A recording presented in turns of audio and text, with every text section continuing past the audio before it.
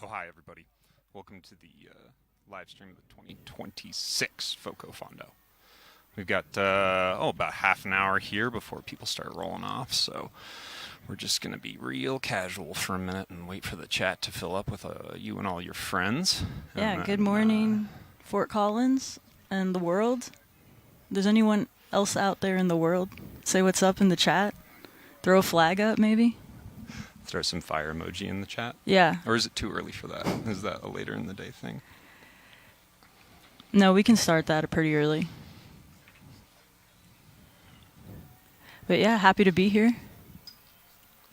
It's pretty nice. It's about 65 maybe right now. A high of like 350 today. Yeah, we got a good 30-degree swing. Yeah. 330-degree swing. It's going to end up, if you're in Celsius, if you're Euro-coded, that's going to be like 30-something degrees Celsius. And in Kelvin, like 9 million. But we got some views here of the start-finish line. We got a flock cam. Do you have those? Oh, yeah. Actually, we just, Fort Collins just voted to remove all the flock cams. Oh, really? We had a whole bunch, and then they just deemed it a failure or something. Oh, wow. Where I'm from, you have to like physically destroy them. Oh, cool. Yeah, yeah. I think there was a bit of that here. I think that's, I don't know, pretty universally accepted as the appropriate way to address a flock cam. But yeah, my first time in Fort Collins. How are you enjoying yourself? Oh, great town. Cool. Is this a town or a city? Small city, big town? Whatever. It's got real family vibes. Friends and family vibes. It definitely does. It's definitely pinned in. Our sort of downtown area is pretty fixed the way it is. And yeah, I think that gives it a little something. And I think the race plays into that too. Yeah, absolutely. Very community-driven event. And we're lucky enough to have this big, beautiful brewery to be sat on at the moment. Yeah, I went on the brewery tour yesterday. Oh, cool. Yeah, I learned a lot. I didn't know Voodoo Ranger was a New Belgian property. It had never occurred to me, even though the amount of times I've looked at those cans and held those cans and had them really close to my face. I didn't know that. I always wonder, New Belgium's sort of ubiquitous with Fort Collins. We sort of have this sort of curiosity as to what the rest of the world is getting as far as our products. You hear sometimes that everybody gets was it Fat Tire? Fat Tire, yeah. But when they roll out new stuff, it's always like, I wonder if we're just getting this here, or if it's going everywhere. No, I've taken Voodoo Ranger to all parts of the world, all corners. Okay, solid. Yeah. All right, we got some people in the chat. Good morning. Sun comes up pretty early here. Yes, it does. And right now we've got these sort of like absolute cloudless skies that are kind of a hallmark of northern Colorado, which everybody's going to really enjoy today when the sun's really right in the direct center of it. So right now it is 5:36, and you're going to start seeing people line up. Oh, we already have someone lining up there. Oh, that is, if you can see it on the cam, who's passing through the start-finish line right now. That's one of the favorites for the women. That's Cecile Lejeune. She's on Trek Driftless. She's had a couple really good years in gravel, and she's kind of like blown up.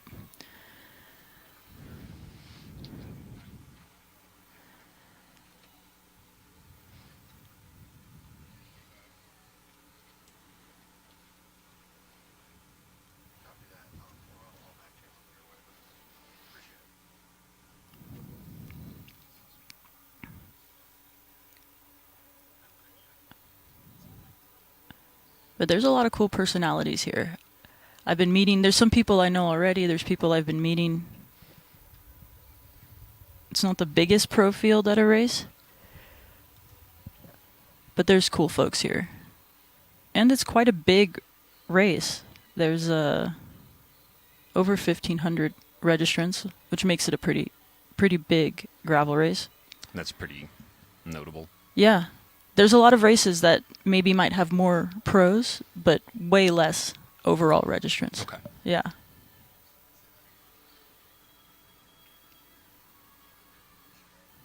And an elite field of about 75 folks altogether here.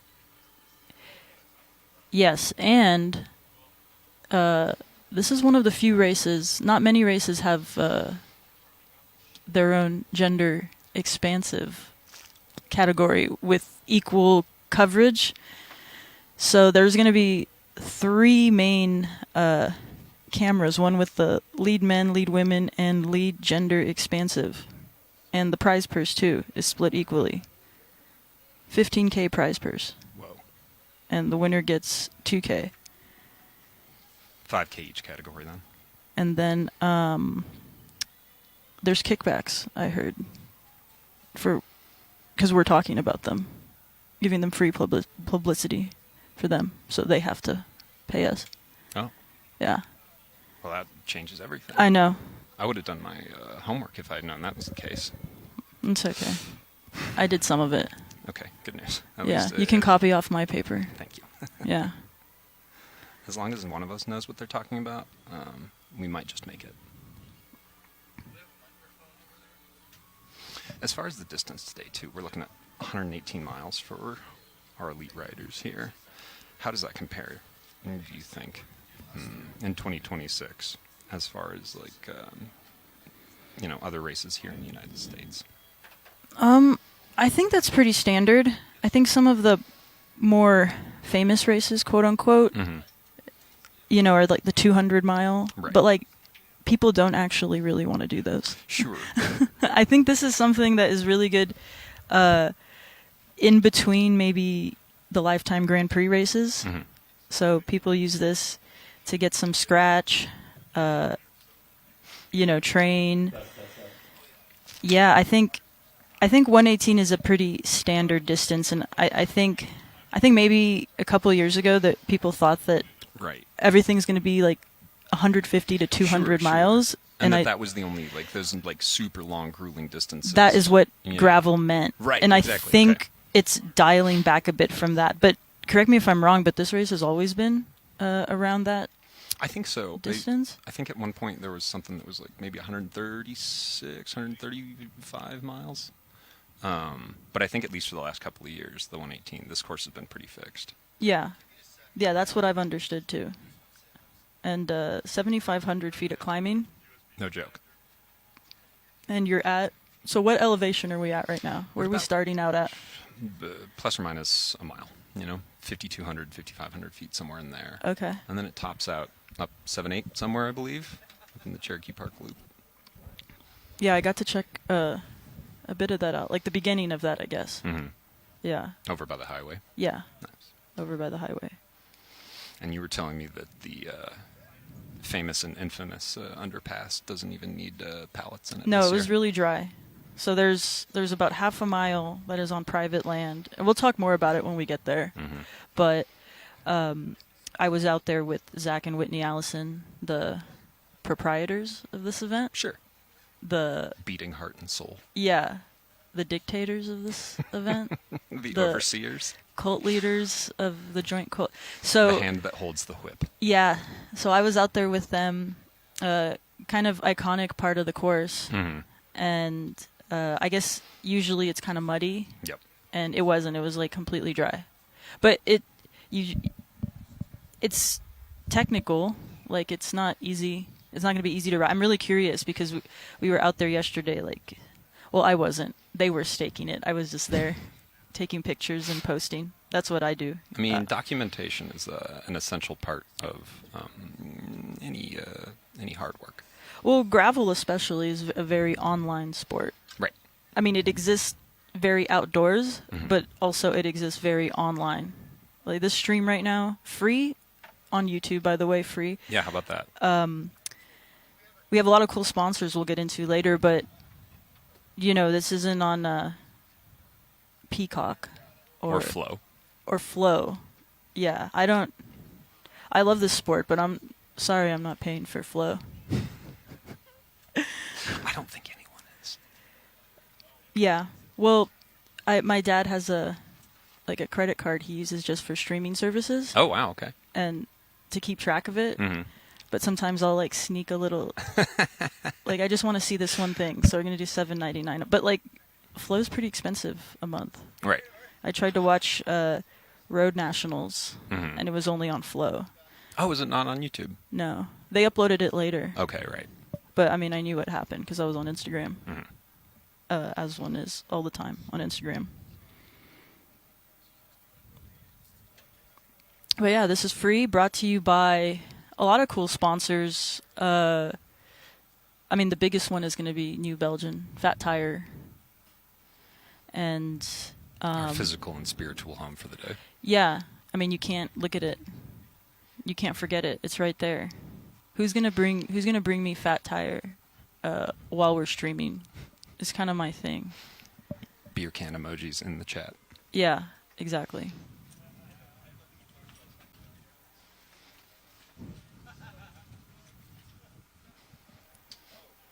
And also, did we mention this was the 11th year? And it has a Turn It Up to 11 Spinal Tap theme. Oh my goodness.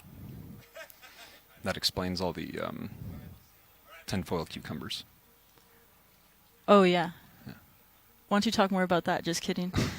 No, there was at the WTV tent yesterday, they had Rock Band. I was playing Rock Band. Oh, okay. Well, like with the little plastic guitars and all that. Yeah, yeah, okay. yeah. Mm-hmm. Yeah. Was playing Rock Band.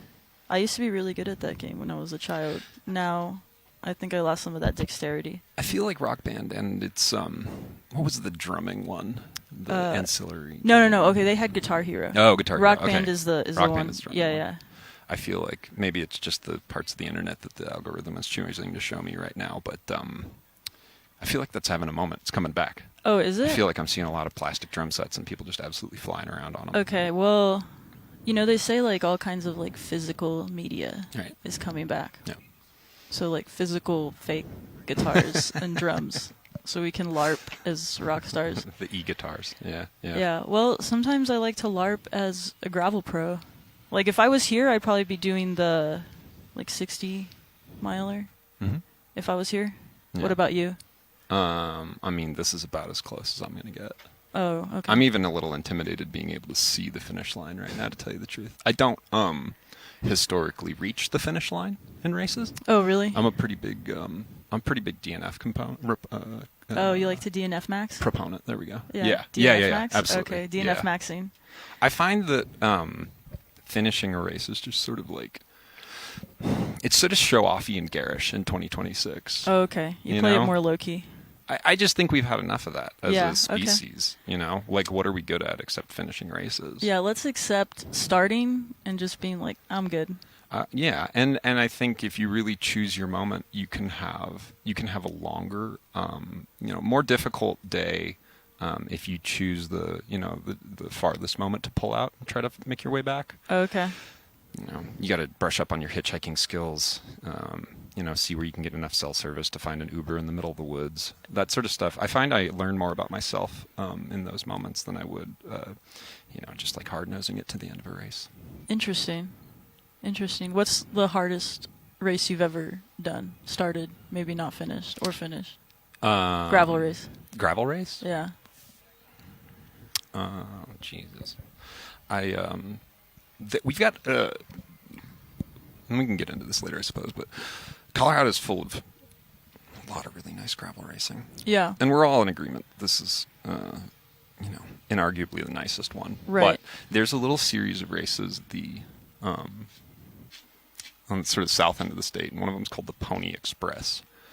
It's about 100 miles, and it's just super unimproved. And depending on the year, it can be just like an absolute tragedy.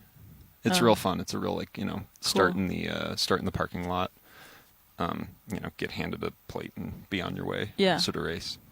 I remember just sort of like being in the middle of nowhere for hours by myself, sort of like grinding across rutted roads one year. It was really pretty, but Where was that? It's down in Trinidad. Oh, okay. It's down sort of like the same mountain chain we're staring at right now on the south end of the state. Yeah, I know where Trinidad is. Yeah. Oh yeah, of course. I've been. Yep. Down the Sangre de Cristos. So right now we have views of the New Belgian brewing. And With the aforementioned Front Range in the background. exactly. You guys may be able to hear the announcer just fired up in the background. It's about to be something real. Yeah, so they'll be lining up behind the motos. motos, if you're not aware, like really fast e-bikes.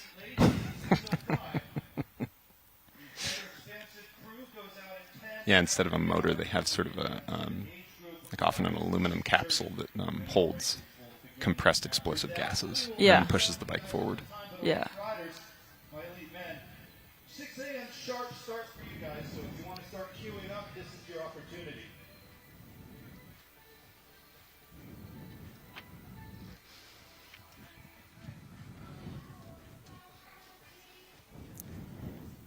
Yeah, shout out in chat to everyone that's showing up. We have someone here that has a TBI, traumatic brain injury, and they can't race anymore, but they love the live stream culture of gravel racing, free live stream culture. Well, welcome in. Yeah. And I'm sorry about your brain. I hope other parts of your life are unaffected. Maybe it's like their other senses got really enhanced. Oh, right. Okay. You know? Yeah. That could be a thing, I think. So. You know that friend of yours that just can smell super well? That's who we're talking about. Yeah. Exactly. So yeah, we're going to be starting here in a bit. 10 minutes, we're going to have the elite men, then 5 minutes after that, the elite women, and then 5 minutes after that, the gender expansive. And then after that, the real stars of the show are going to have all the distances start going in like 30-minute intervals, I believe. And do we know, is it sectioned off by age group today? They're all starting together, but there's age cool. group podiums. Podiums, neat. Yeah. But it's a mass start otherwise. Yeah. So you got like 1,200 people back there. And yeah, it's going to be fun. Neat. And it's right in front of us. We're like right to the side of these like volleyball courts. Yeah, not to brag, but literal front row seats to the start and finish, I believe. Yeah. It is now 10 minutes to the hour. Elite riders, please, if you would, start queuing up on the start-finish line. We'd like to get you guys underway at 6 o'clock sharp. That is 10 minutes from now. All right. Let's maybe pretend like we haven't been talking for 20 minutes. Put a little bit of a front end on this, and then with that veneer of professionalism, we can get this race going, huh? Sounds good to me. All right, first and absolutely foremost, we acknowledge the traditional owners of the lands and the waterways on which we are here right now in Colorado today. The Ute, Arapaho, Cheyenne, Lakota, Apache, and Comanche, among countless forgotten others. We pay our respect to the elders past and present, and we extend our respect to First Nations, Native, and Indian peoples here today. We acknowledge that we are on stolen land, and that sovereignty has never been ceded, and that this always has, always is, and always will be native land. Hello to my brothers, sisters, and siblings. Bienvenidos. Buenos días a mis hermanos y hermanas y amigos no binarios. Welcome to y bienvenidos a the best damned bike race in Colorado. It's time for the 2026 FoCo Fondo. Oh my God. Today we have for you 118 miles of the best gravel roads, paths, trails, byways, bypasses, underpasses, shortcuts, roundabouts, readouts, secret passages, and hidden gems that both Larimer and Weld County have to offer, each and every one to be tackled at high-speed competition of the finest variety. By an absolute murderer's row of the best cyclists in the world. We've got plains, we've got hills, we've got scenic overlooks, we've got deadly climbs, we got screaming descents, we got competition and entertainment of the highest caliber, and you got a front row seat to every single moment. So get a beverage, pack a lunch, dim the lights, strap in, lock on, and prepare yourself for the best day of cycling you are likely to have the pleasure of enjoying this year.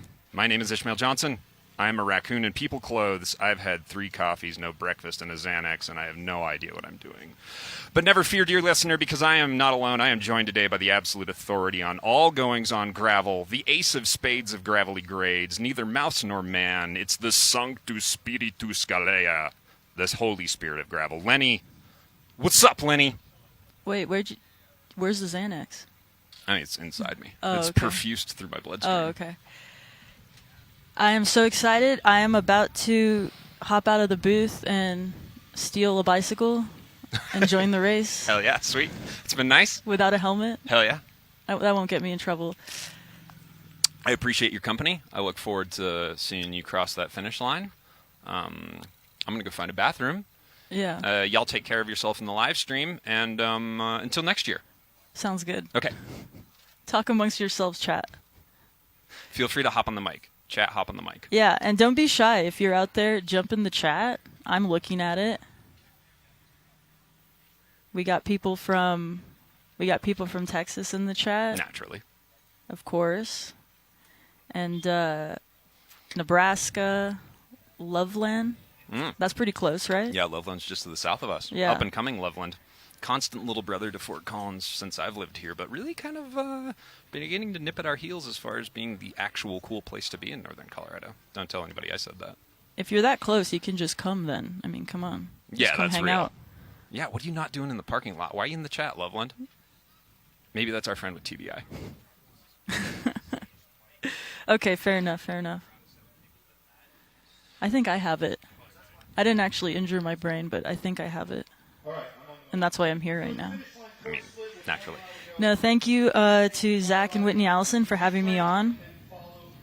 I have an Instagram account that is niche popular in this sport, Oh, I'd say it's bigger than that. and I think yeah, I've activated enough at these races, and now people are like, well, why don't you just come? Why don't you just come to our race if you're not going to race it? Sounds good. So we got the elite men out there lined up right now. Speaking of activations, we got some real warm-ups going out there. Our friend 46 here is going to be limber. Who is 46? That's a good question. Oh, Jesus.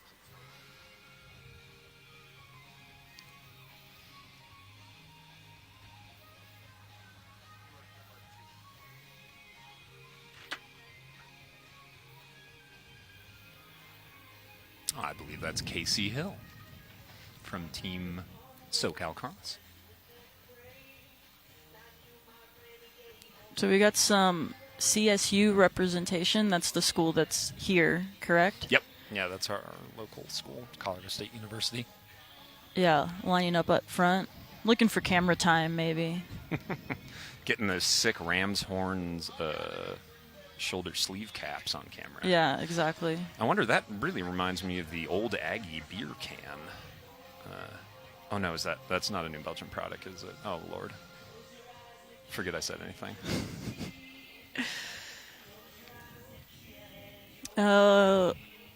What are some of the bikes right now that I'm seeing? Are you a big tech guy? Levels? Let's see. I see a Lauf Segla, got some Specialized, got some Scott, The usual variety. Trek Checkpoint. Lenny, why don't you, with the next 5 or 6 minutes you got on to start telling us about what our riders are going to be tackling here today? The riders are going to be tackling 118 miles of some really nice gravel, some B roads, Look, it's us. some climbs. Oh my God, we're in 3D. That finishing arch looks much smaller in person. I didn't realize it was like 180 feet tall. Like This is that. almost a little invasive. So we're going to get out of town here, go around the brewery. I was riding some of these roads. They're nice. A lot of bike lanes, but I guess you don't have to be in a bike lane when you're in a bike race, right? Not going- if you've got the cops with you. Yeah, going north. I'm going to head out into the county here, do a couple of these big staples out in Weld County.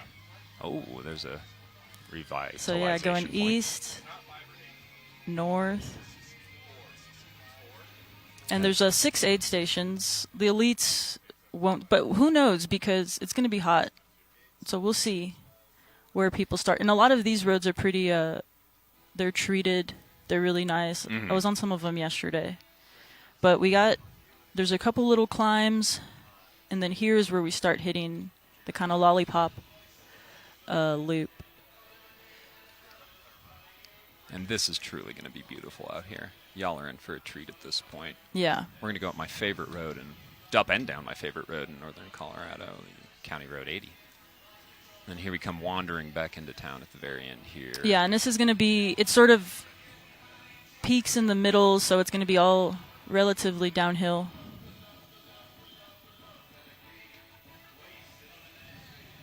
From here. And there's going to be a pretty sweet oasis the last about 4 miles from the finish. Fat Tire and Trek throw on a really cool party. And the riders themselves are only going to take a little bit longer than that animation to get this done today. Yeah. And then we can get on with our lives Yeah. and party. I mean, that's why we're here, right? Ooh, sponsored by Netflix? Netflix, my goodness. That's a flex. Does he have maybe he has a docu-series coming out about him. Maybe. Hopefully not true crime, but... I remember being at a triathlon once and a guy had a Coca-Cola jersey. I was like, goodness, that's serious. But Netflix Netflix might top that. I mean, some people got Coke in their house, but everybody got the Netflix, right? Yeah. Everyone's got someone's Netflix account. Oh my gosh, we're within the last 30 seconds, I believe. This is about to start happening.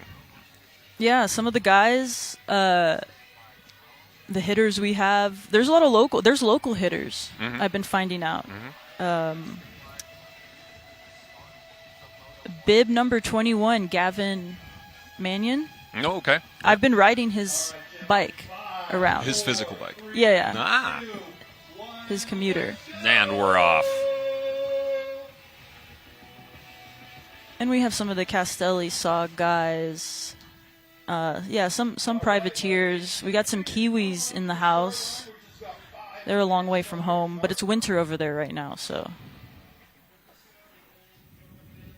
The Antipodes being a traditionally hot end of the world, I wonder if they're naturally advantaged to a hot day like this, or if the middle of the winter sort of handicaps them somewhat. New Zealand, Middle Earth. That's what I know it as. Yeah.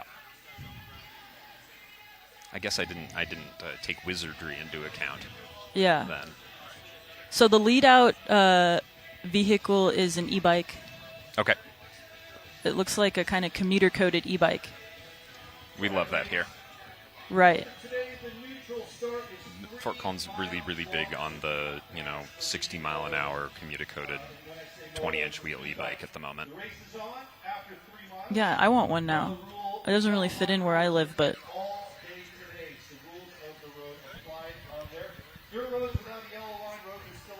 Our lead rider here really courteously pointing out the various hazards. That's so kind. All right, and they're out on the road. Sun coming up. Gosh, they couldn't have timed that better. Look at that shot.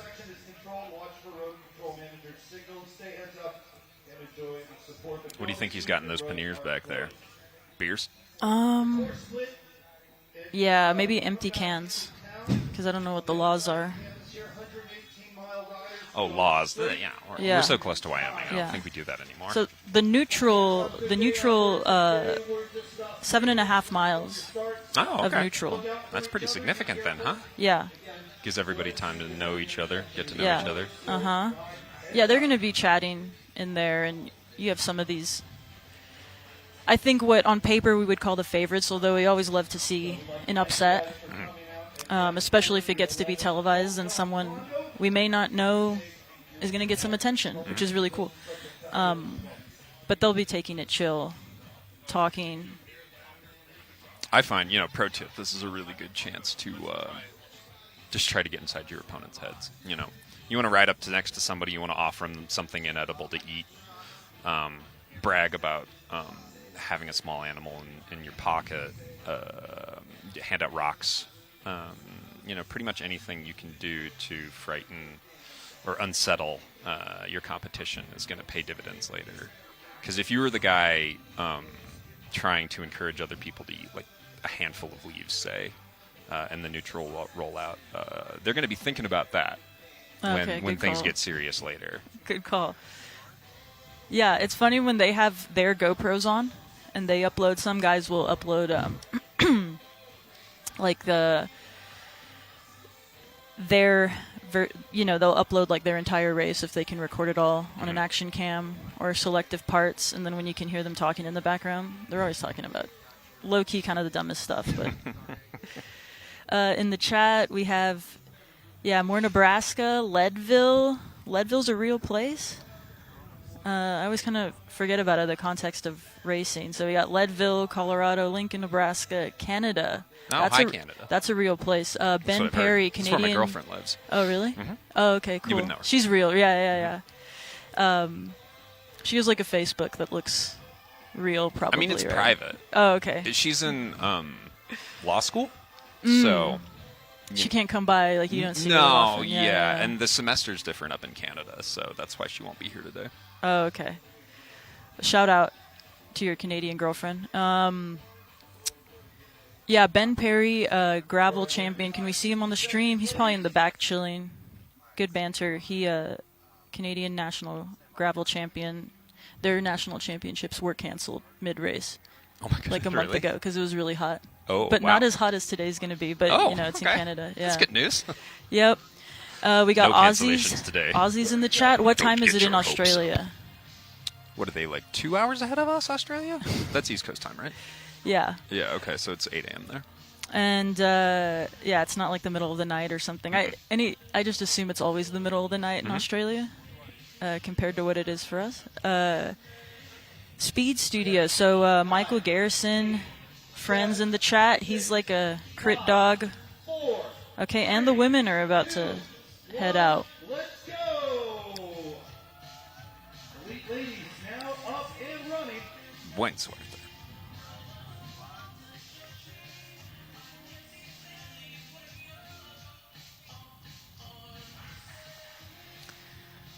All right, so do they have a lead? We can just I'm starting trust. to wonder. We can Yeah. just trust the women to like You know? play by the rules. Yeah, the guys absolutely. you have to have, Yeah, like you yeah, have to they need police a them a babysitter. bit. Absolutely. Yeah. Oh, okay. I just got word that it is 9:30 p.m. Sunday in Australia, 10 p.m. No, I don't believe that at all. Okay, 8 p.m. in the Philippines. Oh, hi, Philippines. Philippines in the chat. Lies in the chat. All Yeah. these imaginary Australian time zones. Think you can fool me. I don't know much I'm about the smarter than that. Philippines, but I've heard Tagalog spoken around me, Okay. so that's what I can say. I feel like everything I know about the Philippines I gleaned from Answers on Jeopardy because I am 900 years old. Philippines a popular answer on Jeopardy. Oh, really? Yeah. Yeah, they appear not to have a lead writer. They just got some motos up there. I said we can trust them. Yeah, absolutely. We have last year's winner with us, Lauren Stevens, of Aegis Leaders of Enchantment Racing. That's her own team that her and her husband Matt run, and they do a lot for young women in the sport. She won last year, and I believe the year before, too. Okay. And she used to ride with Whitney Allison on the road, and she got second in Road Nats, which Just this last year? Yeah, just like a few weeks ago. Yeah. No, she's great. She's great. She's from Texas, my home state. Oh, hey. What part of Texas, though? That Lauren Stevens is from? I believe she's from outside of Dallas, which is not my part of the state, but same state.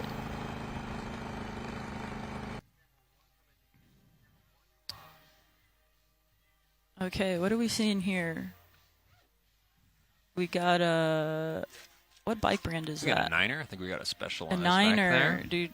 Shout out Niner, RIP, RIP, maybe, or something like that. They're technically a local brand, right? They were kind from of out here, really. I think. They were kind of ahead of their time. They were doing like full suspension gravel bikes in like 2021. Right. I guess it doesn't pay to innovate all the time. Yeah. Sometimes being ahead of your field is dangerous. got our beautiful train tracks out here. Fort Collins is a train town. We are, well, I'm reliably informed that the city workers here refer to Burlington, Northern Santa Fe as God. Yeah, and I'm sure everyone here is like knows, you gotta hit the train tracks Oh, perpendicular. perpendicularly. Oh my goodness. Yeah. Be careful. Yeah. Pro tip number 1: don't parallel them train tracks. Yeah, you always want to hit them perpendicular, otherwise your front tire will go into it and you'll fly over the bike. Back in my fixie degenerate days, you used to see that all the time. Yeah, I saw you flexing your fixie degeneration. Yeah, I have. On I've been the in. internet I'm the from other the day. trenches. I've been in these streets. Mossy, back Yeah. in the day, absolutely. Yeah. Anymore, if I look at a track bike now, my knees explode. No, same. And pieces come out of them. So, I guess that's let's put an end to that. But gosh, All right, we got Alexis Scarda on the front. She's a mainstay in the modern gravel scene for Q36.5, riding a Scott. She's been, every year of the Lifetime Grand Prix, she's been top 5. She's really good. Hannah Shell behind her. Hannah Shell's always usually one of the tallest riders. She rides a Cervelo. She's from near here. She's from Boulder. And then now the gender expansive. hell yeah. 30 seconds. I have to, if I say gender expansive and it sounds weird, it's just because I keep wanting to say gender expensive. But this I've never seen a race that's treated the gender expansive group as not a kind of third afterthought. No. You were telling me earlier the prize money is split absolutely triangularly between our non-binary male and female participants. And shout out 9 Live Cycling Collective. They have a pretty good representation out here, and that's a LGBT queer coded cycling Oh, right on. group, and they have like a really cool Instagram presence. I was checking it out, and we have Robin Cummings, last year's winner. Yeah, I hate to hammer it too hard because the last thing I want to do is otherize my non-binary siblings. But like, Fort Collins is cool. Yeah, You come out here, you I've walk noticed around, that. the flags you're gonna see. There's a lot of It's great. they them representation out Yeah. here. It's what in these times, I feel very lucky to live here. I think y'all should come pay to visit. It's really worth hanging out. I've never, I don't know, never been so happy and so proud of my community as far as I have been the last 3 years. You know, we're a real edge of the prairie type circumstance here. You know, you go any direction from Fort Collins and it gets different fast. And Fort Collins has always been, as long as I've lived here for, 25 years, unapologetically inclusive. Yeah, I can't say the same about where I live, but it's cool to see it in other places. Yep. But I think as a Texas whole, got pockets though. Texas got pockets. As a whole, of we're getting. righteousness. As a whole, I think it's just becoming normalized. It's just another facet of life. Absolutely. Which is like I almost even feel bad, like pointing at Yeah. and No, I know what you clapping mean. for, It's just my something I've siblings, never really 'cause, seen. Yeah. All right, who do we got out here trying to break away? So where are we on course right now? So we're out on East Vine Drive here. We're headed towards the highway, I believe. I don't think we've popped up the highway quite yet. So for y'all that live here, this is our it used to be when I came into town in 2003. This was like the northernmost exit from Fort Collins towards the northeast. It's a nice 2-lane road with a pretty decent shoulder on it, and it'll just inject you way out into the county with very little traffic and very little problems. Though anymore, we keep building big highway overpasses out in that direction, so it's no longer like the kind of like northernmost exit, but it's still a lovely way to get out in the county. They're going to go over a little overpass here, I believe, in a couple of minutes, and then they'll be out in Weld County. Yeah, it kind of looks like the Burbs. Oh, yeah, right here. absolutely. They don't stop building out there. Right. This is definitely like once a year they pretty much like plow up a sod field and put in 8 or 10,000 houses. So we got some guys that are out here. Oh, already throwing the elbow. Already demanding Already the pull. throwing the elbow out there. Okay. We've got accords. We've got agreements. Our man here in all black with the mustache and the mullet looks serious.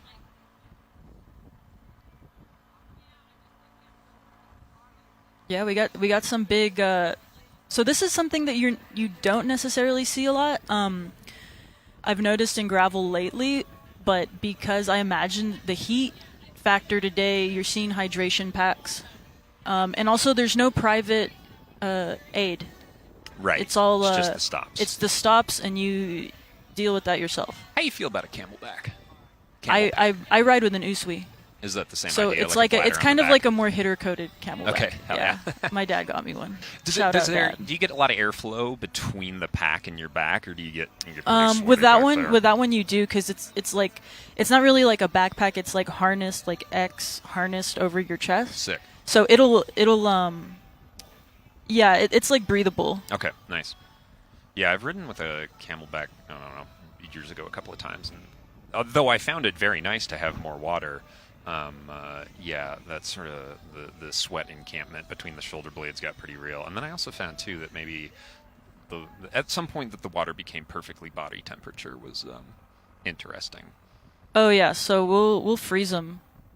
Oh wow! Okay, so you just go out with a solid block of ice between your shoulder blades for the first bit. Yeah. Oh, that sounds lovely. Yeah, we'll freeze them, and then. Although you have to be careful how you do it, because sometimes if you freeze them a certain way, they won't fit back in the bag. What did I tell you? My man with the mullet and mustache, blacked out, private assassin, attacking over the first grade. Wearing all black. Yeah, all in black like on a 100-degree day. I mean, hey, Jumbo Baller. Visma said that Visma Lisa Bike said that it was going to work in the tour, so. Right. So here we are. We've just crossed into Weld County from. Oh, hey, here we go. What did I say? Fort Collins, Train Town, USA. Are these our non-binary friends? That's the women's. This is the women's. Yeah. Being treated to some of the finest throw-ups and tags that Northern Colorado has to offer. We got a little. I believe a lot of this is liquid asphalt or petrochemical products of some sort. But yeah, welcome to Fort Collins, ladies. This do be how it is here. We this love is our train. This is gravel racing. These are open roads. Sure are. I mean, if this had happened later in the race, say, there's not. I mean, people catch back up, and Right. it is what it is. I think there was a time when you kind of people would try to police that, but I don't. Personally, I don't really agree with that. Like open roads, gravel, roads are like open roads. it's that's What are we part gonna of do? it. Stop when somebody gets a flat? Yeah, no. We're past that. So the race is already really starting to split up here over that first sort of punch up and over the highway was any sort of like elevation of any variety that these dudes have encountered so far, and you're seeing a move go off the front right immediately away. For those of y'all in today that don't watch a lot of cycling, Lenny, why do we see this breakaway go off the front? Why are these guys working together? Camera time. Yeah, yep, that's it. Yep. Especially our CSU homie here, as you were saying. Got to get out there and fly the colors for the college. Yeah, I mean, you never know what'll happen. You know. There could be another train. Exactly. I mean, I'm not gonna tell them to wait up. Certainly. Go. Okay, our women have been released from the train. They're out of train jail. Okay, it's coming back together here for the men.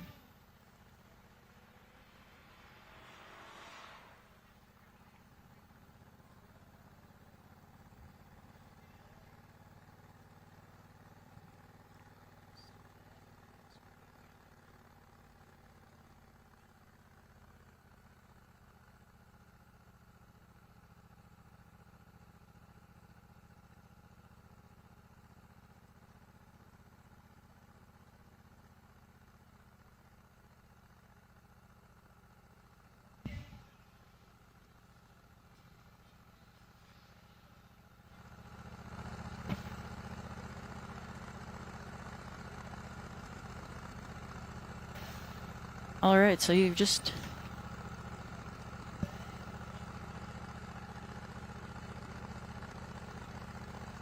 All right, so right now we're just seeing the kind of sights and sounds. He's going to commercial.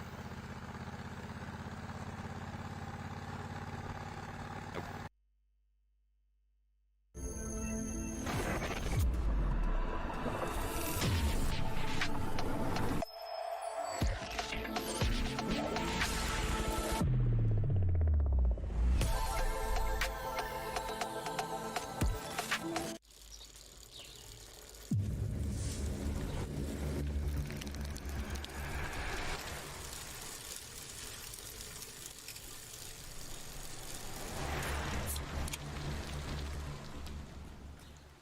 Hey, man.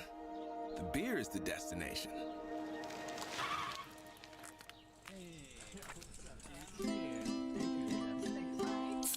Fat tire.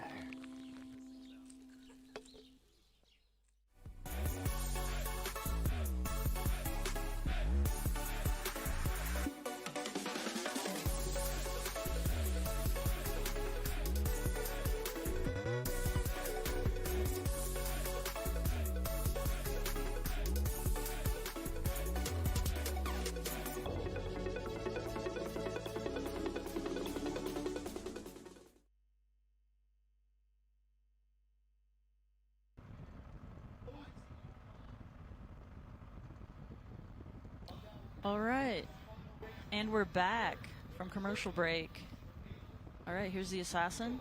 Absolutely drilling it. I need to find out who this is. Yeah, we need to grab a number off this dude. I can't even see his right number. So yeah, some of the sponsors today: Laser Helmets, Fat Tire. I've had a laser helmet and I've drank Fat Tire. So I've technically sponsored this race. That's how it works, right? Yeah, I'm pretty sure. All right, 117. And I think the choices I'm seeing out here on tech are like people are not really putting on 2.2s or anything like that. So do you think we're seeing overall a trend towards slightly smaller tires than there were I 4 years think ago? I think we hit like, how should I say this? I think we kind of hit the peak of like what we can do tech wise, and I think we're realizing maybe dialing it back a bit. Okay. We just have options now. Like these bikes can fit 50 plus C tires, 2.2s, 2.4s. I can fit 2.4s on my Lau. But then also it's like you'll do a race like this on 2.2s and be like, oh yeah, I didn't need to do that. Because for as fast as this race is, or as technical and as y'all are going to see pretty quickly here, as cut up as some of these roads are, this is still a darn fast race. Yeah. So here we have, that's Michael Garrison. I was talking about him a bit earlier. He podiumed the overall at Tulsa Tough. Oh, And he's had some. He was third at Mid South, and he was over racing in Europe. He's a cool guy. His social media is like really cool. He posts a lot. He does a lot of. I'm sure at this race he has like his chest cam, and he'll post really cool reels. I'm back with the women. Overall, a much more agreeable affair for the ladies so far. No flying attacks. Nobody's trying to split this up quite yet.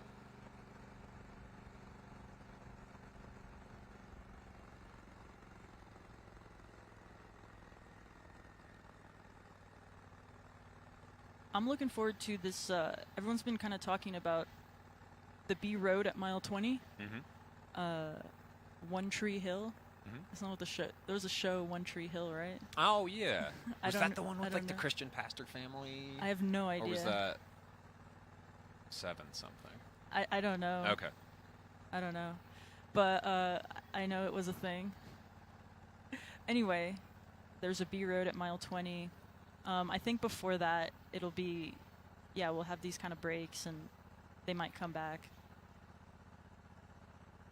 But for anyone in the chat, there's if you want to, I do this sometimes when I'm following these, because right now, you know what else is going on right now? Kind of not quite as important race, but the Tour. You might have heard of it. It's like this race What? in France. I don't know. Tour to, yeah, but that's last year. I had two screened it.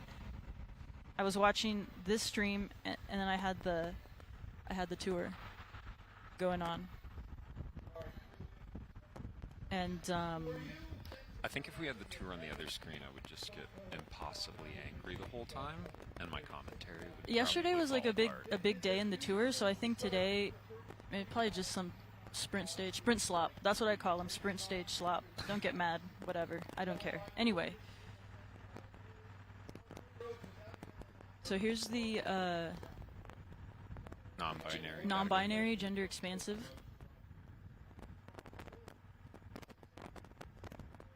Oh, a lot of Envies. Another Niner. Envy Mog is a really popular bike. Very versatile. I rode one. I rode a friend's Envy Mog, and I had a lot of fun on that bike. A lot of fun. But yeah, I was just going to say, if you're following along, if you go to the FoCo Fondo website, there's a rider guide on their website, which is for the people that are participating, but also it has a lot of information. And yeah, you can follow along on the course, kind of see generally what we're talking about. We don't have mile markers. We're going to have some timing checkpoints. But other than that, it's kind of just vibes-driven coverage today. That's what I call it anyway. Purely. And then someone wants to tell me that, no, today's a mountain stage at the tour. Yeah. Well, whatever. It's already decided, Don't so think it about doesn't it. Yeah, even we already know matter. it's Like, we know who's winning, Yes, right? So. correct.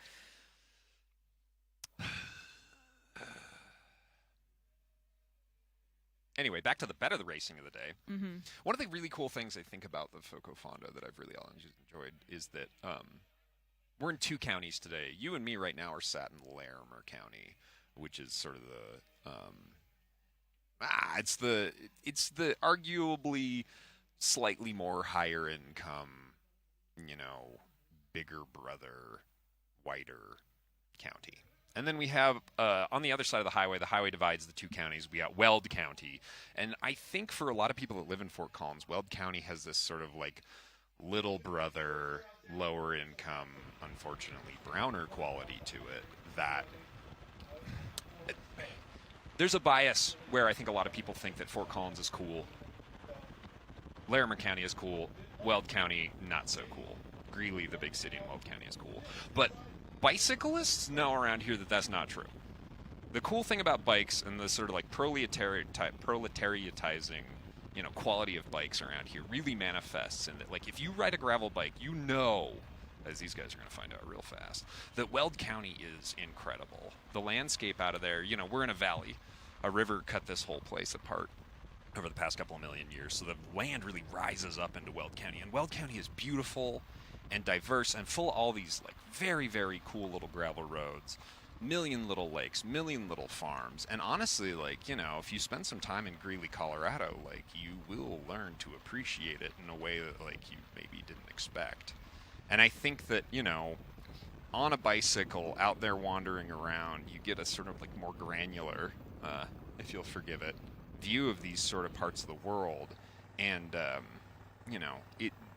The Fondo crossing into Weld County and spending the first couple hours out there, I think really does a service to both Weld and Larimer counties. I think it kind of unites us as this like really wonderfully, diverse and interesting part of the world as far as the landscape and the people go.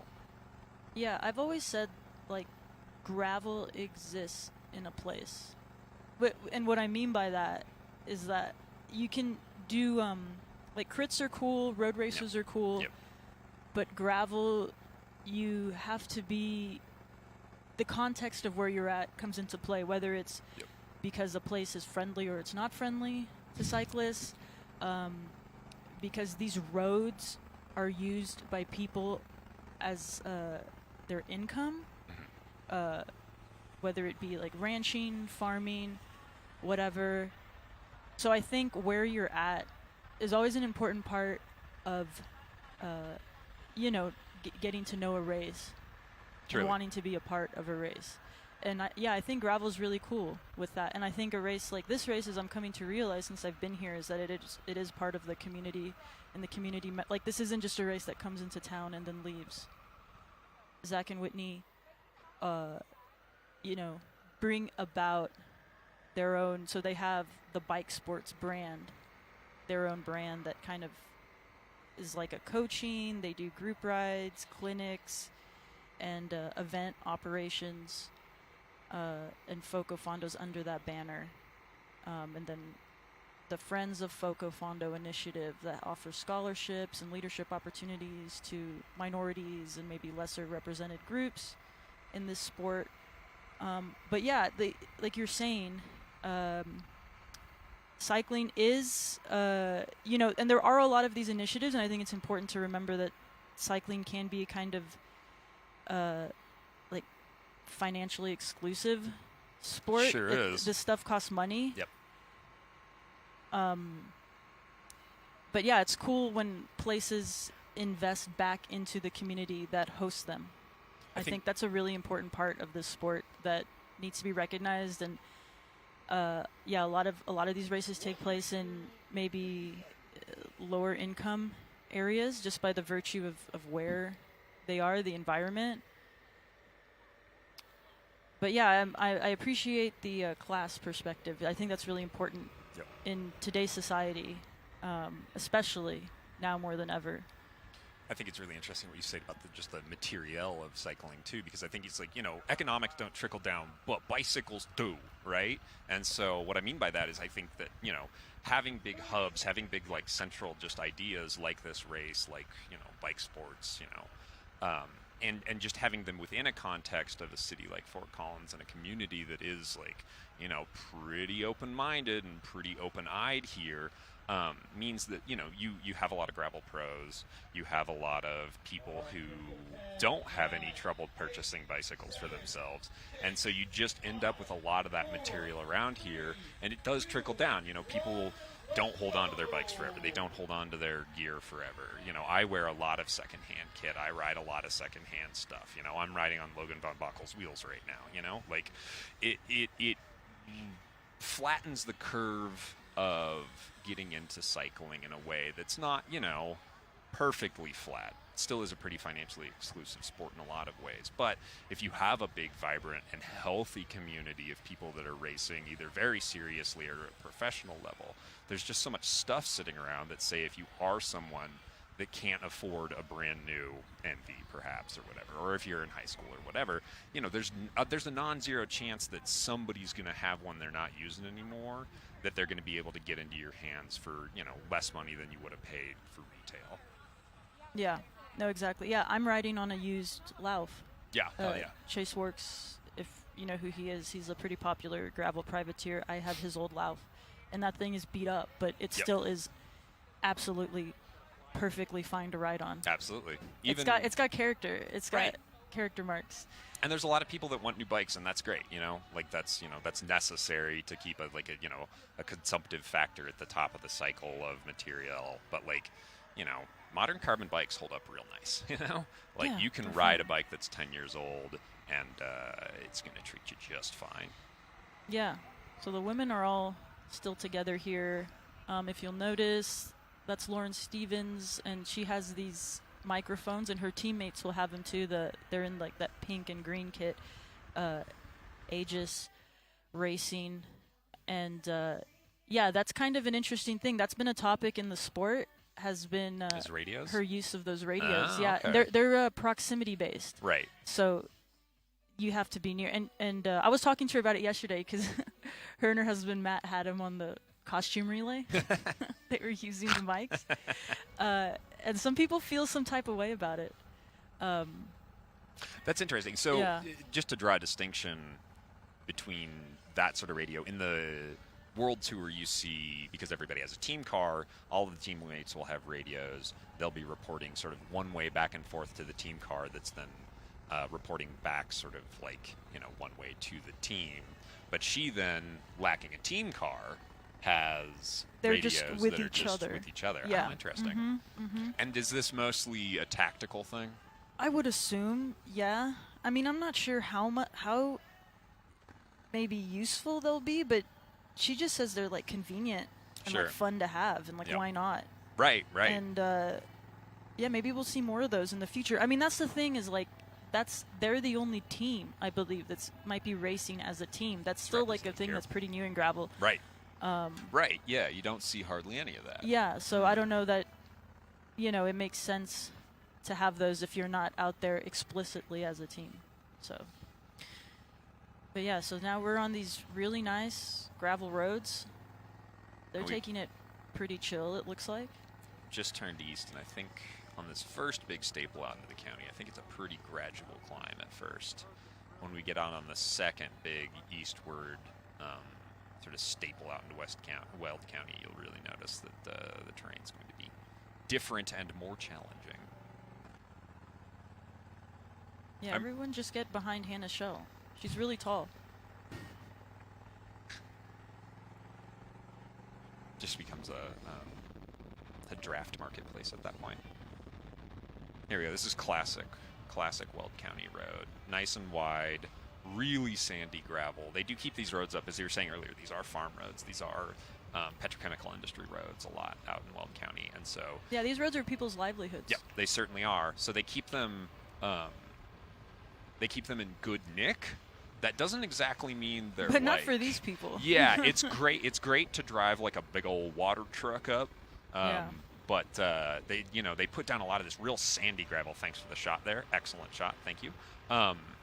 It's real dusty and real loose. So you'll find if you're a coward like me, you really got to take it easy in these corners because oftentimes the gravel sort of accumulate there. And, all of a sudden you're on the beach and the sand is like 6, 8, 10 inches deep in the corners. I think cornering is a really underrated skill.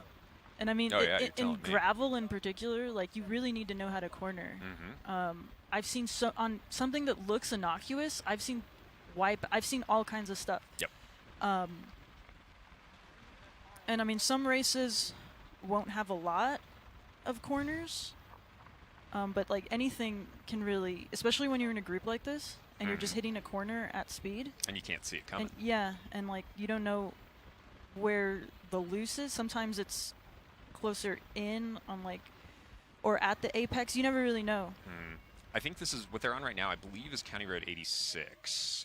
And when I was pre-riding the course the other day, they had just gone out and dropped brand new gravel all the way down that. So where they're at right now should be sort of like evenly loose and sandy. As we get farther north up here in Weld County, you will notice that especially we have had a dry and hot summer, but there has been a little bit of rain. And so on the parts where they haven't really gotten out there graded and dropped new gravel recently, you'll notice that kind of the crowns of the hills will be very tight.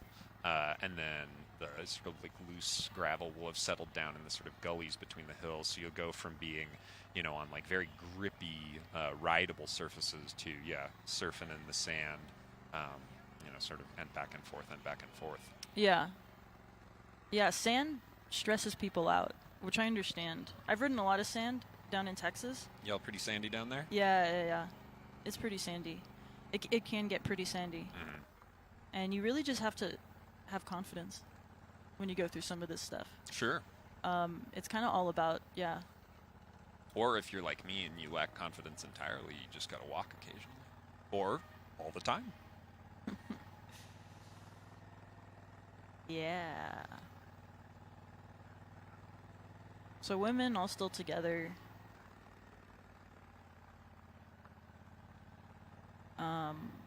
Yeah, I see Cecile Lejeune always stands out because of her kit, Trek Driftless. Pretty big rider. She's definitely going to be one of the favorites up there with Lauren Stevens and Alexis Scarta.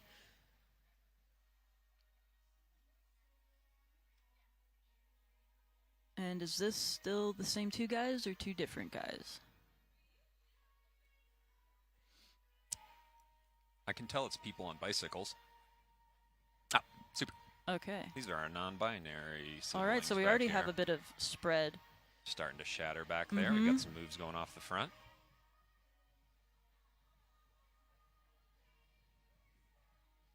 Is this safety in their red, white, and blue kit there?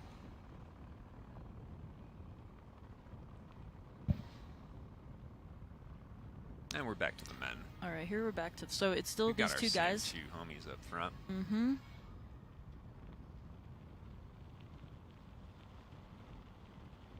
And you can tell that the land just gradually starts to rise as we head out into the county here.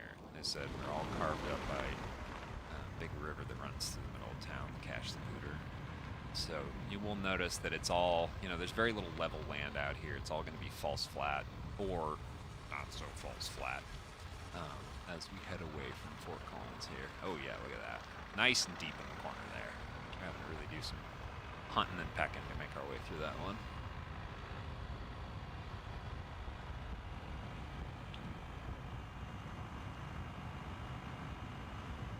So Michael Garrison, who's there in that purple kit with black bibs, he's kind of known for this.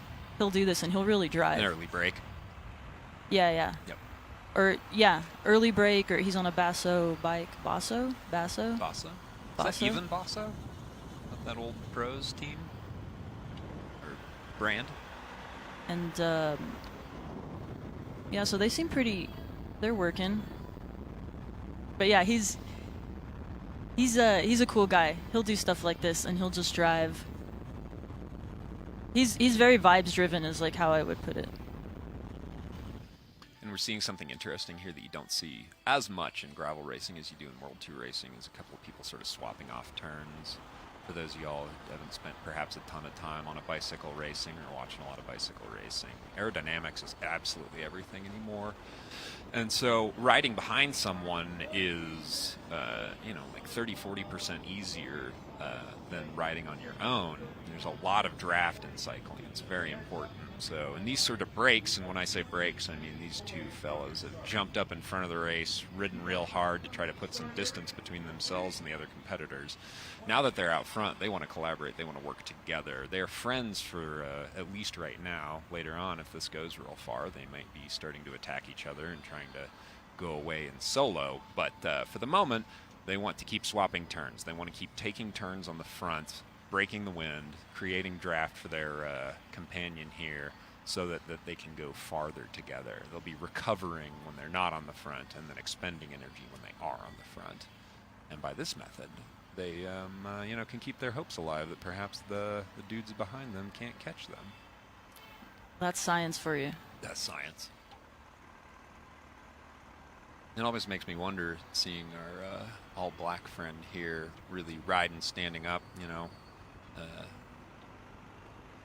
is that a personal choice? Is that how he likes to ride up hills, or is he having just a little bit of trouble keeping the wheel?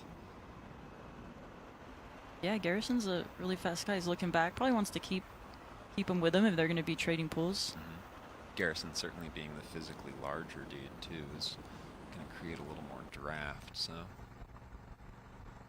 certainly want to try to stay on that wheel.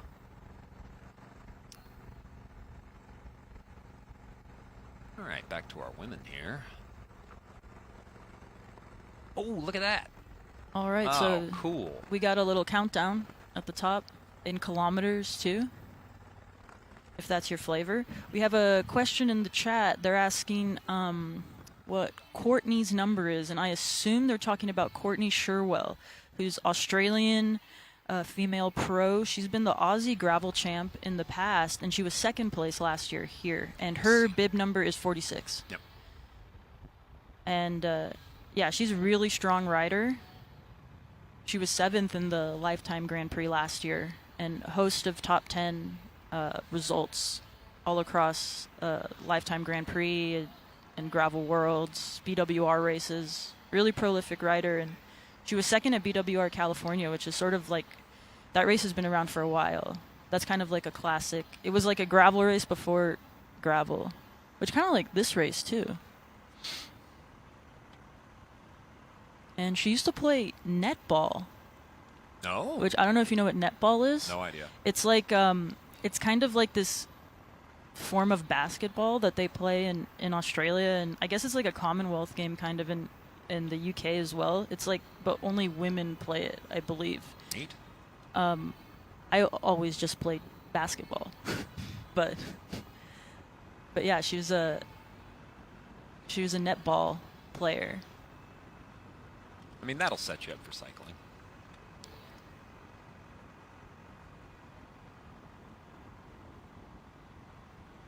So Michael Garrison, I have to imagine, from what I know of him and what I've heard, he'll be riding narrower tires for this. That would be his preference. I think in Mid-South he was on like 40s or Oh, wow. yeah. So he's out here for 42s speed. maybe. Yeah. That's how.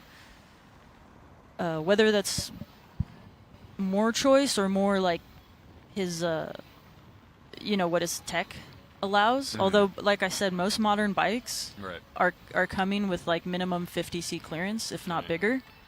I mean, those forks look pretty big.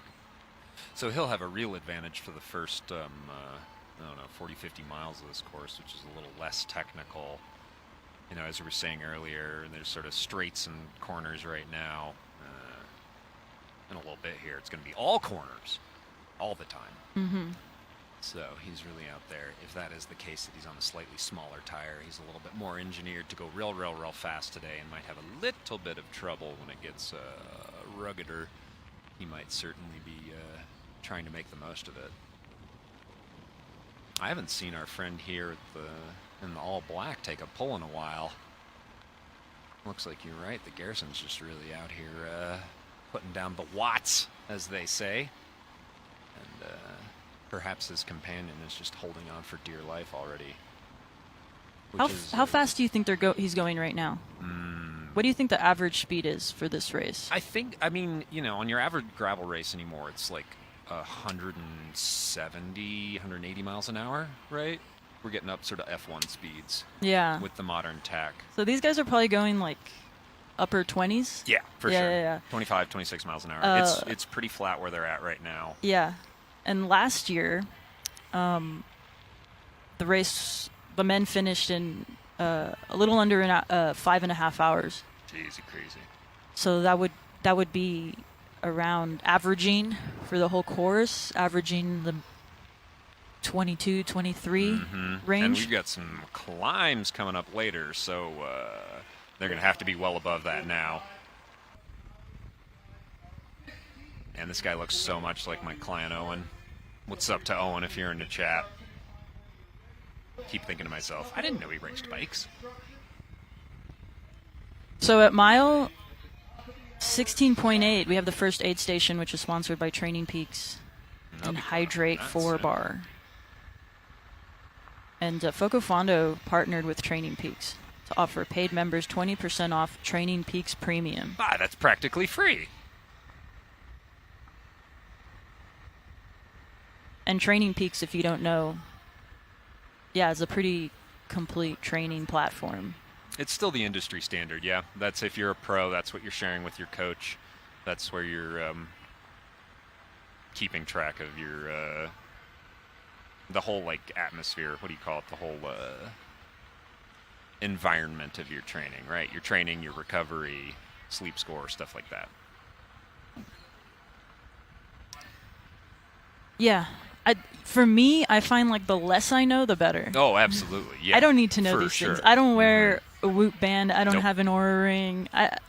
I need to know less sometimes. If I'm being real, I don't think I could sleep if I knew someone was keeping track of it. I'd find a new hobby, but that's why I'm A new not. hobby That's other why than I'm. sleeping. That's why I'm not an elite. You know. Yeah, truly. That's Lauren Stevens on the back there. Number one. Yeah, she won last year. Yep. Oh, that makes sense. She'll do this. She'll hang out in the back and she'll make her move later on for sure. But she kind of sneaks up on you. I found that her colleagues, shall we say, have said that. If she got the Watson skills, why not? Why not? This is racing. So she's employing sort of the opposite plan from our friend Garrison up front. Yep. She's not spending her bullets now. Yep. Playing it conservative, keeping it in the tank. Hopefully later then to take advantage of those folks up on front that are getting a little tired up there cutting the wind right now. Mm-hmm. Although as we say that, she now puts in a move and starts making her way to the front. And I do appreciate that on some of these roads that are sandier, you don't want a motorized vehicle to necessarily be right in front dusting. That's kind of been a big thing in gravel lately, is like the politics of coverage. And here it's clearly on these like where the men are right now, it's not going to be an issue. Sometimes it can be. Yeah, these roads in are certain nice and in washed. certain The dudes are surfaces. on. Yep. It's like you never want to risk safety for a shot. As much as we need to have this on, and we need to have, these streams and these images, you need to have us talking over it. If like a gravel race either doesn't have a live stream and isn't posted on Instagram, it's like, did it happen? I mean,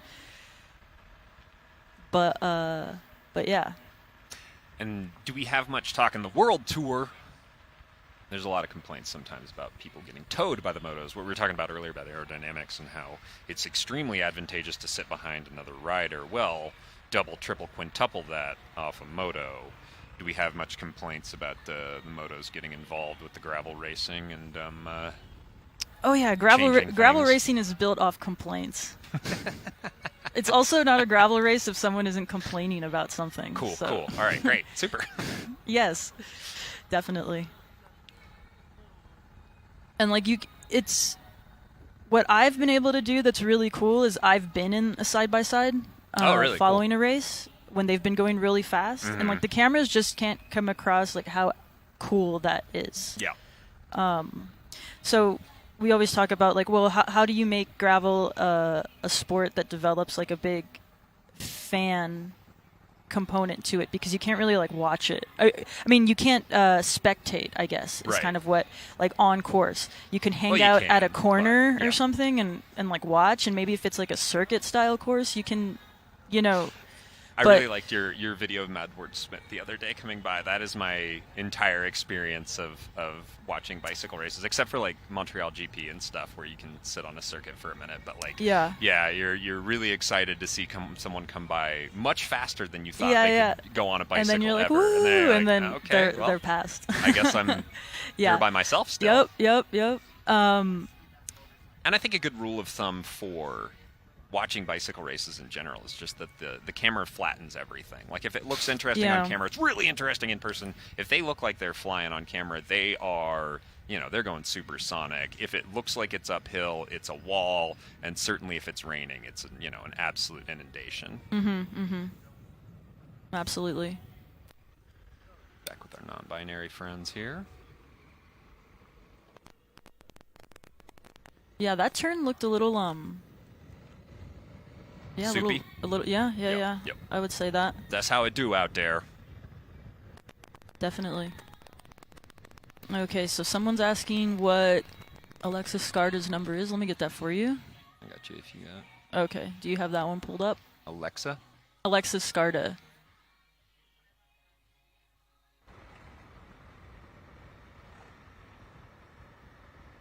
Here we go.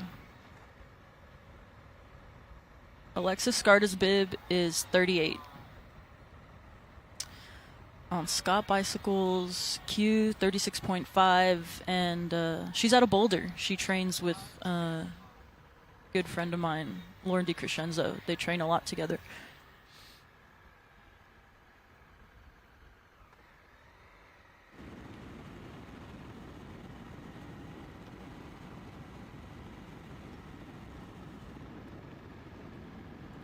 $117. He's not on the Yeah, I'm not finding 117 anywhere. yeah.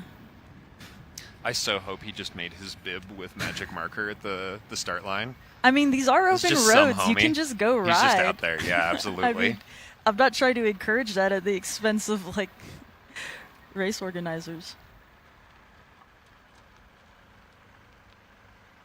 All right, we just heard 117 is Connor Polvidente, of course. He's up there pulling some hard turns with our friend Garrison. Yeah, we're talking about you.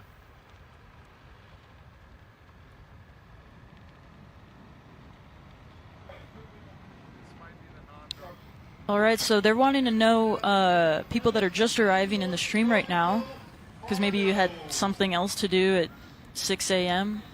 Sunday morning. But yeah, where are our socials? I'm assuming this person is asking where what our socials are. So I'm on Instagram at Holy Spirit of Gravel. I have a meme account there, and I do all kinds of weird, irreverent media stuff. And where can we find you, Ish? I'm a raccoon and I live in the sewers, so you can find me there. On Instagram. Eating trash? Naturally. Okay. I mean, that's where the good trash is, Avoiding the right? cars, eating trash. Yep. Perfect. And the daylight. Yeah. I am unfortunately on Instagram, and I am my whole name, Ishmael Johnson, on Instagram. And there's very little bicycling content there, so prepare No, to but be disappointed. there's a lot of tattoos. You're a tattoo artist. A lot of tattoos on and there. there's a lot of people's butts. Because you There. tattoo people's butts. Yeah, that's true. I always say that if I had a boat, I should just call it other people's butts. Yeah. Because that's how I would have purchased that boat. Yeah. Instagram gets mad, though. You got to put a little emoji over Oh, the butt you got to crack. put the crack, right? Yeah. Right. You can show the whole butt. So we're here at the Just not the crack of dawn. Different Whoa! crack. All right. All right, so we already have... Got Brian Smith is- over here making the puns. This is the... I don't know who that is. Lucky you. Lucky Okay, you. Oh, okay. my goodness. This is a gender-expansive breakaway here. Ryan Anderson, if you're in the chat, fire off about Brian Smith. Let's hear it. Double barrel. Pretend it's Tiz. And our gender expansive friends are out here in the real cool part of Weld County, which is where you just get these rolling roads that just don't end. Yep. It's just up and down and right and left. Real scenic. And we have Kylie Rude, that's the gravel natty champ, the non-binary gravel natty champ, and first at Oregon Trail. Right on. Yeah, last year, first at Oregon Trail. That race this year just finished. We have a couple people in the men's elite that did Oregon Trail and then road tripped over here. Griffin Easter, Ben Perry, and Dee Dee Dolene. But we'll talk more about them later. But right now, yeah, gender expansive natty kit. It's a pretty dripped out kit, really. Gravel Nationals last year was in the driftless region of Wisconsin. Sure. That's a famous. It's like a popular. It's a thing in gravel. You know, the driftless region. Oh, It's okay. like Trek Driftless is named after the driftless region. We got some real denizens of Weld County out here. We got some road graders, and it looks like some sort of field machinery. Or is that like a paver or something? I wonder if that's the thing that spits the gravel all over the road. I expect like a hopper-bottomed road grader to do that, but who knows? Chat wants to know what bike you rode here today. What bike I rode here today? Yeah, I rode yeah. the little pink bike. I rode the It's like you got 20-inch wheels Yeah. or little wheels. yeah. It's a I'd yellow w- orange neutrino. I love that bike I'd so want- much. Oh my god. I'd want one of those if I could have it as an e-bike. Mm. They make that, right? Oh, I mean, everything's an e-bike anymore, right? That thing is lovely, though. Oh, is that Calvin? What's up, Calvin? Driftless, Minnesota. Yeah, Driftless region, Minnesota. I mean, what is Minnesota if not Wisconsin? I think driftless is a state of mind, really. Certainly, this morning. I think we all make a driftless region in every state.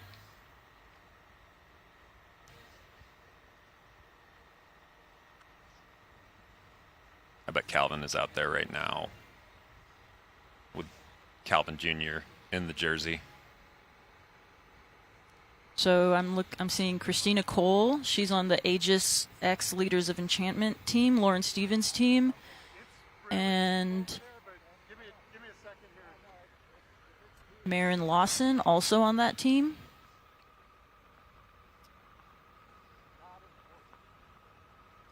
Are our ladies all together? Has anybody fired off the front of the ladies group yet? Doesn't look like it, no. I feel like you can see the lead moto up ahead. Yeah, I think so.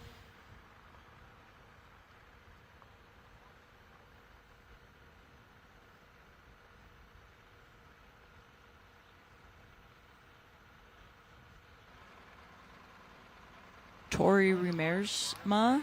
Ah, here we go. All right, now it's getting real. Okay.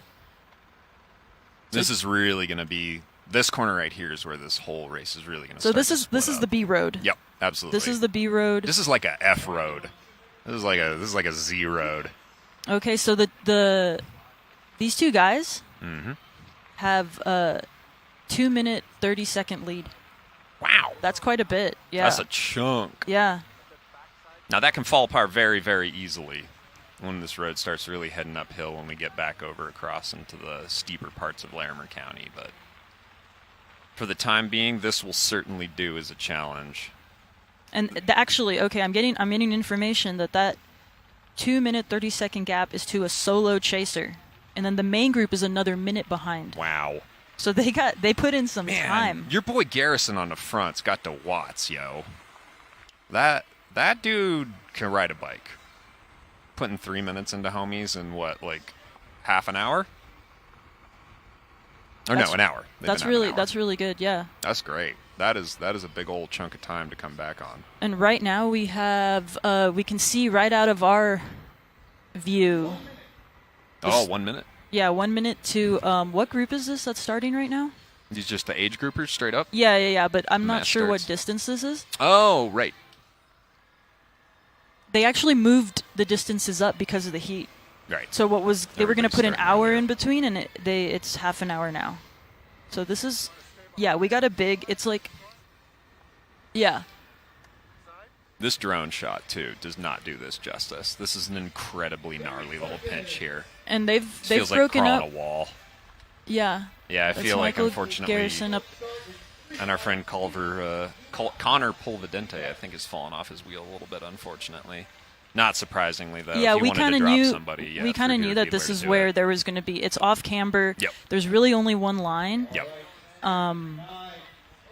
You can fall into ruts and get stuck Absolutely. out here.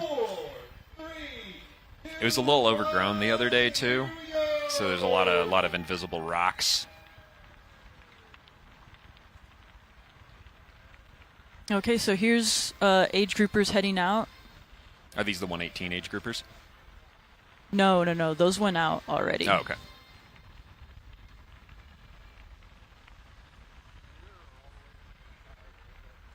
This would be the 100-mile, All right. the triple dog dare you route. As we were talking the other day, 100 miles, the preferred distance of reasonable people. So these guys ride. If you're looking at the route, or you can pull it up. Like I said, it's on the FoCo Fondo website. They do this kind of big loop. The 118s will do this climb in the out into there was the Cherokee Park, right? Yeah. And they do this lollipop loop that comes back and meets back up with the course.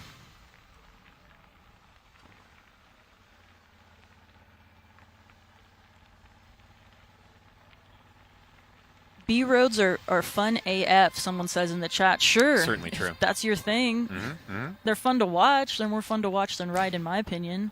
I like going up them. I don't know about coming down. Again, Coming I get down- scared and I Coming gotta down go. can be scary, yeah. I did Unbound last year, Oh no. and oh no.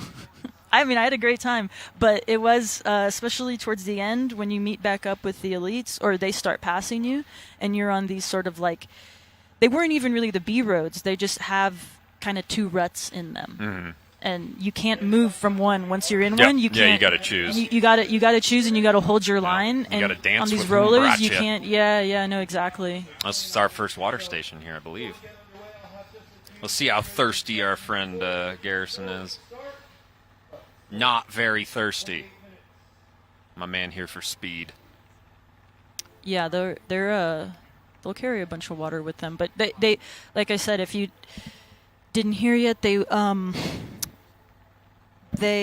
no private aid, so that when Yep. they stop, they will be filling their own bottles unless Right. there's volunteers handing them. But To fill a backpack, do you gotta take that all the way off every time? yeah, Is there any like quick fill? yeah. cycling So packs? right here's the women going through. Yeah, there's like, I guess, ways that people do it quick, but you have to take it off, or what you see now is like the bladders in the jerseys, Mm-hmm. but you really need to make the best use of those. You need your team, your support crew that will do that for you. Oh, that like hot swaps it for Yeah, you. yeah, Okay, exactly. I've seen that. Right. Or I've seen, you dump your. So right now, Hannah Shell, she has an Usui, so that's the same pack I have. So you Sick. can take that off on the bike, Mm-hmm. throw it, and then get handed A new another one. Yeah. Okay, right. Mm-hmm. Were you saying that some of the jerseys have bladder like sleeves built Yeah, into them? yeah, yeah. Wow, cool. Yeah. And that tech is trickling down to normies too. As you say. Yeah. Yeah. I don't know that I'll ever do that. I just feel like I mean, if it's full of ice, It it's would- trickling it- down over your shoulders. it would. I've done the ice socks, and they're gonna have some ice socks at the aid stations for Nice. people, so you'll be able to put, I assume here they've done it. That's how I've done it with the pantyhose Yeah. in the back of the jersey. As the great Carlton Kirby likes to say, if nylons hadn't been invented already, we'd have to invent them for cycling because they truly are the best possible thing to fill up with ice and put down the back of your jersey. I agree. I don't know who that reference was, but I'm feeling real old right now.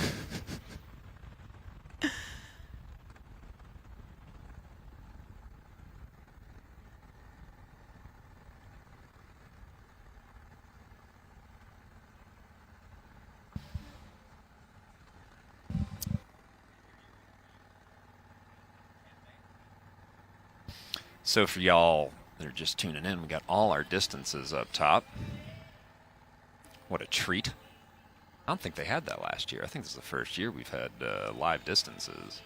And because we had a little train stop earlier, classic Fort Collins train interruption, the women's field and the non-binary field are pretty darn close together. I don't know if you can hear it. We're getting a Robin S. remix right now that's playing DJ Two Scoops. Is that the expo vibes? I'm having the same feeling you were having when I said Carlton Kirby a minute ago. This is a Show Me Love. This is like a 90s song, maybe early 2000s, 90s. This is a classic. I was already washed by the early 2000s, if I'm being honest. Oh, really? It's sad. Yeah, it's real sad. Is it the War on Terror that did it for you? Yeah, you know, like they took out Saddam, and I just couldn't keep it up. I want to do a special shout out to Jana Dickerson, who's ridden every FoCo Fondo. She's in the women's elite field, bib Oh, wow. number 41. Yeah, I met her. Jana Dickerson. I met her the other day. She was really cool. She was super nonchalant about it. So, like, respect.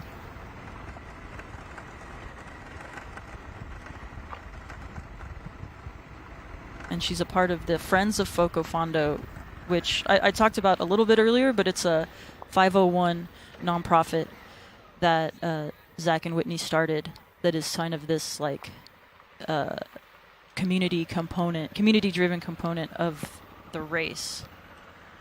And And they Jana do Dickerson, so much work over there. It's yeah, so is cool. and this exists throughout.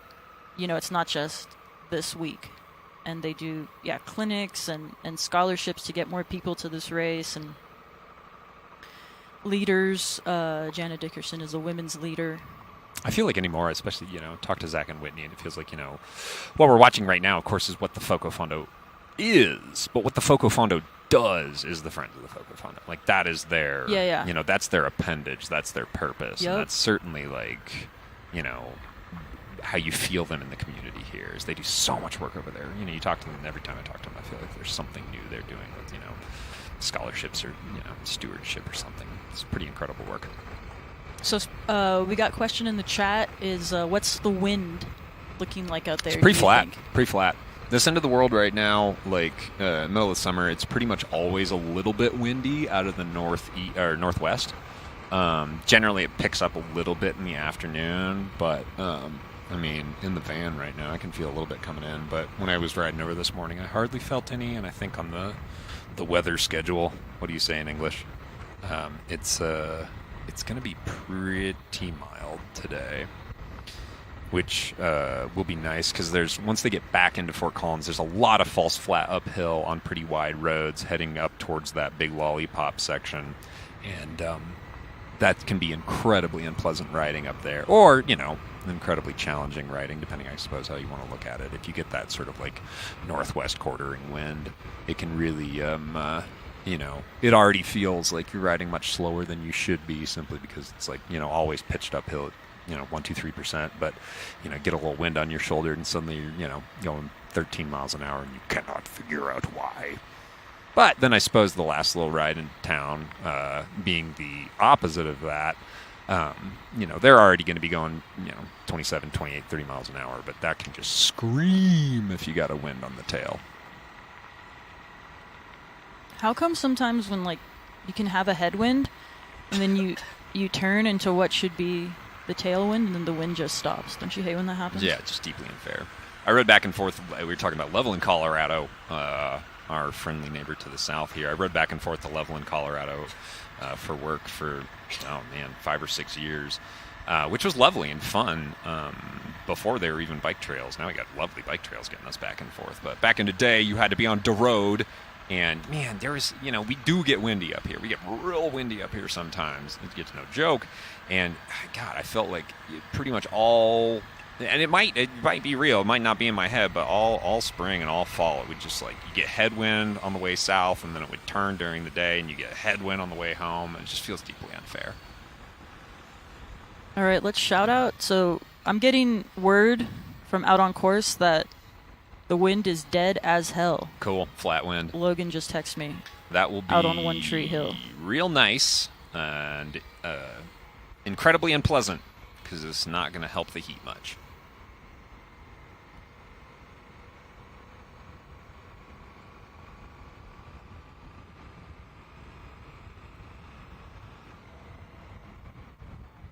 These big rollers out in the county too.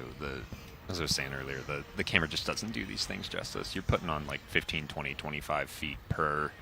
It really feels like you're climbing a wall on the front side of some of these things.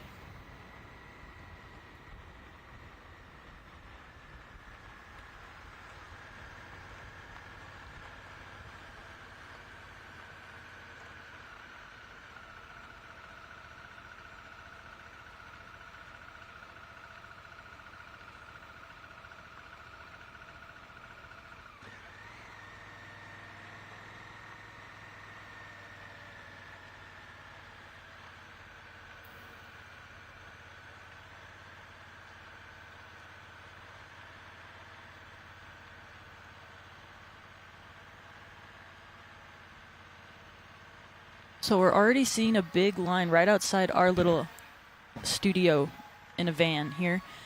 The 60 milers are going to be starting, and they're already lining up, and they don't start for another 20 minutes.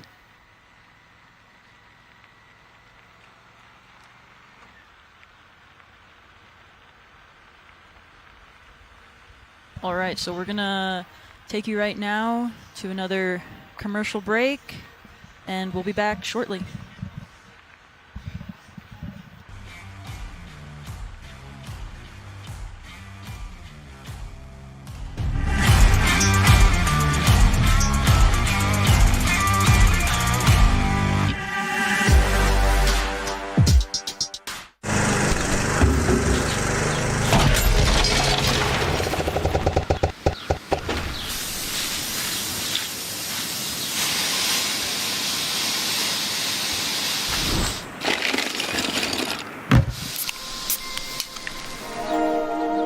Doesn't a beer sound like a better idea?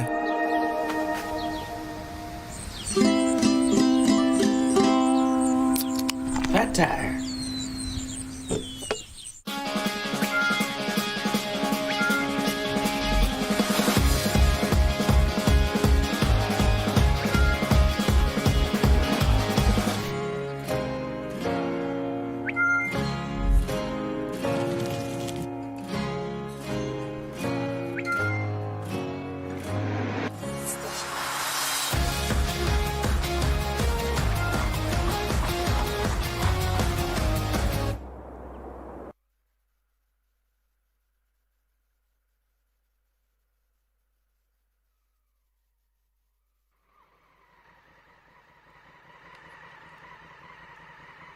sketchy. It starts off really sketchy and just gets worse.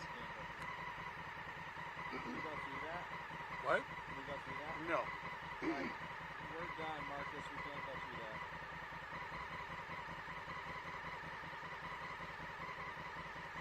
Yeah, this is the deviation. All right, and we're back. And the women have just hit the B road we've been talking about at mile 20 or so. And you can already see things are happening. People got caught in ruts, got caught in deep sand, had to get off the bike, put a foot down for whatever reason. And we knew this was going to happen. And the men, because we have one camera with each group, we just saw the lead guys hit it. So it's cool to see it now. We get to see a group hit and see what the dynamics of that were like. And I'm getting a comment in the chat saying, where is this located? We are outside. Well, the race is based in Fort Collins. Right now they're a bit east.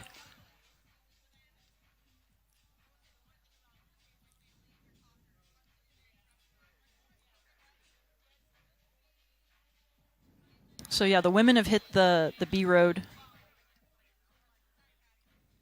And we want to shout out the local Herman family. They make an unofficial aid station every year, just so they can watch the carnage from their front yard. Are they out here on this Yeah.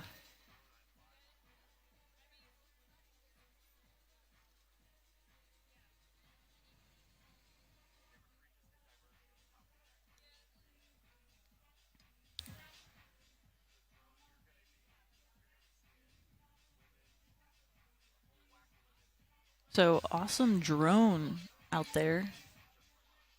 This is not AI, people. This is real. Yeah, shout out to this entire production. Like, this is no joke to get 3 motos, the drone work, everything synced up, and to you onto YouTube's is just an incredible procedure. So I'm curious to see who's going to be in the front here. Who made it through this B road relatively unscathed. At least who made it through ahead of anyone else. As you can see there, it's pretty activated in that you're going to have to switch lines maybe to find the best one. And you really have to have all your senses. You have to be listening.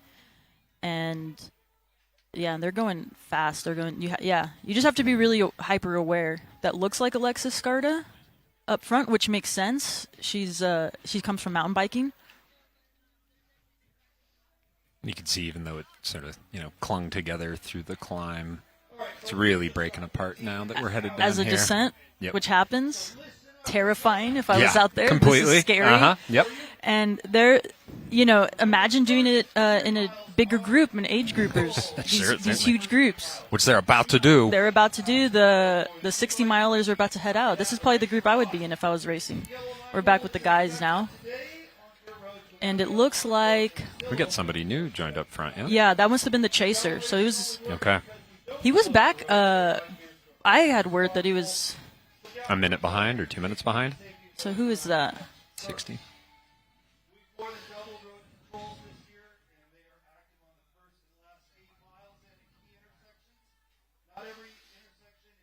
It's like Cade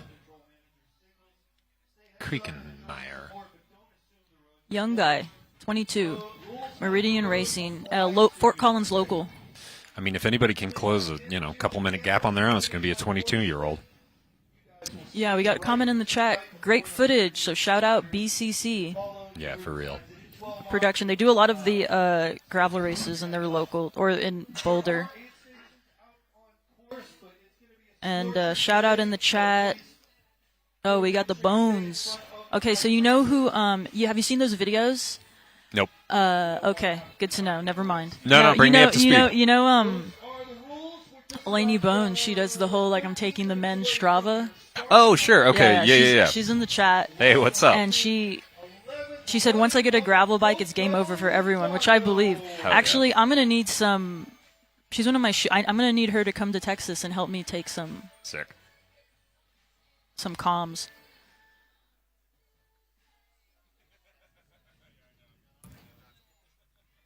Yeah, I would. In the chat, we got a comment saying would definitely want to pre-ride this section. Yeah, it's been really hot. So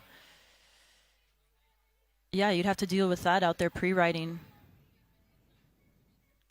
And but yeah, I'd love to pre-ride.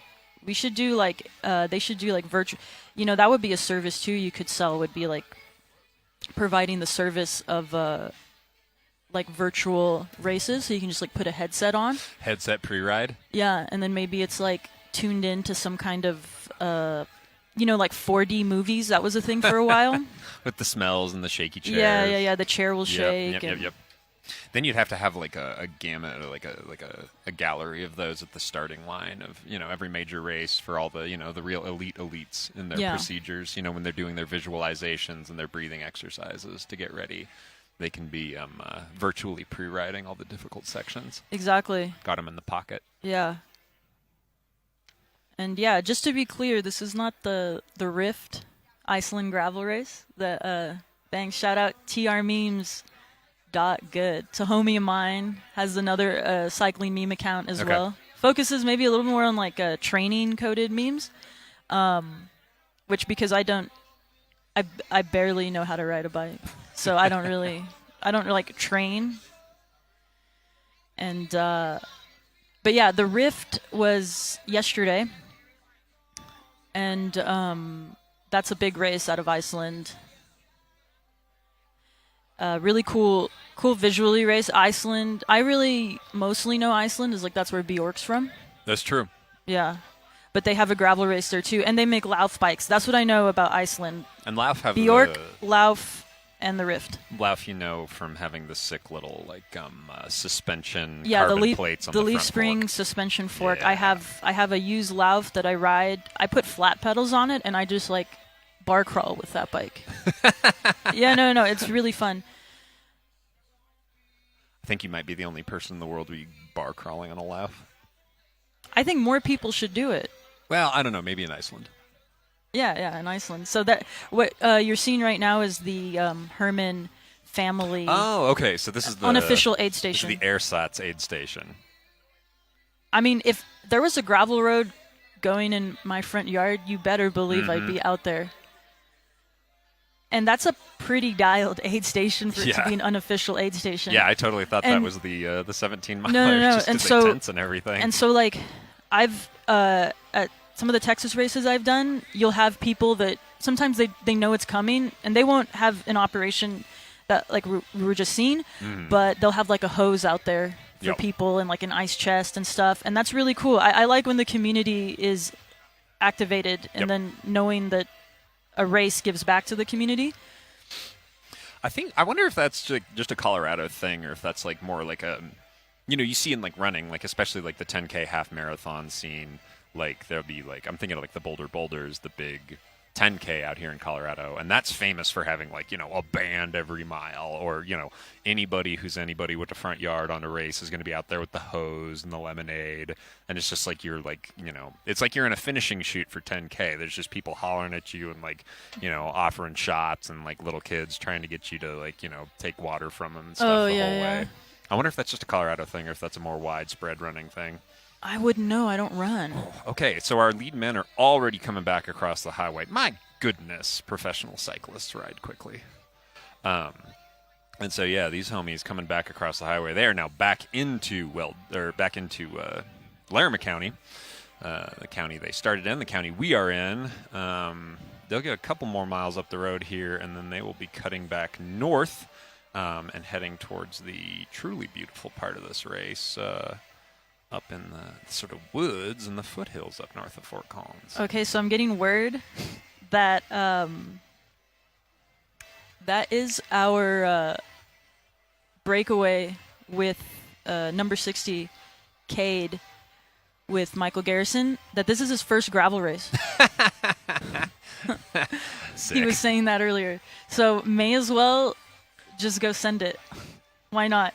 Wow, good job, Cade. I'm getting really cool images, too, from out on course. Okay. Oh, my gosh, look at those longhorns. I'll upload these on my Instagram, what I'm seeing right now. But that's no there's joke. huge longhorns, and, yeah, there was Cade just riding past. Goodness gracious! What an introduction! What a way to stand out in your field. Just get absolutely to the front of the race. So there's a train crossing. So potentially a train could cross there, and you don't see a ton of trains right there. Okay. That's like this is a pretty. I don't remember what number this county road is. They all kind of blend together in my head. That's a pretty common entry and exit point from Fort Collins up there. A lot of cyclists will know that particular level crossing there. I don't think, in my mind, I ever remember getting stuck by a train there. It may just because, the thing with the trains in town is they run at like 15, 14 miles an hour through town, so they really slow down. Oh, they really okay, clog up the okay. town all day. Like Okay. you'll notice earlier when the women were stopped, the train was moving real slow. Out in the the county, they get up to like. I think a BNSF train is governed at 55. So, 55 miles an hour is still pretty fast for a train. So, even if they did get stopped there, it wouldn't be for very long. And I bet I've come over that level grade, like, I don't know, 200 times. And I don't know if I've ever been stopped by a train there. So right now the course is going to be relatively flat, some little rollers. And then they're going to turn north and did that long, impossible, false flat uphill out of town. So this is a chance for the main peloton to try to dig in and get some time back. If they can cooperate behind, there's very, very little technical ring for probably the next 20, 30 minutes for these dudes. So if they can cooperate and get working and not suffer from Group 2 syndrome, they could definitely close this gaff up pretty quickly, especially because I think we're on a bit of asphalt here and there.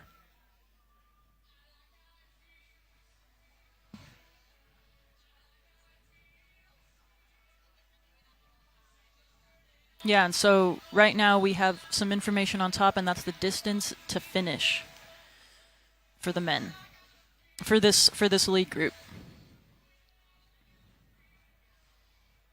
All this up here, this is the productive part of Larimer County where they're growing. We grow a lot of sod and also some vegetal crops. You'll see some corn up there, all types of other sort of like low vegetables.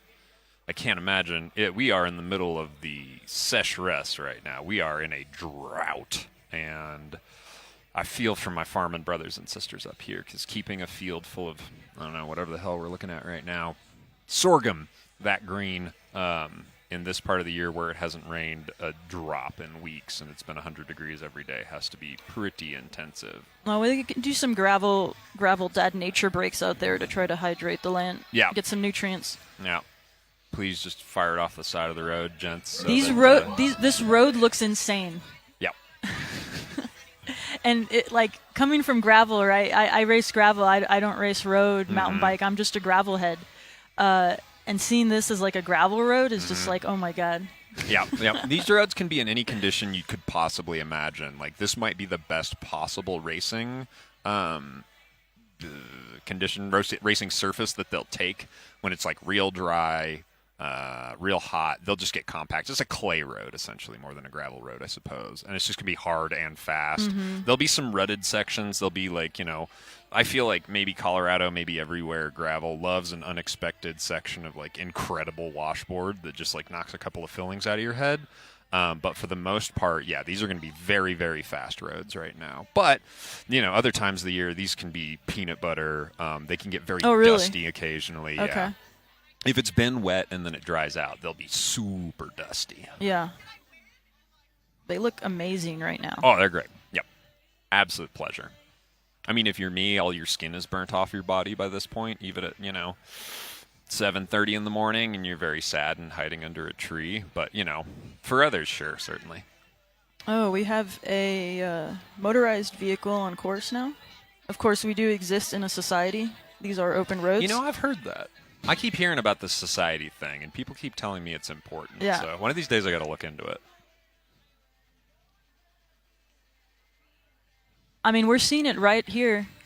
Like, the 60s are about to head out in 3 minutes. We got some beautiful kits out today. Yeah. Just looking out the van here, the booth. Yeah. So we'll head to a commercial break right now, and we'll be back in a bit.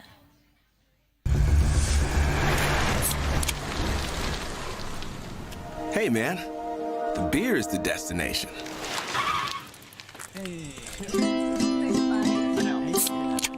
Fat tire.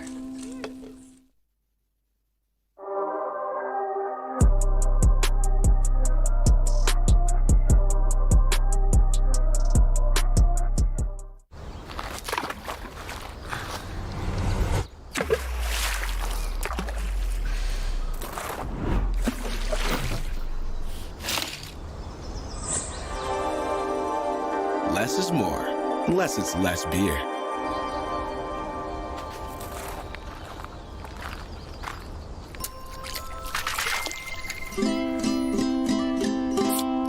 Fat tire.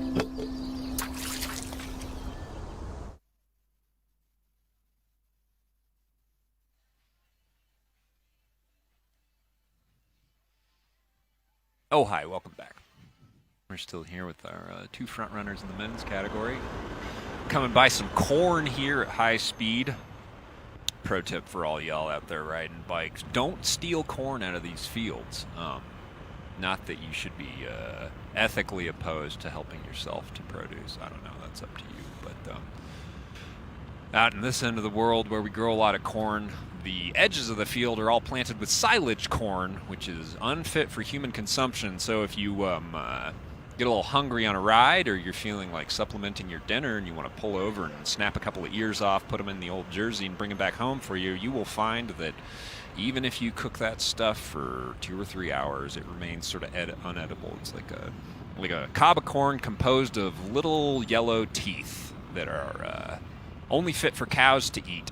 So yeah, avoid the silage corn planted around the edges of the field. Don't ask me how I know.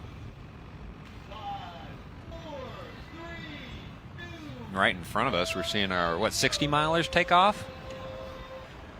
And we were just talking about, my God, half the fun to come to bike races anymore is just to see the jerseys. You see these kits, and it's like, well, it's an absolute riot of color. We got a really nice little, I think it's a beer company. Tie-dye right in front of me. Oh, here we go. Yep, there they go.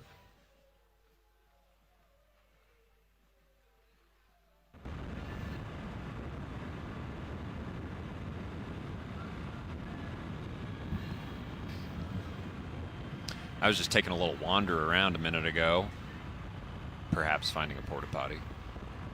I saw some like 8-10-year-old kids on bikes getting ready to get out there, and that's one of the coolest things I think about this race. These races, really, is that we've got 5-6 instances today.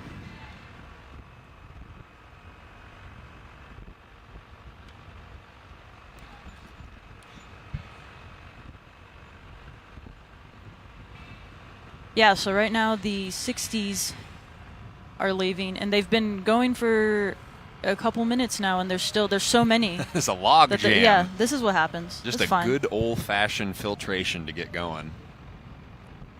We're sort of post-holing it up to the start line. Ooh, Yeah. got my man here in the all-over sunscreen skins. Got the long legs and the long arms on. That's a man out there for my... he's out there for my own heart. I feel you, brother. Then we have party pacers in the back here. You love to see it. Mm-hmm. Just wearing Homie in like- the fly fishing shirt. like tech tees and bibs. Yep, That's kind of absolutely. the vibe. That's other than races. That's almost always how I ride. Yep, absolutely. And so 60 milers here they'll hit 4 aid stations. They get to enjoy the lowest most sort of passage out into Weld County, and then they return sort of via the same method everybody else does, over the top and winding through the lakes north of town. Yeah. There's a lot of little reservoirs you can see on the map. 2,500 feet of elevation gain. That's kind of up and down all day. It's 60 miles, but it's no joke. Yeah, no, I mean, this is probably the distance I would be doing if I was out here. Oh, cool. All right. So these are women coming back up to exiting the first passage through the Terror Dome. So you can already tell it's broken up. Mm-hmm. No joke. Yeah. And we'll see in a minute who we got here. What we got here are some very skilled descenders. Oh, yeah. But it's not a fun road to come down. You pretty much just got to full send it. Skills and balls. Yeah, absolutely. It's a in combination. equal measure. Yeah. And this road will feel like it's made out of pure silk at this point compared to what they were just on.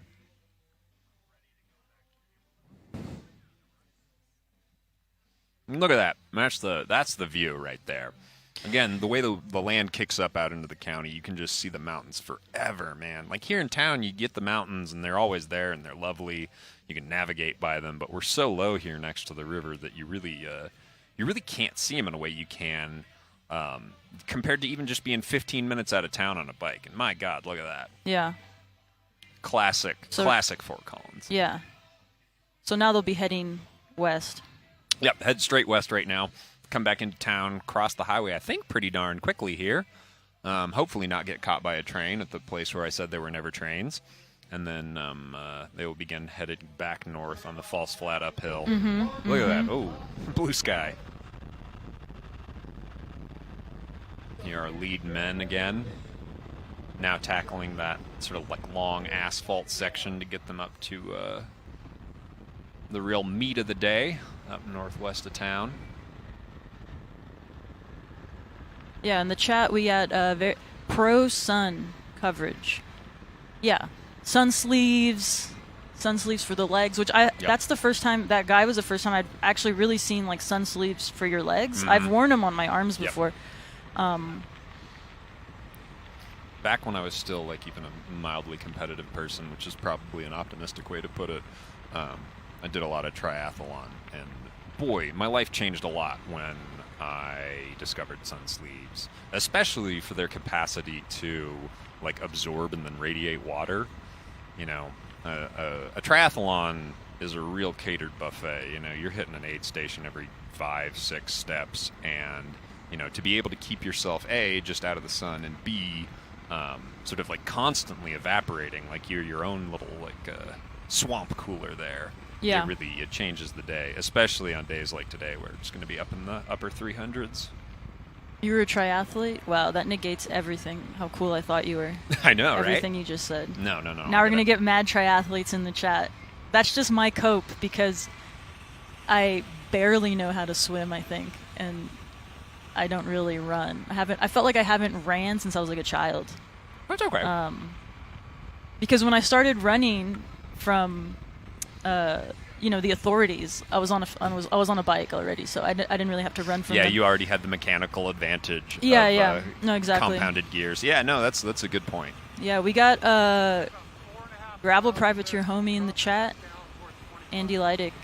He's good buddies with Michael Garrison.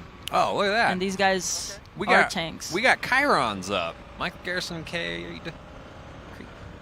Game. And just to remind you, this is Cade's first gravel race. Goodness gracious. Yeah, tanks is a real good way to put it.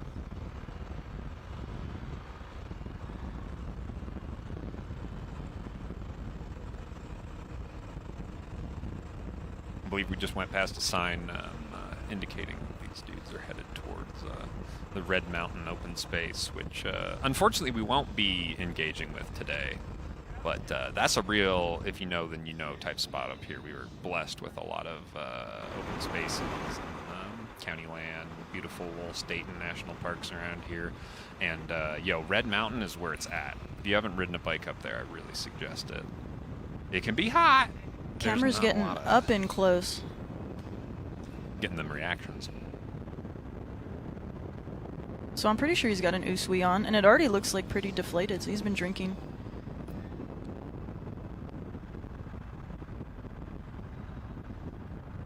Cade, though, has no need for such things. He's out here for pure speed. He's got the two half-liter bottles, and that's it. Got a handful of Haribo in the back pocket. That's all he needs.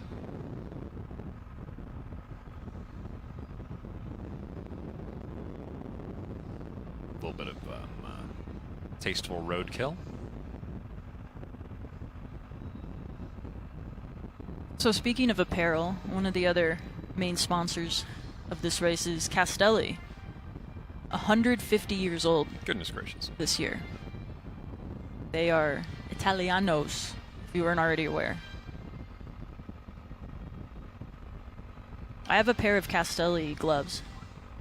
But I think I am gonna be trying out a Castelli skin suit soon. I'll go skin suit coated. Yeah, I was talking to some of the Castelli fam that's out here, and I think I might do some skin suit content. Just casual skin suit content? Yeah, Oh, hey! Shelby and Calvin. I have some friends out here. Neither one of them have their child tucked into their jersey pockets, which I'm a little bit disappointed about, to be real.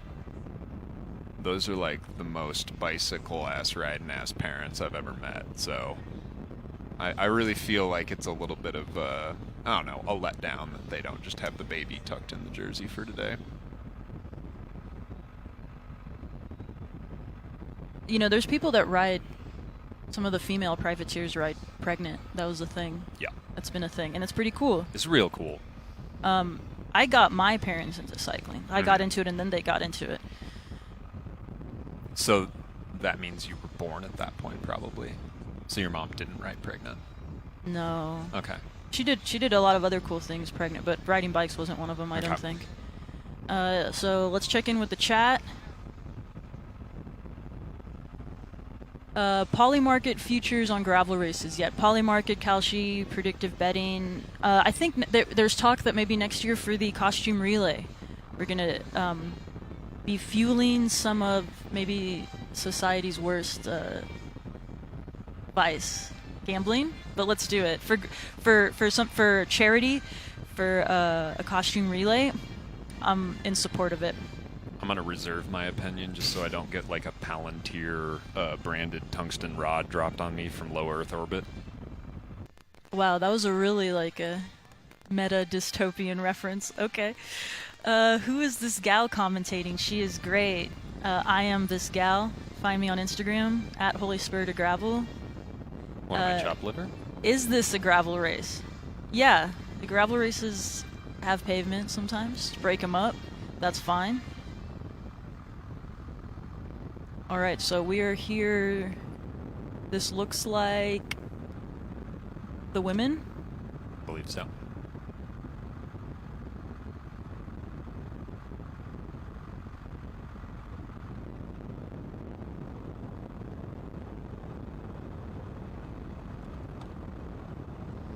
Ooh, we got strapping and bandaging on that arm.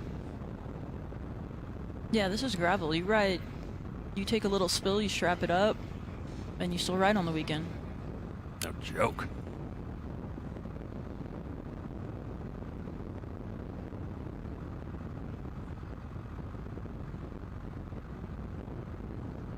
Oh, this might be the non-binary cat.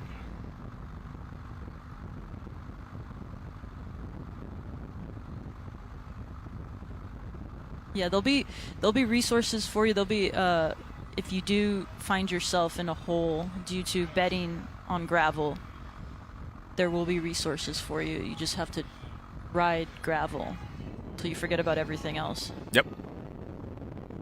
There's a point at which if you string together enough rides on gravel, you don't ever have to return home. It just becomes one long Well, ride. Okay, so that's the thing with betting, right? Is that like you ruin the relationships with your family and your friends? Well, like if you just ride gravel enough, they'll start to kind of hate you anyway. Right, yeah, absolutely. So then Or, that problem kind of solves itself. As we found earlier, you could just go for triathlon and short circuit the whole thing. You don't even have to wait. That'll just Yeah, good annihilate point. those relationships Good to begin point. with. Gravel has sort of a slow taper into the sort of sickness that truly isolates a human being from everything around them. So, choose your poison. Okay, so thank you, chat, for the info. This is Robin Cummings, who's, I believe, last year's the non-binary champion. And they crashed on their recon yesterday. Yesterday? Yeah, it happens. Damn. My sibling, you are made of iron. It happened to me. Yeah. But because this is some this But is these some are- like but eighth you know, they stage of were- the tour stuff. you yeah, see when right they were here. riding, they're going to be riding faster than me when I crashed on a recon. That's for sure. Shout out Riding to harder. Robin, moral victor of the race already. The real Cape Verde of this thing, even if they don't run away with it at the end. It's coming home. to Cape Verde. Yeah. Yeah. Cape Verde were the spiritual winners, I think, of the World Cup. Mexico, of course, had a place in my heart. Naturally, but Cape Verde became kind of like everyone's team.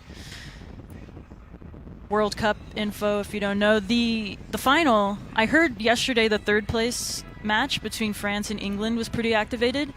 Who won that? England did. 6-4. Wow. Yeah. I was That's here a lot of goals. I was here at the expo all day, so I didn't see any of it. And then I think at 2, 1 or 2 or something, our time is when the final is in MetLife Stadium, I believe, between Argentina and Spain.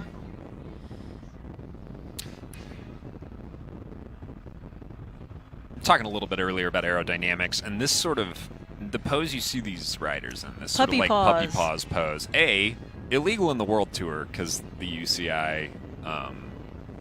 I also have opinions about that could probably get aerial artillery headed my way, but this is so incredibly uncomfortable. And one of the other things that I think are diminished almost wholly by cameras, and also if you haven't been out racing bikes lately, is you will see these pros in positions that are excruciating. That bent over, all your weight on your forearms, flat out riding, they are pushing the pedals real hard. No one's having any fun right now. This feels very bad to ride a bike this fast, and these are very tough individuals.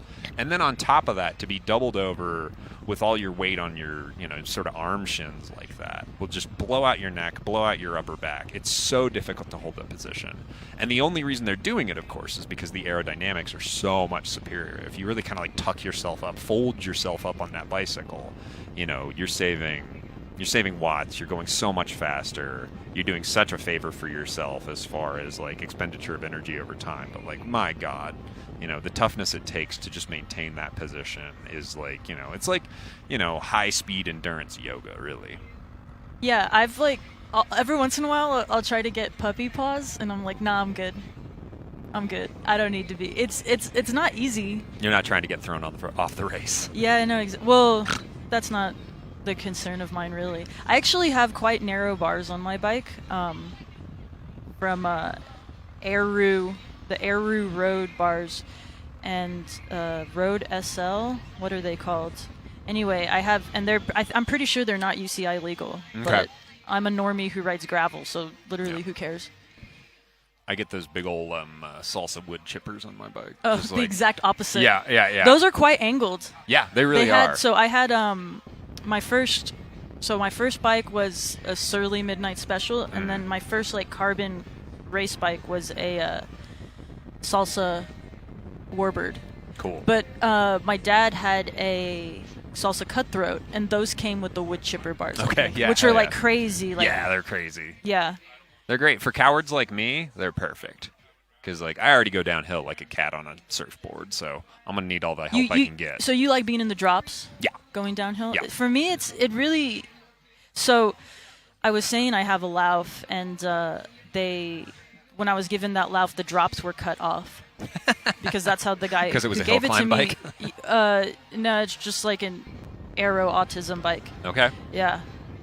But I thought I didn't get in the drops that much, but then after I rode a bike with no drops, cut drops, I was like, oh, I do.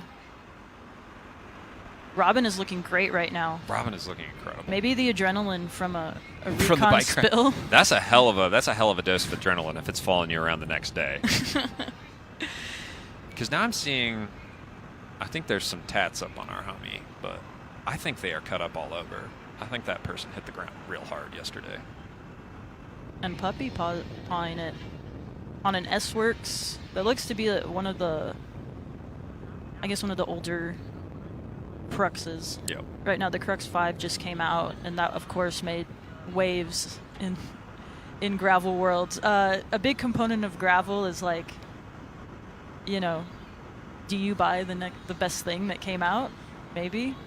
And look at that. The roads. Another thing to mention is that they invest. FoCo Fondo, the race, invests in a lot of road closures and paying the county and making it as safe as possible.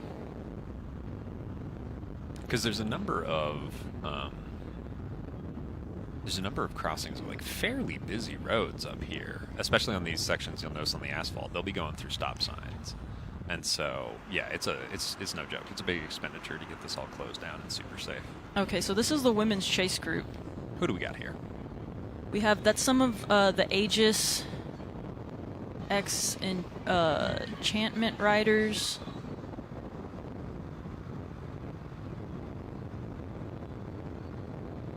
So that's going to be Marin Lawson there.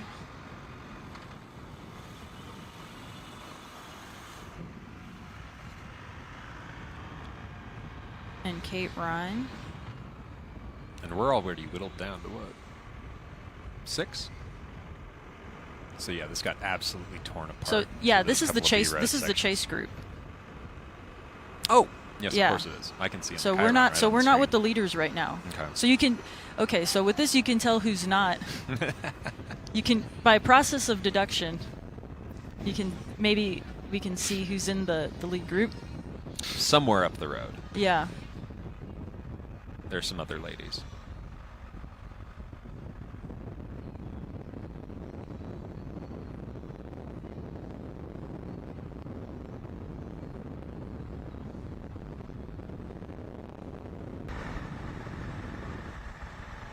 And if this is the chase group up top where they're, it looks like the non-binary and the women's groups have pretty much come together at the head. So does that mean that our friend Robin is Passed. passed and leading Yeah. up with the women's field? Yeah. So remember, we had that. If you're just tuning in, there was a train stop, and the non-binaries, Caught the women there. gender expansive group, yeah, Okay. caught up with the women there. Mm-hmm. Never said I was paying attention. If I keep saying gender expensive, I'm so sorry. That's just what my brain wants to say when I'm trying to say gender expansive. I'm so sorry. I'll do a Notes app apology. I will do better. I'll do better. Tuck into the Notes app confessional. So Aegis X Leaders of Enchantment, they have their radios, but I do believe when the mic portion of that helmet strap radio is up, there's no communication. When you pull it down, it is a like proximity communicator to someone else. So I don't know if, for example, I don't know if they put it down and try to talk. I don't know if Lauren Stevens, who's on this team, it's her team, and she has the mic too. Like, I don't know if she'll hear. So right now, leading the women's chase group is Rochelle Basil. We've got an equal split of Canadians and Americans here. We'll just call it the With Bearing- 49th parallel wrestling match. Bearing Performance Management out of Erie, Colorado. You know where Erie is? Yeah, just right down the road. Oh, okay. Yeah, I believe that's in Boulder County, I think. We're just right north of Boulder now, if y'all are not familiar with Fort Collins geography. Just about an hour north of Boulder, also about an hour north of Denver.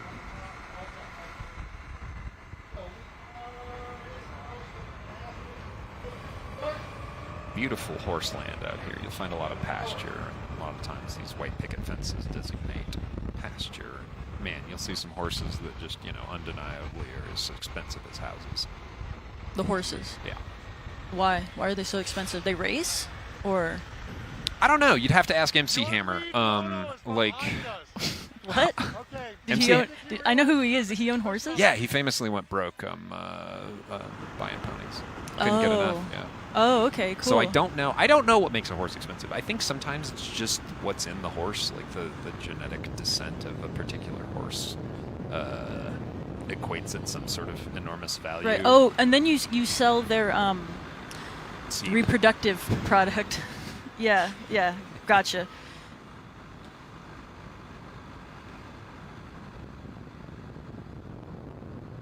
Okay, so moto.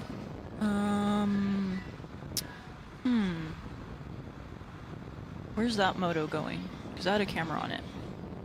Up front of Robin here.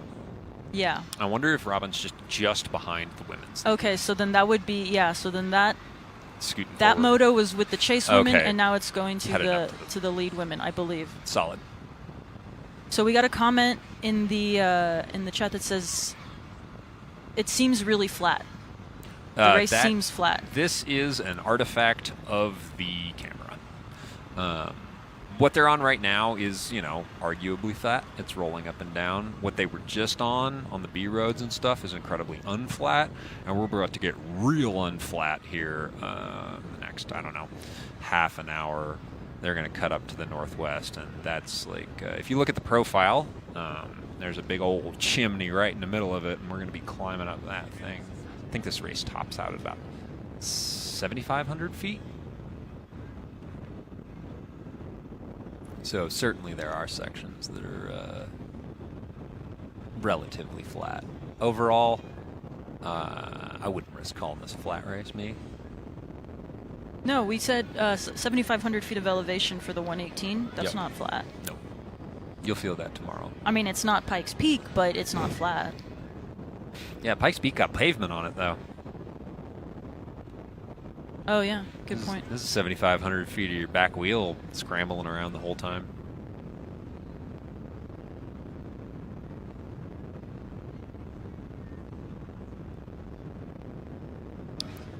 So in the chat, the person who commented that was they had personally never done much front range riding. So that's what we call out here. So you have Colorado, you have mountains, and then on the other side, the plains starts. Yep. And that's the very unsophisticated way of explaining it. No, but that's right. We're a box, and through the sort of like middle of the box is a state. There's a big old wrinkle of very big mountains, and to the east of that, though, it's pretty much just like a gradual downhill all the way out to the Mississippi.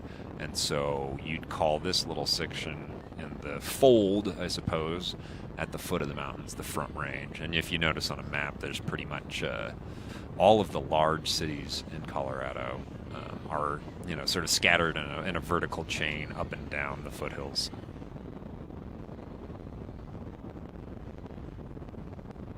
Which is kind of an advantage to living out here, is that you do have access to, if you like to ride a bike, well, almost any kind of bicycle riding you'd like to do is here. There's, real steep stuff. There's real not so steep stuff. 30 milers. Here we gonna go. Head out, and they're playing right now "Stronger" by Kelly Clarkson, which is. Should I start singing it and then get this YouTube demonetized, banned or copyright strikes? Copyright strikes. Because I'll just start singing along. So I'm quite through my friends back home. My friends are like real karaoke heads, and now the only time we really go out is for karaoke. So I end up doing a lot of karaoke, but I'm not a good singer.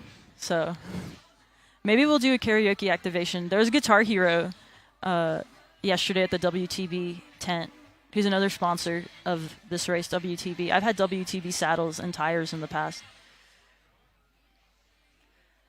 So we got a comment in the chat. Love to see more of the men's chase group. So basically, the way the live coverage for this race is we have 3 cameras and some drones. So the moto cameras, it's really one per group, per category. So one for the men, one for the women, and one for the gender expansive.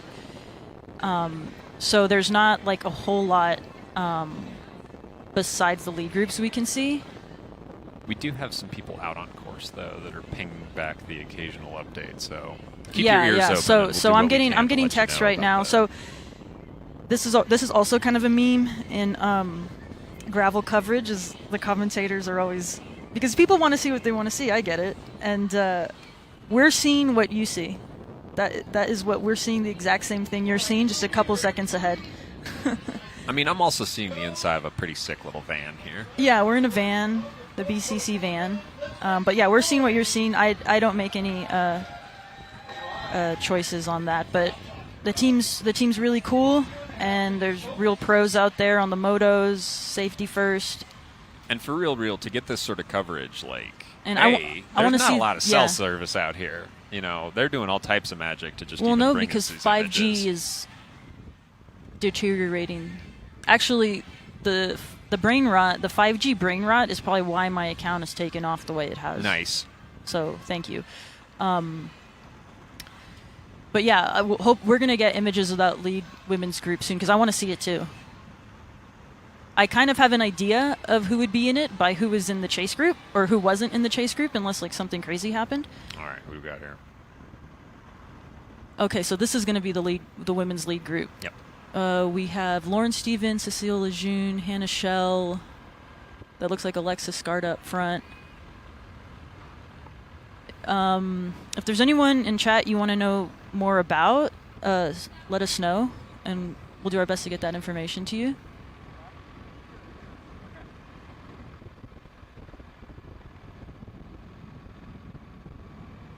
So this is kind of like what I expected, to be honest. This grouping? Yeah. Yep. Yeah. And we're all saying what's up to this lady here out having a nice ride by herself in the morning, getting overtaken by a bicycle race they maybe didn't see coming.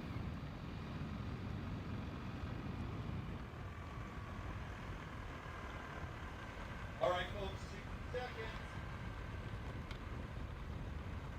So yeah, that's Alexis Scarda popping up, and then Courtney Sherwell.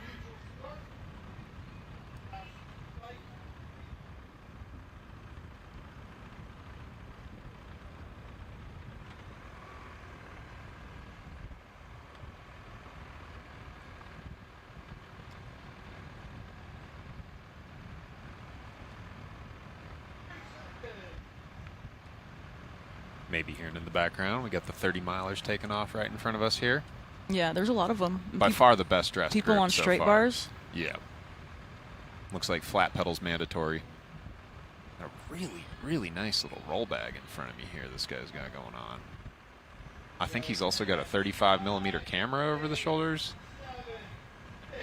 Our sibling Robin being the moral victor of the day, this guy might be the sartorial victor of the day.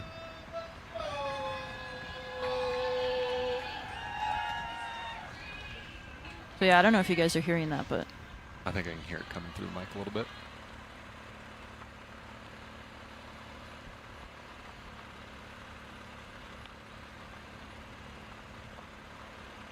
It's funny seeing all the jerseys from the previous editions of the FoCo Fondo. They've done such a good job with the soft goods over the years. You really see a lot of it around here, just riding your bike around casually. You'll see people rocking those kits just everywhere.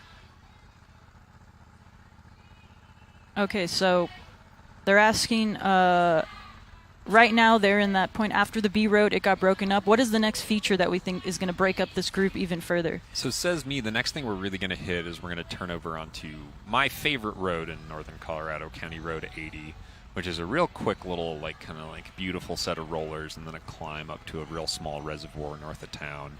And it's certainly not the longest climb we're going to go up today, but it's not insignificant. And if I were someone who had powerful legs, I might be tempted to try to like make a smaller selection there, make the group a little bit smaller, see if you can get 2 or 3 people to work with. Because then they're heading into the real serious climbing, the real serious sort of like backcountry lollipop there. So I would imagine it would be advantageous to go into that in as a smaller group as possible, have 2 or 3 friends to work with, and then see if you can make some real time and then fight it out for a win on the way back.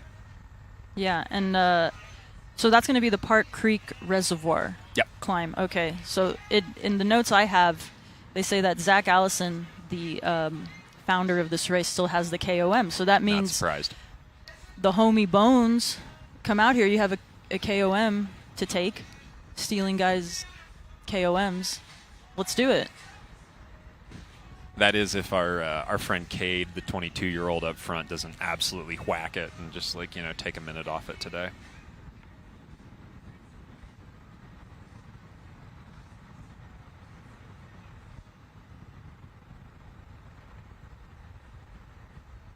So yeah, we got a bunch of Uswees out here. Others the sort of like longer X-clasped hydration packs that we're seeing on screen right now.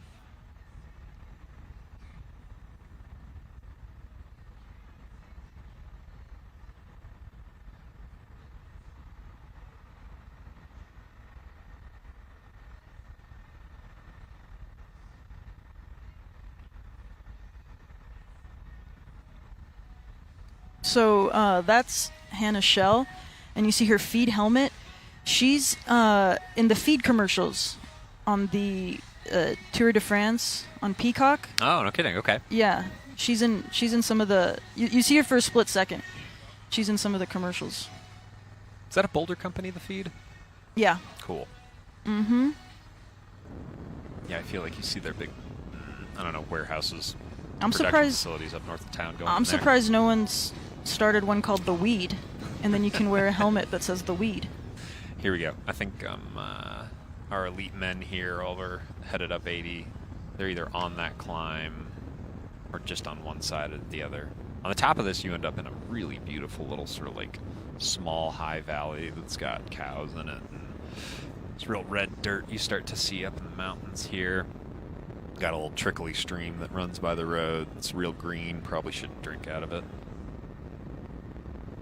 And getting a comment in the chat that's saying that, and I had said this earlier that on Michael Garrison's Usui, about how some of them look kind of empty. Yep. So they've already been consumed. Because I know what they look like when they're full, because I have one. And yeah, like Hannah Shells looks like she's consumed most of it. Which again is pretty reasonable. If you're just showing up, it's going to be about 375 degrees here today. So you're going to want to get hydrated and stay hydrated, I'd imagine. 375, that's in Kelvin? Oh, I don't even know. Oh, so we have some para-athletes and some tandems going off right now in the 30-miler. There's Lauren Stevens, also a feed athlete with the race radio. I'm not sure who she can communicate, depending on how far back her team members are. So that's the little thing we're seeing on the side of her helmet there on the straps. Mm-hmm. Yeah, NV don't miss Mog, these NV signs Wheels. over them, though, or these vistas over on the And left. we got Cattle out on course. There with the lead men. Told you there were going to be cows.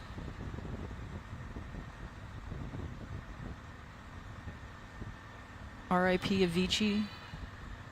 They're playing Levels right now. The song. Oh, this is the Flow Rida version.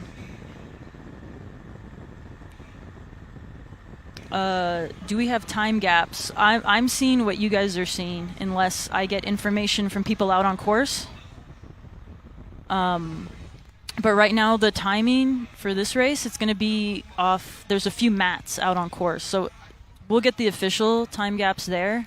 But other than that, it's just what people out on course manage to text us. Okay, we're going Dutch angles for the women's league group. And we're back with Robin Cummins, last year's winner. Took a spill on Recon yesterday. Semi-mummified out there today. As we discussed earlier, visibly tough as a nail.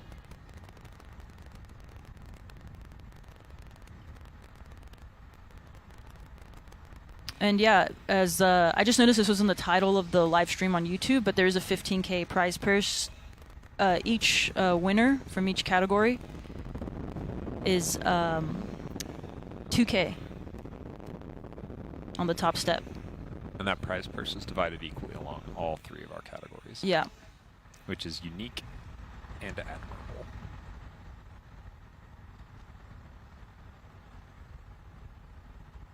Yeah, why can't we should Flo Rida should come out here and do a live performance, because I mean he'll do anything. Yeah, necessarily. So why not? Like, wasn't he in the Rebecca Black Friday? Was that him? You remember that? I vaguely remember Rebecca Black. Yeah. Chat, you know who Rebecca Black is, right? Was it Flo Rida that was in the Friday video? Or like the feature? Because you can just pay Flo Rida to like be in your production. Should we get Flo Rida in the booth? Our boy Cade is making a move. Okay, so Cade up this climb has dropped Michael Garrison. Goodness. Did I remind you? This is his first gravel race. He's 22 years old. Out here stomping. Just the sheer watts of it all, y'all.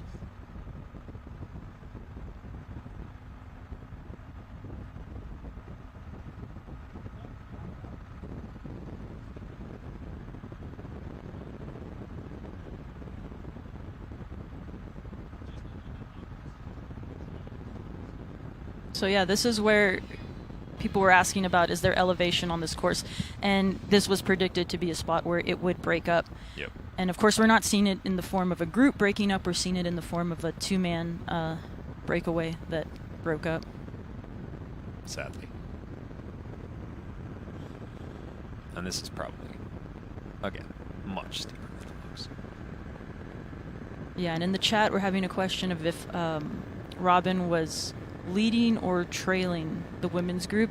Right now, I'm not sure. They were ahead for a bit because of that train. The groups came together. But Robin is in the lead and has been in the lead of the group. But as far as where they are in relation to the women's, I'm not sure at the moment.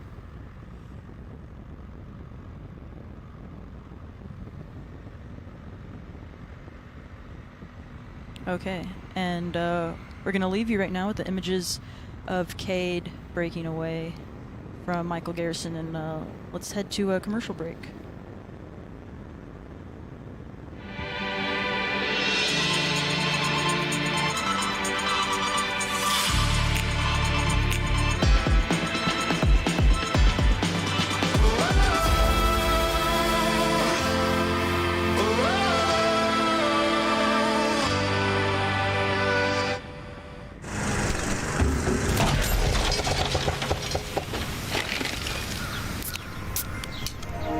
Doesn't a beer sound like a better idea?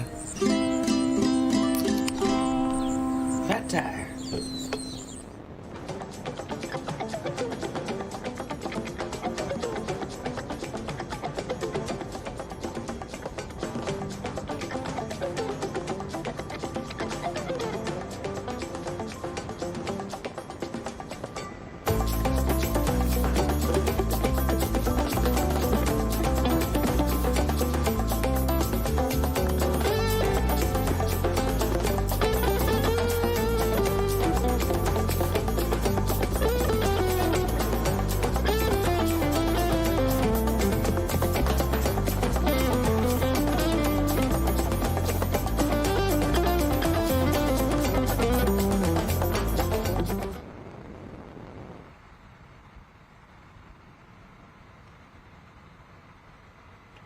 Oh, hi, welcome back.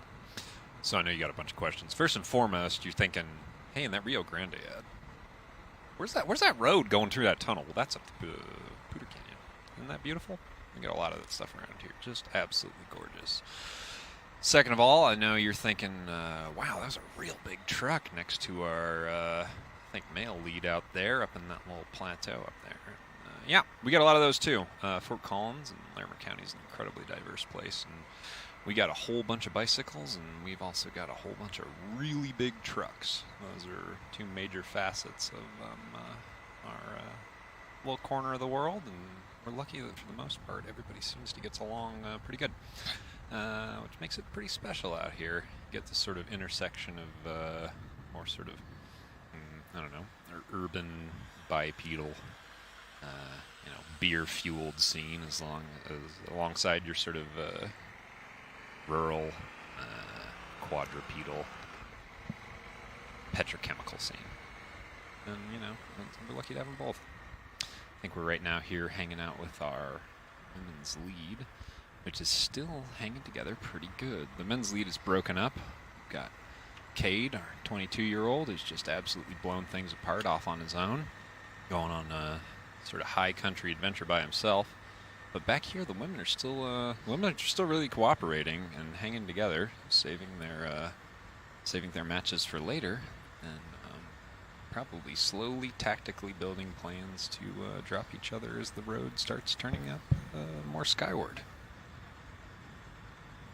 So yeah, they were just playing on a speaker somewhere out there. They were playing Rihanna, "Love in a Hopeless Place," and I think that's a really good song for cycling, because there's a lot of couples out there that Zach and Whitney Allison, the organizers, for one, but you really are finding love in a hopeless place out here. There's a lot of gravel couples, a lot of pro cycling couples. Or maybe, as we just saw between, Michael and Cade, occasionally you find hope in a loveless place where you just absolutely drop your breakaway companion, leave them for dead, and go off on your own. And I'm getting a question, is there a fat bike category? There's a single speed category. You know, we were talking about this earlier. I'm seeing just like lower tire volumes across the board this year. I'm not seeing a lot of like real big boys out there. Seems a lot of like, 2.5, maybe 3-inch tires floating around at the max.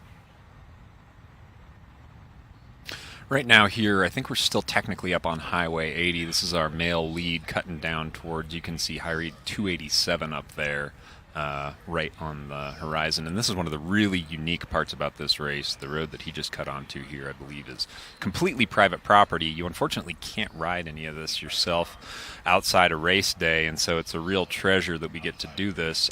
It's also like absolutely completely necessary because that highway up there is terrifying.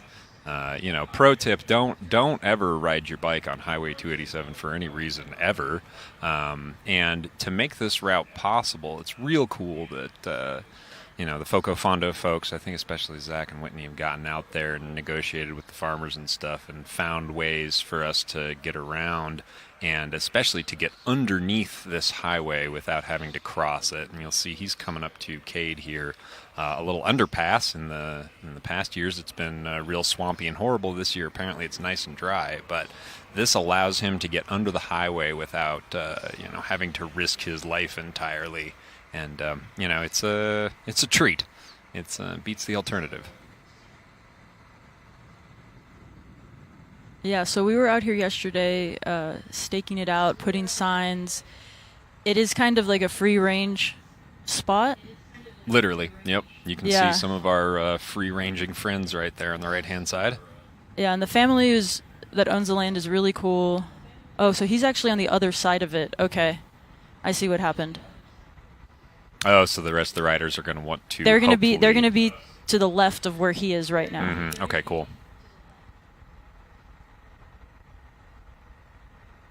So yeah, it's pretty rocky, rutted.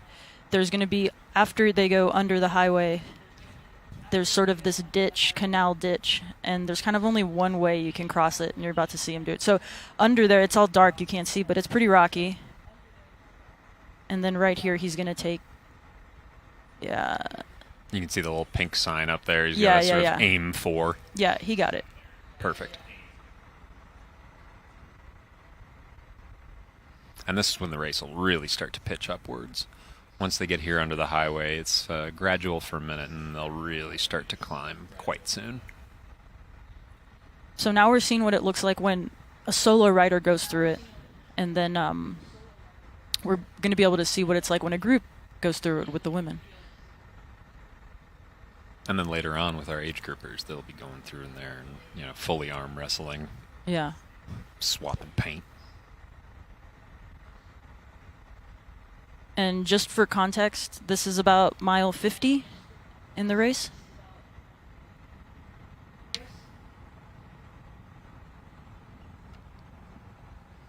I like this drone shot too, where you can see he's just sort of having to like almost steeplechase it, point to point out here. There will be some ruts that he can follow, but for the most part it's going to be keeping your head up, making sure you can see these signs. Yeah, you can see some tire tracks. That's a chicken coop to the right of him. Oh, nice. Hi, chickens.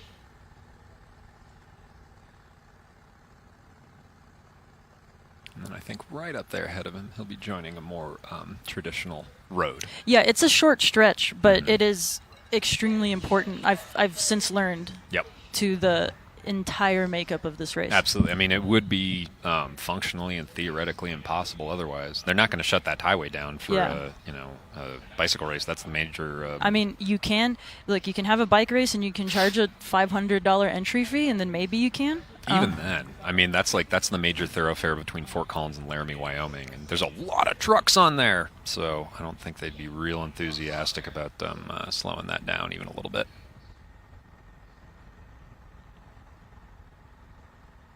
Here we are back with our pro women, I believe.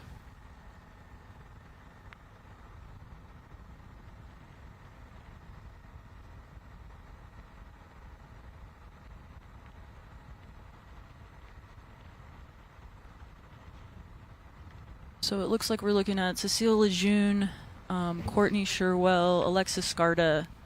These are all like A-list gravel women. Like, they're really cool that they're here. This is really good competition.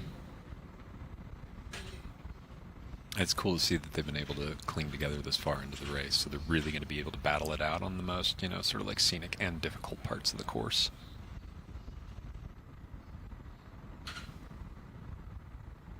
And they're going really fast.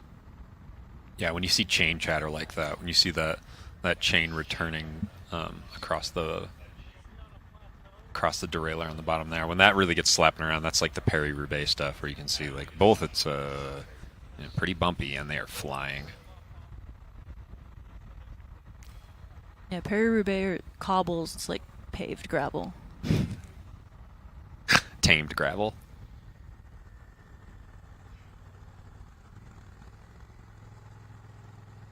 Ah, beautiful. Look at this. Okay, so that looks like... Is that Michael Garrison going Wow. through? So Cade's already put a couple of minutes Yeah. into him since he broke away. My goodness. What a move. That's going to be very difficult to take back, even with as much technicality and challenging roads are ahead, unless Cade really starts to have some trouble. This might come down to just, if anybody can get together and get organized behind him and chase him back on the flatter roads. And now we're back with Robin Cummings, the non-binary gender expansive leader. So this whole sequence right here is a good example of how this production is going. There's 3 cameras for the lead of each group, each category, I should say. 1 for the lead of each category. Yeah, right? of the elite field of each category. Mm-hmm. And I believe they're about to take a left here up towards up towards Highway 80. And let me look right now. What are the temps? Let's see.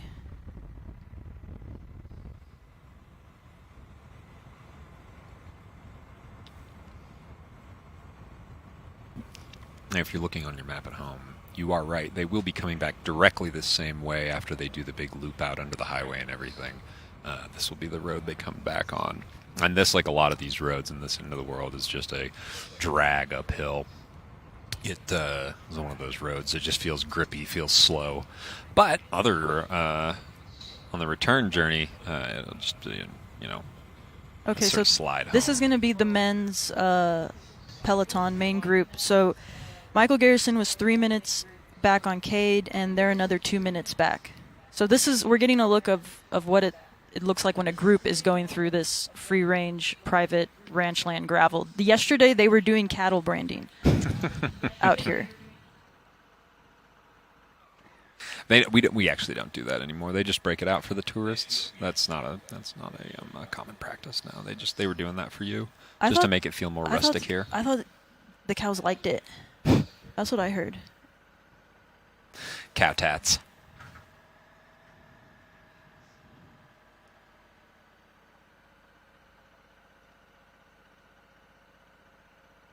I feel like, interestingly, the only person we've seen get a little off course through there was our first place rider. I guess that makes sense. Well, it is his first gravel race. This is his first gravel race, right?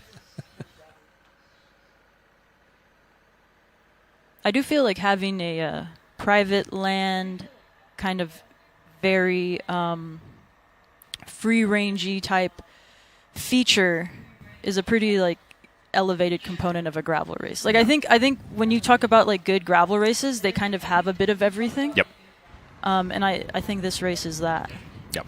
Yeah, it's interesting. Yeah, it is almost dead similar to the Rift we were talking about earlier, that really wonderful race up in Iceland. There's a section there where you have to, open and close a gate behind you. And they're to on cut across tundra. Yep. And that race was yesterday. Yep. Go to their Instagram. There's a bunch of footage. And yeah.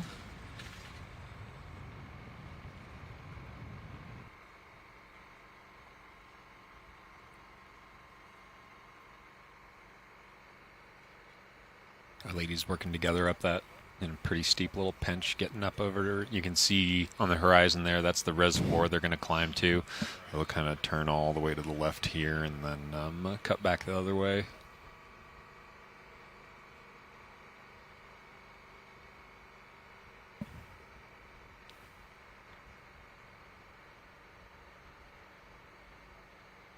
Okay, so I have a comment about the between the lead and the chase group. I assume they mean for the men. The numbers I had on there were the lead solo rider was 3 minutes ahead of a solo chaser, who was then 2 minutes ahead of the main group of men. And then we see here Robin, our first place in the non-binary group, stopping to refuel and revitalize themselves. And this, underlines just how much it's, not a self-supported race entirely, but there's no outside help here. You really got to, restrict yourself just to the aid station. So they're having to take a moment here to get everything they need before they move on, because until the next aid station, they won't be able to, avail themselves of anything else. And off they go. Yeah, so this is the Bonfire Effect aid station, and they're there at mile 41, and you're going to hit that one again on the way back. And they've been they're a creative agency here in Fort Collins and been partners with FoCo Fondo since 2019. I think they do all the graphic design, right? Yeah, that's what I heard. Cool.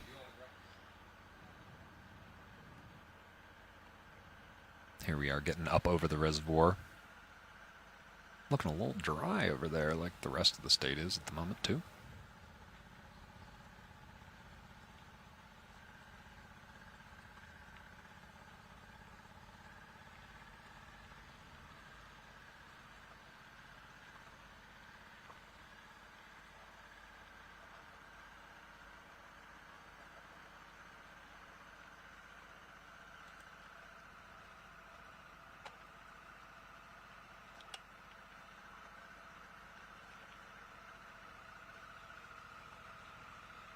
All right, and someone who I haven't mentioned yet, we have Charlotte Clark.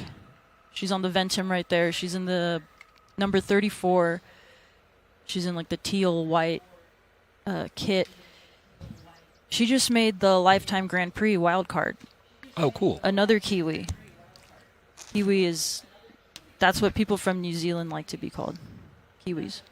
And there's a few of them here. But do not call them Aussies. No. Don't ever do that. It's cool, too. I think we have Canadians, Kiwis, Americans. Pretty worldwide here today. Gravel is a global sport. Might be one of the most global sports. Now I just be making stuff up, but they said I could say whatever I wanted, right?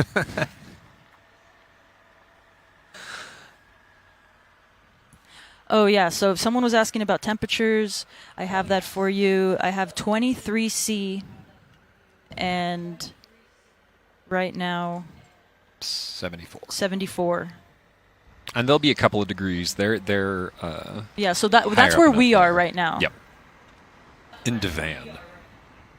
So there'll be, I don't know, 10 degrees cooler up there, but 5-6 degrees cooler. But the sun is beating. Yeah, the sun is absolutely beating down. And even when it's not super hot, when the sun is beating on you, Mm-hmm.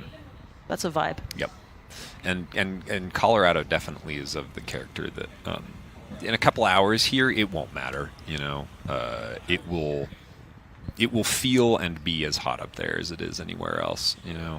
Especially get a little bit of altitude on. Anybody's ever gone up to the mountains here, 85 in the sun here can feel like 100 anywhere else.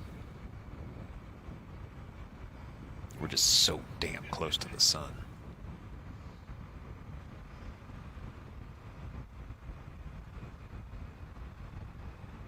This is our first place men, Cade here, just out there putting on a clinic, tearing it apart all by himself.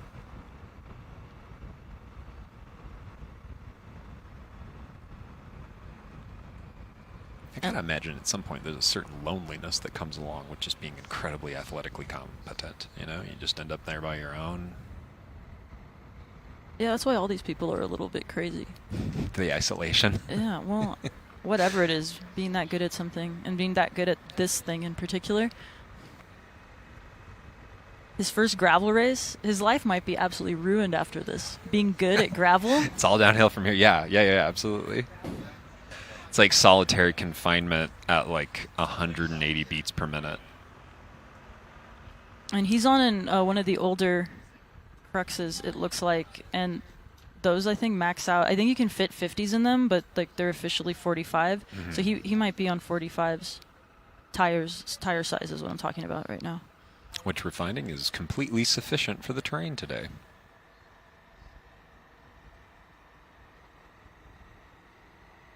Here's Robin, our first place non-binary, just absolutely soaring up that first hill up towards the reservoir.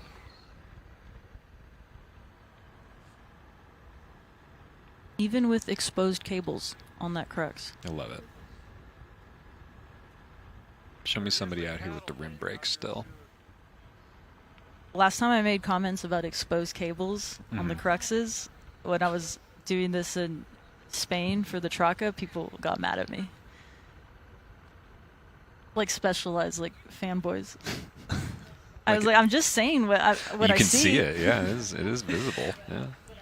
And yet, neither of these bikes are S-Works, which is the highest tier of carbon frame that Specialized does. Which you'll see, like, for example, the Specialized off-road team, which is sort of like the most dominant group of riders in gravel right now. Certainly in like the North American like marquee races, and they ride all the new S-Works, and that's not what these bikes are.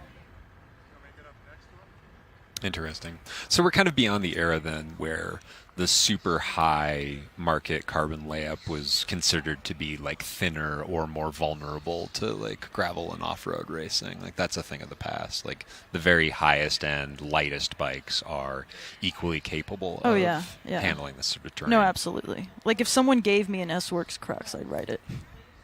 You know. Anybody out there with an S-Works Crux that needs a new home, well, now you know what to do. But I won't ride it on the bar crawl. That's still what the Lauf is for. Yeah, right. Naturally. Well, it's got the flat pedals on it. It's the most fun bike I've ever ridden. Naturally. I change the pedals out a lot because I'll ride SPD. Okay.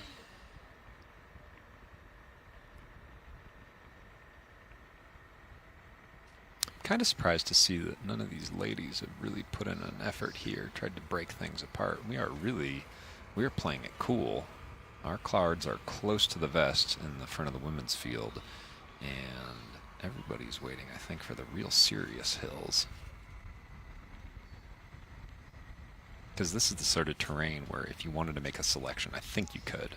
I think there's probably a couple of riders in this group that are chilling right now and not really feeling it. So we have Hannah Shell, that is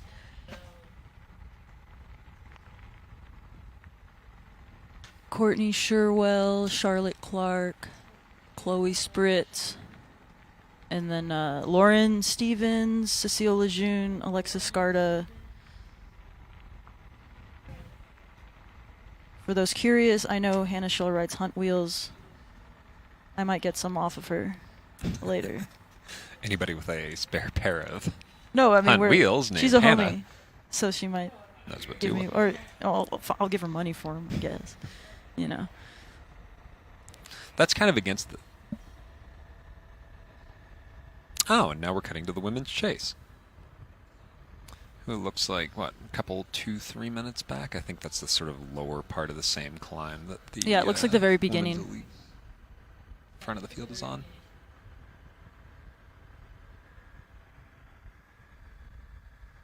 Okay, so we're just hearing that Robin, our lead non-binary athlete, is just in between the two women's fields. Okay, so yeah, they're just coming up past the reservoir here, so I think that's about halfway up that first climb. Is there anybody here in the second group that you're surprised to see didn't make it across to the first group, Lenny? Not necessarily. It's kind of like almost exactly what I expected, I'd say. Mm-hmm. Yeah.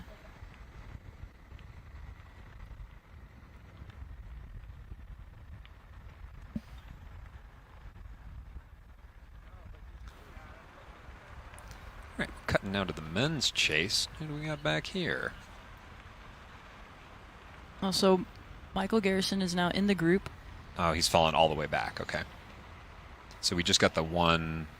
Cade is solo out front, and then we've got this group of, 7-8 behind, chasing him down? Yeah, that's Ben Perry in the back.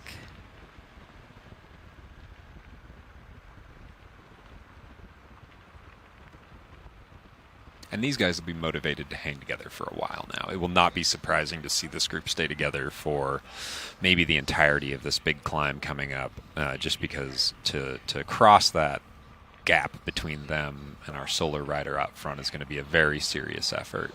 You're not going to want to do that much work on your own when you have the opportunity to stick around this group, work together, make some speed. I would imagine they'd even want to wait until the road flattens out on the other side of the big lollipop, maybe, to start really putting down the miles per hour and doing some chasing. At this point, I suppose, if you're back in this group, you're really gambling and hoping that our friend Kate out front, the solo will just riders, cook himself. Yeah, just get roasted out there in the heat.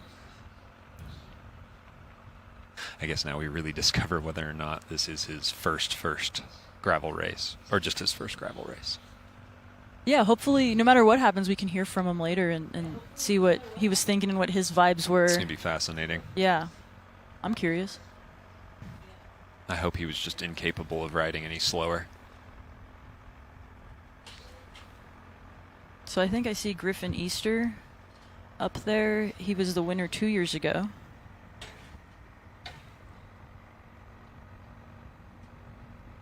And a little bit of that knowledge of the terrain. You know, this is a pretty straightforward race as far as, you know, flat climb flat kind of goes.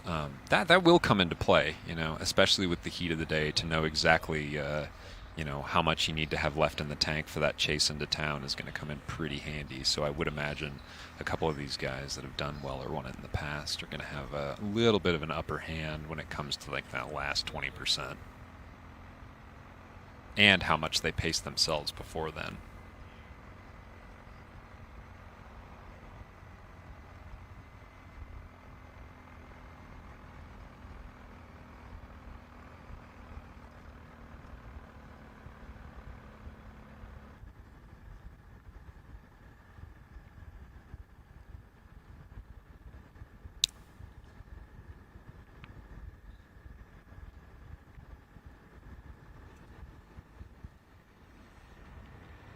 All right, so we're here back with the women's chase. Just absolutely beautiful. Just the real special stuff you get up here when you climb into hills. You get that first set of foothills behind you, and the terrain up there just gets incredible. You know, you get all these colors in the foothills. The land really rises up dramatically in all kinds of different directions. And even, like I said before, we are suffering like a pretty serious drought here, but you know, it's just green, it's beautiful, it's, you know, it's expansive in every direction. Northern Colorado is a really, you know, it's a terrific place to ride a bike. And, you know, keep in mind, too, these ladies have been out here for a couple hours, but they wandered way on the other side of the highway. They cruised around all over to get up here. You know, if you were to set out on your own bicycle today, you know, you could be where they are in, you know, a couple hours with a lunch stop along the way. That's one of the really, advantageous parts of living towards the north end of the state here. So it's just it's a gateway to this sort of beautiful terrain, and you can be there on your own with very, very little time. You know, you could do this ride before work one morning if you were motivated. Okay, so just some names for the women's chase that we were just on. We have Lindsay Herman in there, bib 27. We had Rochelle Basil, bib 42. And then two of the Aegis X Leaders of Enchantment riders. Marin Lawson and Kate Ryan. The bonfire. It's a hell of a lot more than some logs and a flame. It's where people show up for a good time, rabble rouse and reminisce, sing off key and forget to be embarrassed about it. Stories get bigger, laughs get louder, and nobody's checking their watch. A good fire doesn't just sit there, it pulls people in. It's a chance to let go, light up new ideas, build something great together. That's our kind of work. At Bonfire Effect, we don't just build brands. We get them going and give them something people actually want to gather around. Whether it's bold creative, big changes, or just keeping the important work moving. We pour the fuel, we bring the spark, so you can burn brighter. Let's see how big this thing gets.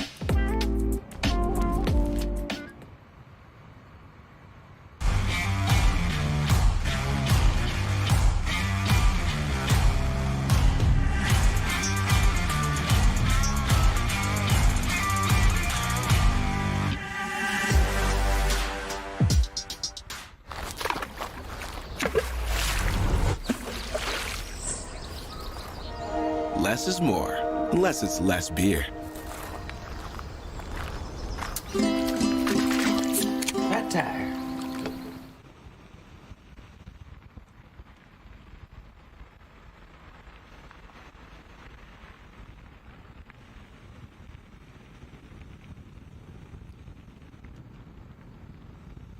All right, so now we're back with the women's leaders.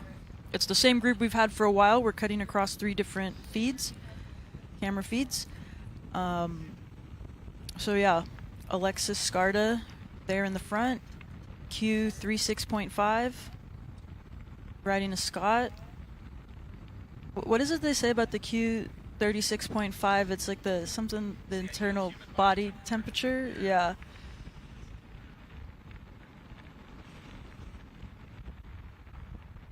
I think it's supposed to be the ideal human body temperature. I mean, that's their goal, to create products that help you maintain an ideal core body temperature, even if you're really exerting yourself. Okay, we're about to do gravel live stream ASMR. Thanks to Zach. Just popped by with a couple of sodas. Oh, I was about to LARP that I was drinking Fat Tire right now. Thanks for ruining that. Whatever. I could also pretend, but everyone would know I was lying. Ooh, look at that.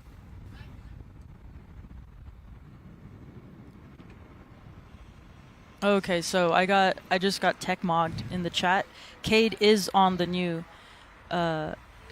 Crux 5. Okay.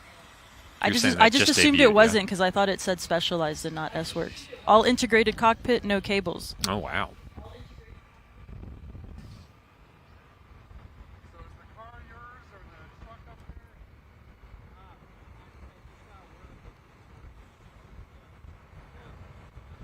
I'm looking forward to the all integrated cables, no cockpit. You just plug in. It's like an avatar bike. Maybe if I got to ride in S-Works.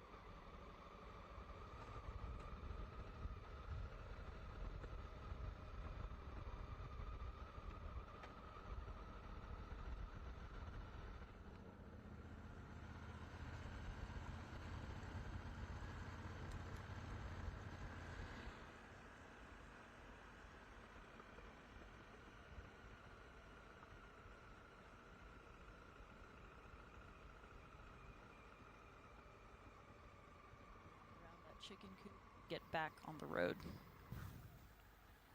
Chicken coop got to be an aid station next year.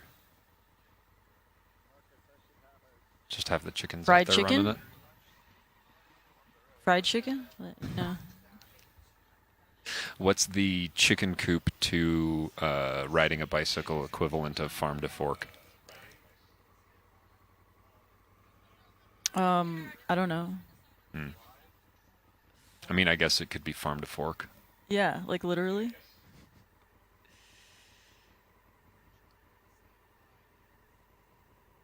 Got the art shots coming in now. Yep. Love this. I do like when coverage, it's cool to always be moving Yep. with groups, but you do get, it's a different sense and a different perspective when the camera is still Yep. and a group moves past, which is something I've done before, like doing Instagram type coverage. Yeah, I can be beside you with my phone Yep. in a side by side and filming, and that's cool, but being still as it passes is a different kind of sensation. So there's Cecile Lejeune, Lauren Stevens, Hannah Shell. Having traversed And then- the little off-road section, or the off-road section as a group of 7 staying together. Yep. And then Chloe Spritz, and that was Alexis Scarda, Courtney Sherwell. And we're back on the women's chase. So maybe we'll get to see them go through the ranch. Yep. Yeah, they're just crowning the hill up on 80 there. Going to start dropping down towards the highway here real fast. Yeah, it's interesting what you're saying about like the still video shots. I feel like, what is it, the Grubers? I think Ashley Gruber and her husband, whose name I'm forgetting, who shoot a lot of the World Tour races, have really like, you know, there's been such a lineage of like, you know, really high level photography of bicycling. It's such a photography friendly sport. But I feel like in the last decade, you've really seen the two of them really push things as far as like what you can capture with a still camera in a bike race, and I feel like you see it bleeding into the video coverage pretty often. I think you see shots that like are composed like that and are super vignetted and framed in that, you know, resemble a still photo, or at least the framing of a still photo in the video feeds, and that's real cool. Because we do have the advantage in bicycle racing of having these super long, you know, like a 6-7 hour broadcasted race like we're on today is, you know, that's pretty unusual in sports, you know, especially when there's not, you know, built-in ad breaks to the action or anything. It's 6 or 7 hours of racing. And so, you know, to play with the format a little bit, to play with the framing, to play with the, you know, the way in which we deliver cycling to people's eyeballs, especially across the internet, especially with the, you know, proliferation and the ease of things across YouTube and stuff. It's really cool to see things change and to see things get interesting. I feel kind of like the direction of media in general, the stuff that's on YouTube, is going towards like streamers do like IRL 24-hour streams, and you know what I mean, like something that obviously this is being broken up by commercial breaks because of course this is free to watch, so we thank all the sponsors that allow this to happen. Gracias a la But Rio Grande. this isn't being broadcast as you know, after the fact, as like a highlights reel. Right, Like you're right. seeing this as it's happening. It's not and a package, It it's doesn't live, matter yeah. that it's going to take 6 hours. Right. That's cool. Yes. You know, like the Unbound streams being 8, 9 out, 10 hours, however long those are, whatever. But yeah, there's something about the, you know, the ease in which you can put video on the internet across platforms like YouTube. You know, there's a sort of like Darwinian, you know, end of it that comes in where, you know, there's a lot of slop, but you also get a lot of innovation. It's very cool to see. Our non-binary So leader, we're back Robin, with out Robin here, Cummings still in that incredibly uncomfortable position with a banged up elbow. with a banged up elbow. Looks like both banged up elbows, and I think the other knee too. Oh, that is an S-Works. I think I might have said that wasn't one, but it is one. I know, the Specialized, they're gonna get on my case. You're never gonna get that Crux 5 now. We're gonna have to work real hard over the rest of the day to get you that Crux 5. I don't want it. I just want to ride it. I don't know if it'd be the best for my personal brand. I think that's good. That's good. Play it coy. Make them seem like they need you. That's good. This is what I learned from all the, being around privateers and gravel pros. You gotta play the brand game a bit. That's a component to this sport too. You find your own sponsors. Instagram and image is a big part of it. Not the only part of it. It shouldn't be, but it is a component that it wouldn't be in, professional road racing, for example. Right, when right. you're on a team and all that's taken care of for you. Yeah.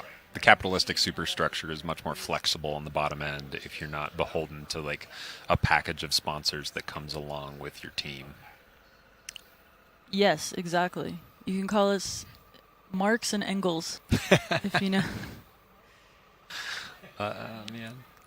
I want to be Trotsky just because I like ice climbing. I've been to Trotsky's old house in Mexico City cool. where Hell he yeah. got ice picked. Yep. Yeah, I have a picture right there in the spot where Nice. they said it happened. Very jealous. Yeah.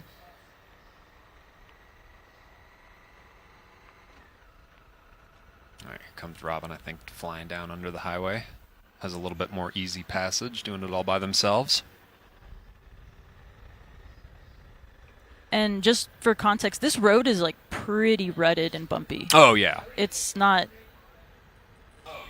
You got to watch what you're doing, for sure, and like see your line ahead into where you're going. And I saw Zach say that he pushed out of the way the big pinch flat rock, but that doesn't mean there aren't 1,000 younger brother pinch flat rocks that are coming for you here. Yeah, he pushed out a rock, and then we had to put dirt in it because it In was the like hole? a big hole. Yeah. Yeah, that was. You evacuated the rock coffin and then had to refill it. Yeah, that was huh? literally 12 hours ago. That was a rock's house 12 hours ago. This is some sort of horrible bicycle gentrification, just coming into neighborhoods, kicking out the rocks that have lived there for generations, filling their holes with dirt. Shameful. Okay, so now tell us where Cade is right now. He's starting out of the ranch. He's going up. Yep, this is into the big climb. Yeah, the big climb. Yep. And this is going to become a lollipop top of the route, and they're going to come back Yep. down. Yep. And this is about, I think, the nicest road he's going to be on for a while. Especially on the descent section of this. The descent section off the backside of the climb is pretty scary and real fast. I've heard that. I've heard it's kind of scary. Yep. If he's got his skills with him today, which we imagine he probably does, he might be just absolutely making time on the downhill here.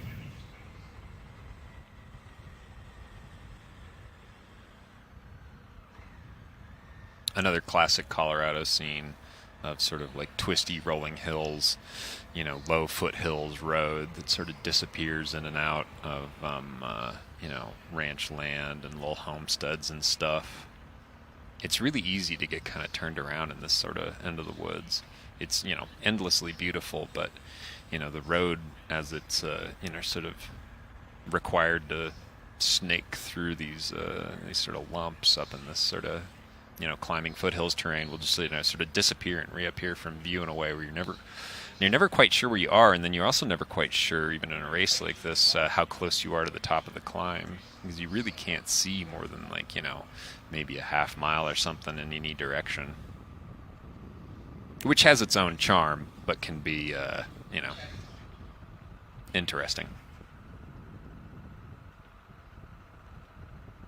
Yeah, so there's no aid stations out here. The next one, there was that bonfire aid station, and they're going to hit that one again. They do the whole alley pop with out. no aid station.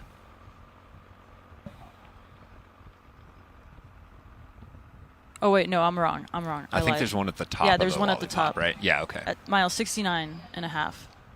Sponsored by Joyride. Nice.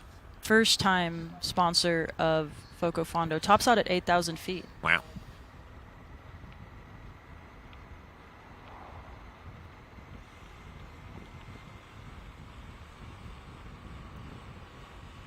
So we'll be seeing that.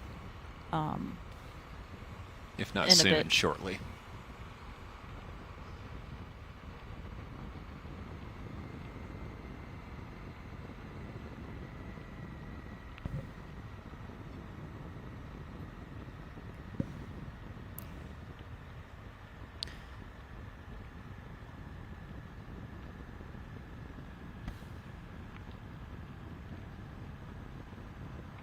So yeah, you can't see anyone. Within minutes here. yeah. Yeah. Last time we checked in, he was, what, 3 minutes ahead? Yeah, that was at the ranch. He was 3 minutes ahead at the ranch.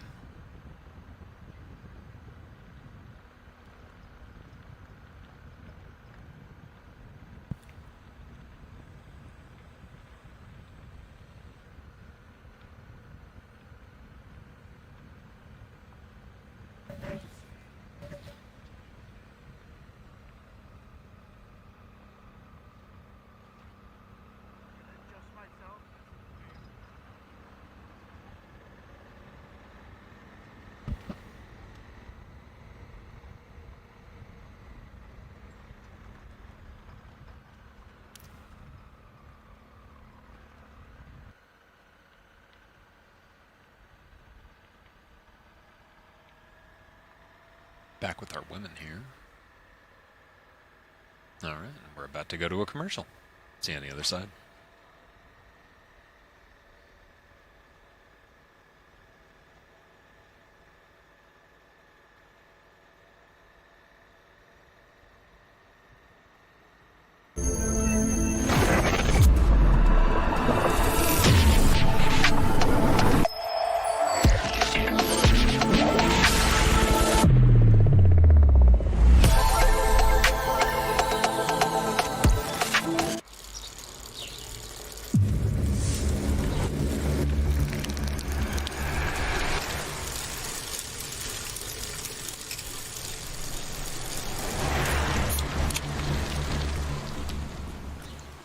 Hey, man, the beer is the destination.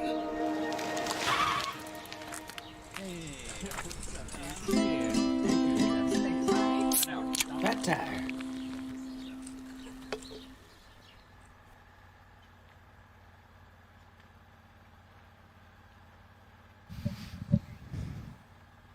Oh, hi. Welcome back to the 11th annual 2026 FoCo Fondo. Turn it up to 11. All the way up to 11. Spinal Tap themed.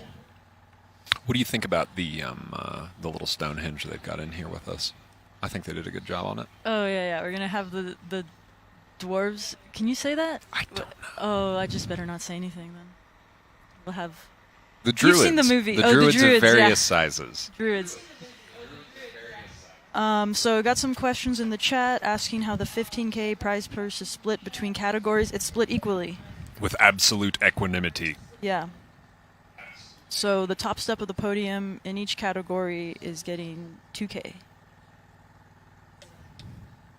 And then we It was got a pretty word. good day out. We got word that Jonas just had a bad spill Oh, that's a bummer. in the Tour de France, the other big race going on right now. Ah, jeez. Hate to hear that.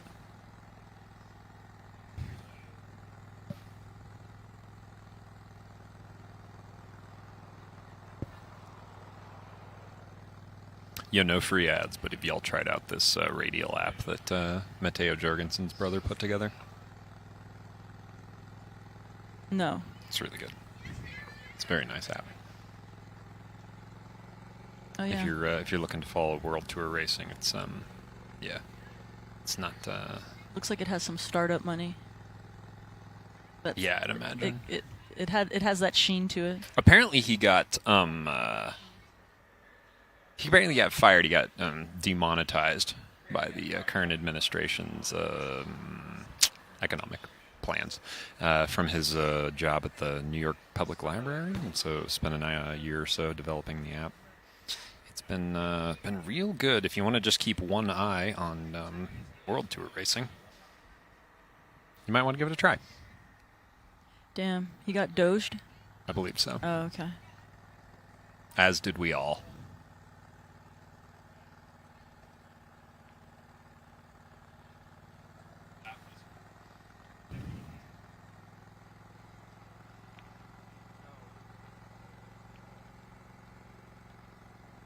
All right, so yeah, Robin was just mogging solo for a minute now.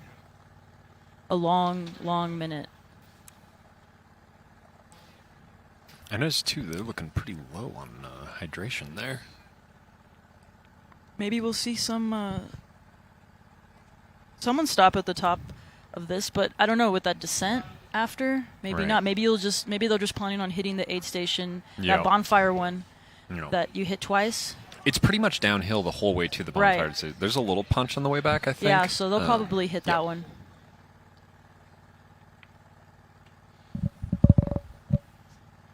That might be the plan then, to just tough it out, make it all the way downhill, buy yourself a minute at the top of the lollipop here.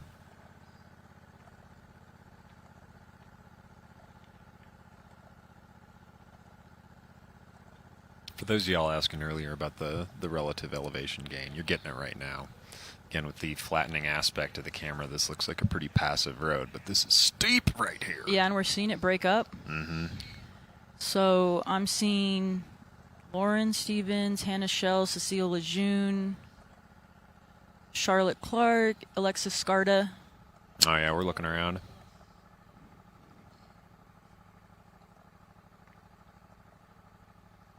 And here's where all that patience earlier pays off. Those of y'all that maybe did a little less work getting here, got a little bit more in the legs, and can really make a hole in everybody else on this climb. Because if you're feeling bad at this point, you're going to feel terrible by the time we get to the top.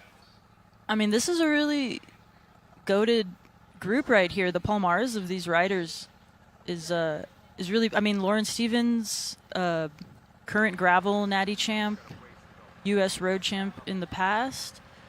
Cecile Lejeune, if you're into gravel, you should know who she is. If not, follow her. She makes pretty good TikTok style Instagram reel content. Like, I don't know how to do any of that stuff.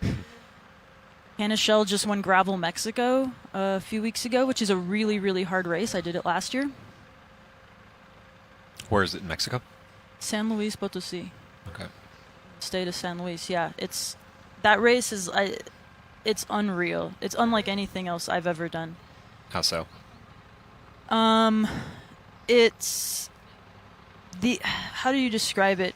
It's very culturally influenced. So you feel much like this race. You feel like you're in a real place. Mm-hmm. The views are really great. It's very rough. It's very hard. Okay. There's nothing like what you're seeing here out there at Okay. all. You do feel like You're on a tracks. different person after you finish it. Cool. I recommend that to everyone. And they have a good social media presence, so go follow them.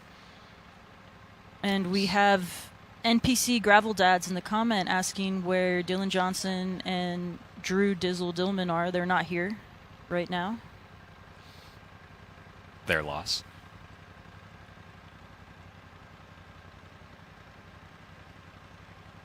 I think Cage should be getting pretty close to the top here. All right, so shout out. There's no one from. Actually, I got a question about the She Sends racing group. That's Kate Courtney's nonprofit team. Kate Courtney, of course, now she's not at this race. She's on a world tour team, U.S. road champ. But I think we're all a part of Team She Sends, right? Not naturally. I think I am. Genetically, If she'll have me. if not spiritually.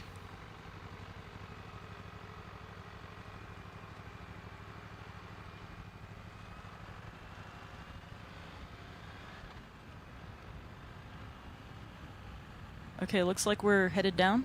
I think there might be one little more kick up before like the real down starts, but that also might be it.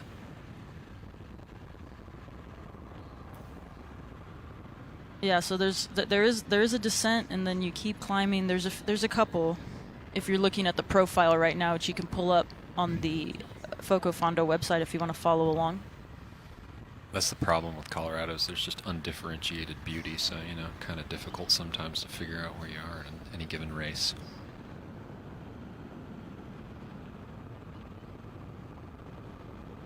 Man, these reds are in great shape, too.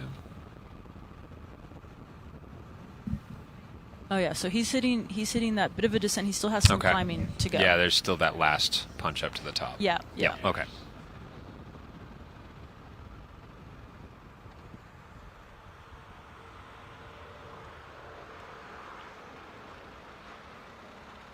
Okay, yep. Yeah, now things get a little bit looser. a little bit more scrabbly.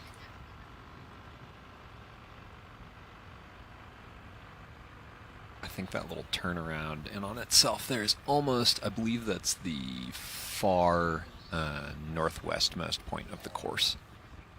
So he's still got some climbing to do. He's going to get a little bit farther west-west, but I think that's as far as northwest. Yeah, right there. Yeah, this He's little gonna hairpin get. right Yep. here. Yep, Where you I have change roads there. Yep, I have the course on my electronic device. Yeah, so he's got a little weeble wobble up there to the west, but then yeah, pretty soon here it's going to be downhill.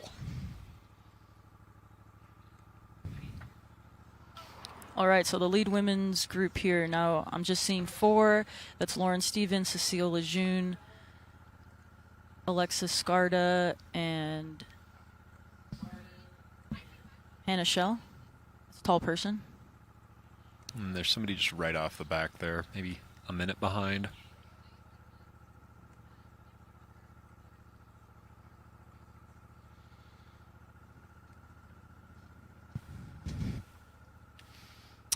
We've even got one just having a little bit trouble hanging on there. That's going to be Hannah Shell.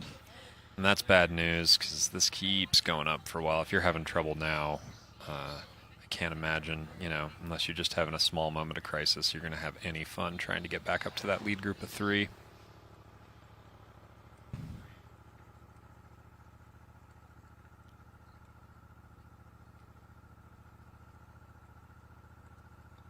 The heat, too, is really going to start kicking in. I think we saw some flapping jerseys 10, 12 minutes ago when we had checked back in with the ladies, and that is absolutely how I'm starting to feel. So I can only imagine up there where these people are actually, working, that they're not starting to really feel it on themselves. I mean, surely they've done a bunch of sauna time. They've been riding out in painter suits, in full-on puffer jackets. That's it, right? Like, for especially those that don't got time to or money to spend at like traditional altitude camps, we're finding that heat adaptation can emulate the sort of like hematocritical advantageous effects of altitude. Yeah, that like very structured, very how do you say, careful heat training can have the same sort of benefits you see with extended periods in altitude. With the added benefit that then when you absolutely bake in a race like this, it maybe doesn't bother you too bad. Yeah, that's the science version of it. Me, I just like making memes about people in painter suits. Yep. On Naturally. bikes. Yep. In the heat. Yep. Dan Bingham out on the porch. That's just my cope as someone that lives at sea level in a really, really hot place. It's like, oh yeah, I can just ride out at 5 p.m. and I'm suddenly going to become stronger. My blood cells are going to become, I don't know, extra powerful than a mog, maybe. I think that's reasonable. Yeah, Yeah, I think okay. these are, there's nothing any less scientific about that. See, I just put myself into hospital racing around in the heat once. And so now I get to spend the rest of my life worrying whether or not I'm too hot.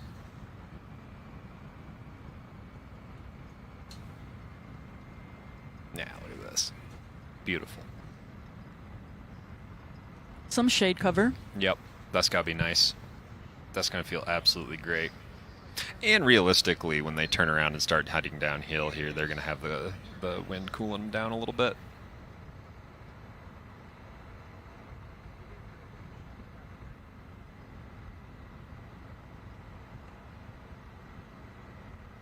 Lovely too how the course tightens up as it climbs too. So really the highest point is going to feel like the tightest point. I think that feels appropriate. I think that's got a certain aesthetic jazz to it that works pretty well.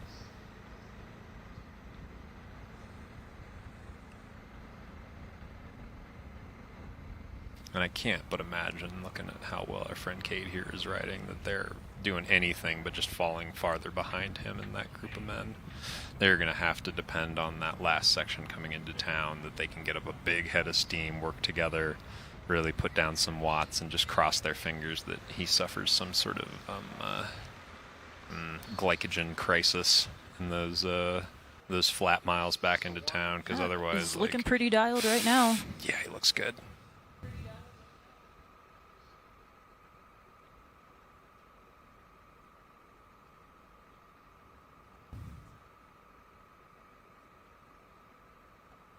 All right, so I'm getting word that there is a 5-minute gap from Cade to second place, and that's John Keller from Boulder. And is he still part of that group, or is he on his own as well? He's on his own. Okay. And then there's a group of 6 that's 30 seconds behind. Mm-hmm. And Ben Perry, Gavin Mannon, Alex Marr, and Cade, the teammate of Cade's. And Michael Garrison was dropped, so his early efforts of animating the race Caught up to him. Yeah, but I'm sure he had some really good footage. You'll see it on Instagram later, like chest cam footage. He's cool about that. He's a really good Instagram follow. So you need a sense. Did a magnificent job of a slow lead out of our boy Cade here. Just launched him up the road, gave him a platform to jump off of.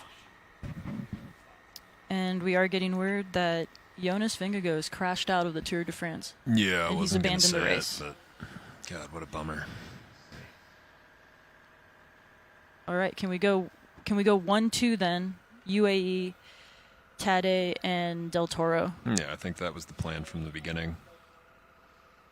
It's really nice to see a sport that's suffering its like most uncompetitive streak in like a couple of generations just really dip into like truly like ontologically uncompetitive territory. It's just Calvin Ball at this point, right?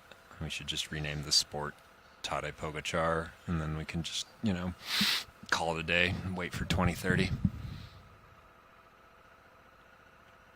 All right, Hannah Shell, not that far back. You just got to go in your own pace. Yep. Don't blow up. Everybody here is just fully on their limit. You just never doing know what they what can do. happen. Yeah. She's just, she knows her power.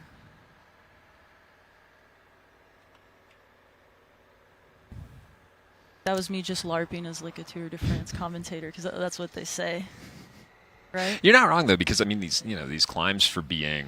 Oh, do we got somebody coming in the other direction here? Is this? I don't think that's a dropout. I think that was maybe just somebody out riding. Maybe. Anyway, but yeah, as far as these are pretty bumpy roads, but they're also pretty darn consistent. There is a reason that the roads in this end of the world kind of like snake right and left all the time, and that's so that they maintain a pretty specific gradient. As you were saying earlier, these are working roads. People use these roads and they drive big trucks up and down these roads. Not just like, personal big trucks, but, like multiple axle, like water trucks, all types of stuff, farm equipment up and down these roads. So having a road that is at a consistent gradient is a real benefit for, everybody. So, as an a side effect, I guess, if you're doing this sort of climbing, you really can sit on, one specific wattage as a cyclist, and know that, that's what you can hold and that's what you're going to do. And there she is. She's back on. Well done.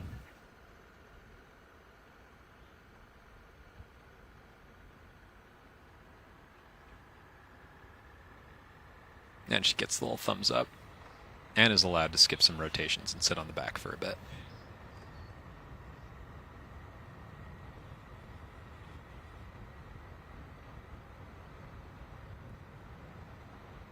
All these women all know each other pretty well, have raced with each other a bunch over the last few years in particular in gravel.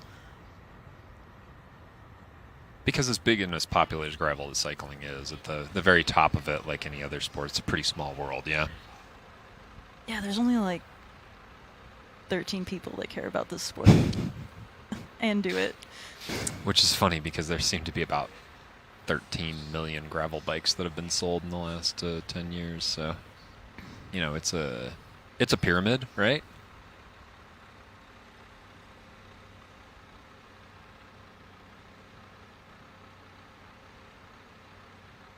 Did you know that Cleopatra lived closer to the release of the specialized Crux 5 than she did to the building of the pyramids of Giza.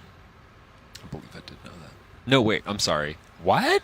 Yeah, Really? I know. Shocking fact.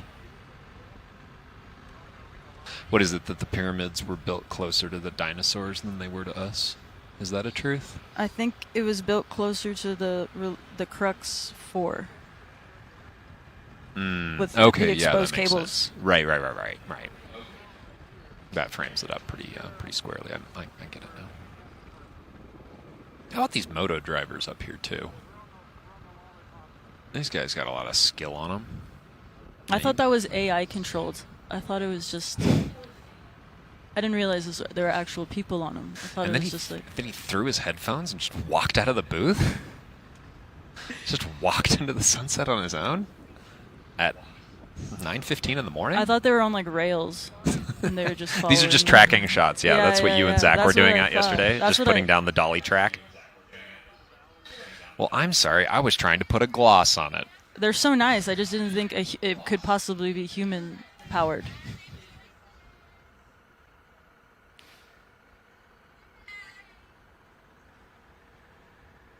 This has to be a very fun day on a moto too.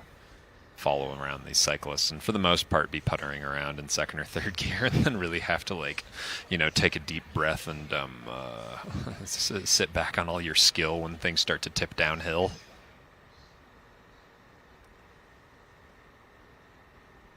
A little fire station there. Convenient reminder that this end of the world does burn down frequently and horribly.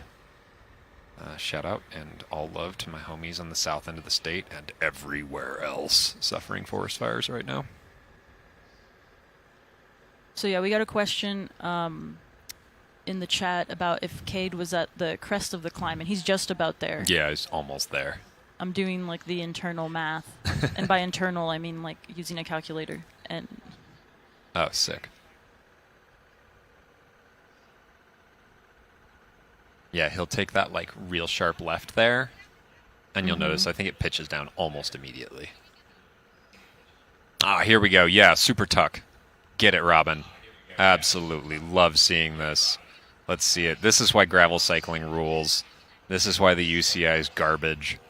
This is real cycling. This is real cyclismo right here. We're sitting on the top tube. We're puppy pawing. You can just do what you want. You can have a camelback on.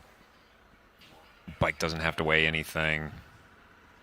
Absolutely beautiful. Look at that. This is what we're missing. See, when you're watching the Tour de France, when you're enjoying greatness or whatever the hell they're calling it right now, this is what you're missing. This is what we had, and this is what we gave up on. Yeah, that's what's up. Fallen world.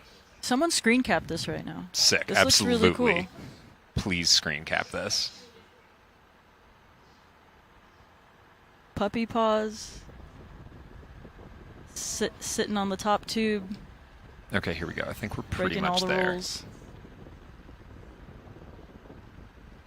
The cool thing, what I love about gravel too, is like, yeah, you do get this lawlessness. You get this thing, where like, yeah, there aren't rules, and you can ride your bike any way you want, and you can like, your bike can weigh a lot, your bike can weigh a little. You can bring whatever you want. You can, you can take care of yourself. You can make decisions on your own. But at the same time, like, it seems like a really cool intersection of the technology that comes down from the World Tour and that also comes down from triathlon. Honestly, like, I think a lot of the hydration systems and stuff, like, you see people doing videos on like their like Unbound bikes or their Traka bikes and stuff, and you see like weird little bits of kit, little like fairing looking hydration system bladders and stuff that like are really reminiscent of triathlon bikes and stuff, but just being like kit bash DIY'd onto gravel bikes.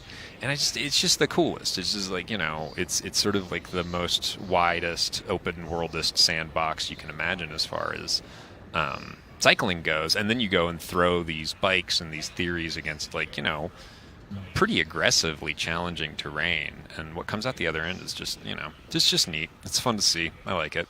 We said we weren't going to mention triathlons. Sorry. You can't. I give you 3 more hours and you can bring it up again. I can just pee while I'm working anymore. It's great. Triathlon is just absolutely trained me. I just don't even stop. Anyway, No, I agree. The to be a fan of gravel is not just to know who athletes are, Right. and to know where the direction of the sport is on a professional level. Like, I have a bunch of memes and posts about, you know, making fun of people that have a bunch of that can't decide on tires and that change tires. So, yeah. No, it's fun. It- It's like, we were saying, just not to compare everything to Tour de France, but, it's like, I don't know, that's the largest annual sporting event in the world, and it also happens to have bicycles, so it's a pretty apt comparison. But, like, you spend enough time around gravel cycling and around, and whatever. Ooh, deer. Hi. Good morning. Fun. Participant.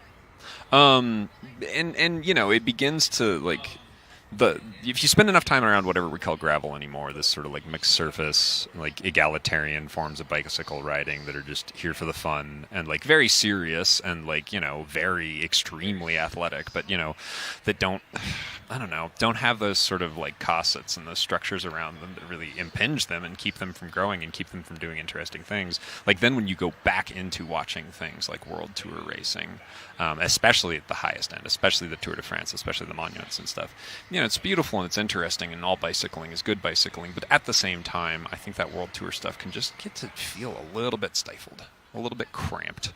Whereas, look, we got, 4 of the, greatest female cyclists riding gravel right now, through pretty stunning scenery in the middle of nowhere, chopping off, trading turns, and riding all kinds of different stuff, having all kinds of different techniques, and it's special.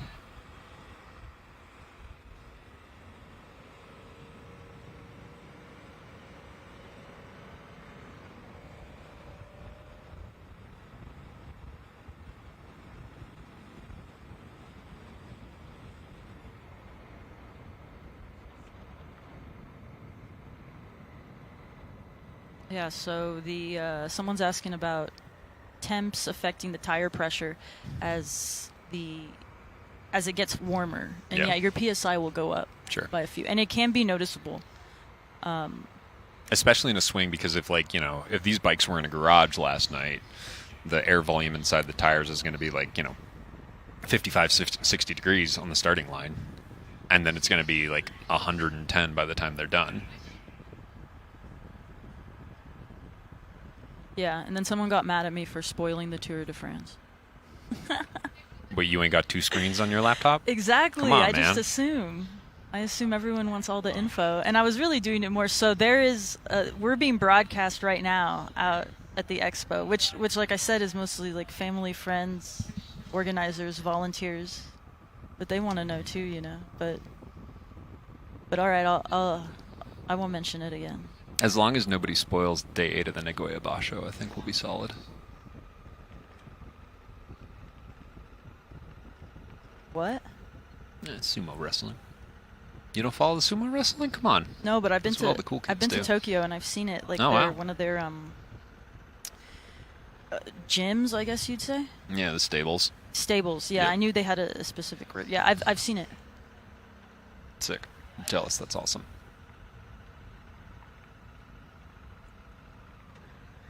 All right, so we just had a profile on the screen, so you can see Cade's descending now.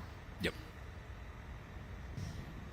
And these roads on the way back down are way less nice than the ones on the way up.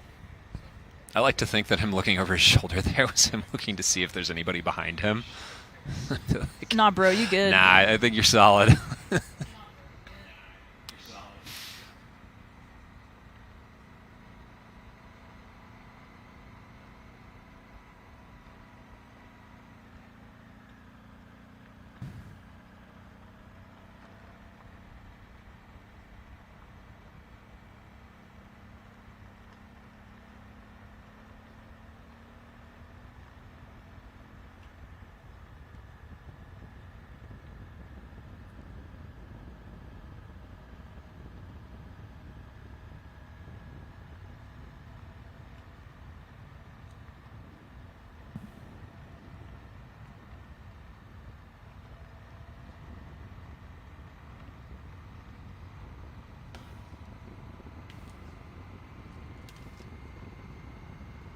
Yeah, you can see that he's having to put in work to ride and maintain his line. Yep. It might look not super. I mean, it's looking chunky out there, but he's picking his lines with intention. And anything that's not a rock is loose, like pretty much guaranteed. Okay, so it looks like he just hit a timing. Okay, okay, so the aid here's station. Yep. here's the top. So this is the crest. Here we go. All right. What are we going to take? 2 bottles? All right. 2 brand new bottles. What else do we need? Nothing? McNothins? Damn. My boy Streamline today. He's going to hit that decent with 2 bottles and some Egg McNothins, and I guess that's all he needs. Yeah, chunkily through here, too. Look at that. He's just going to get rattled all the way back down to that the highway crossing.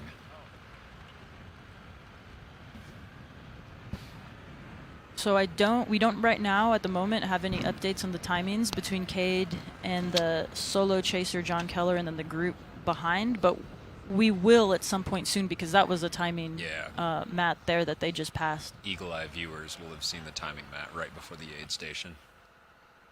Yeah, look at this. And this looks really rough. This is like the back way to your grandpa's cabin. This is no joke back here. And as an exercise in contrast, we're getting back to some of the more beautiful roads that northern Colorado has. I hate to be the continually gawking spectator, but man, look at that. That's nice. Cool, too, tactically to see that, these ladies are hanging together and that the roads are of such a quality that they can still, chop off and take turns on the front, that they're still, the roads are smooth enough and fast enough that we can draft, we can take care of each other. Uh-oh, what do we got going on here? Oh, boy. We lose a bottle? Oh, no. Take a wrong turn? Oh, I wonder if he came off and the moto came past him.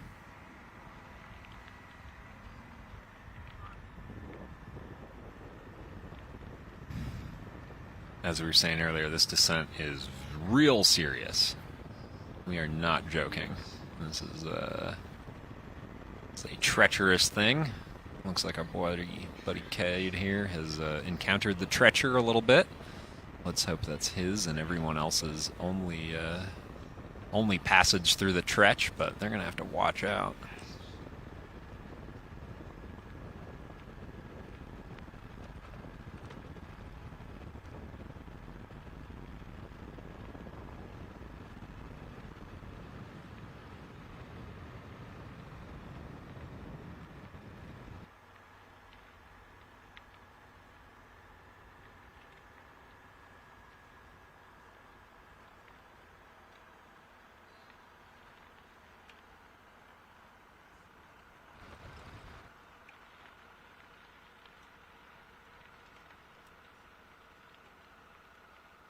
Got one little shot of Cade there.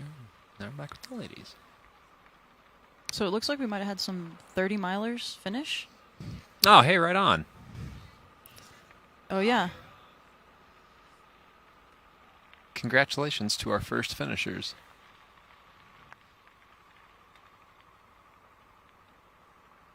And we have a team of volunteers down here that are giving them anything they need. Most importantly, beer. Icy towels, beer, whatever hydration. Shout out all the volunteers. Shout out all the volunteers, yeah.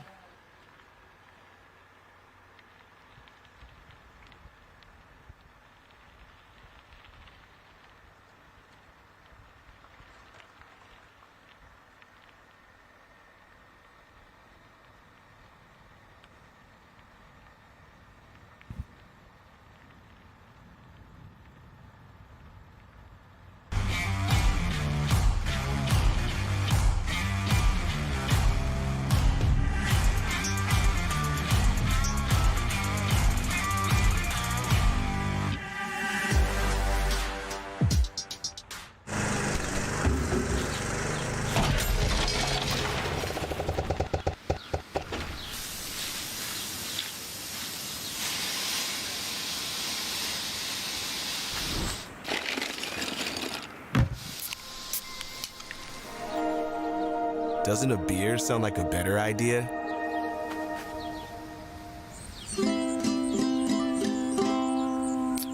Fat tire.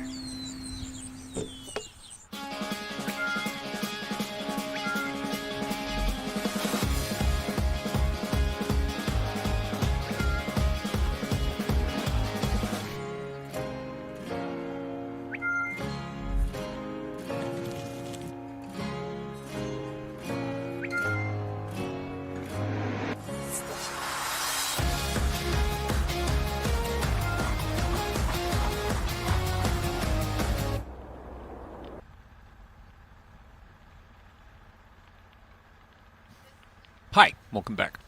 You're on live with the 11th annual 2026 FoCo Fondo. This race is split up all over northern Colorado at the moment. Right now you're seeing our elite women's lead group. We're whittled down to 4 here, and they're working pretty good together. They came apart on the first climb right before they had crossed the highway. Kind of got down to about 6, now we're down to about 4. It seems to be a great amount of collaboration going on here, though. They're getting along. They're being nice to each other.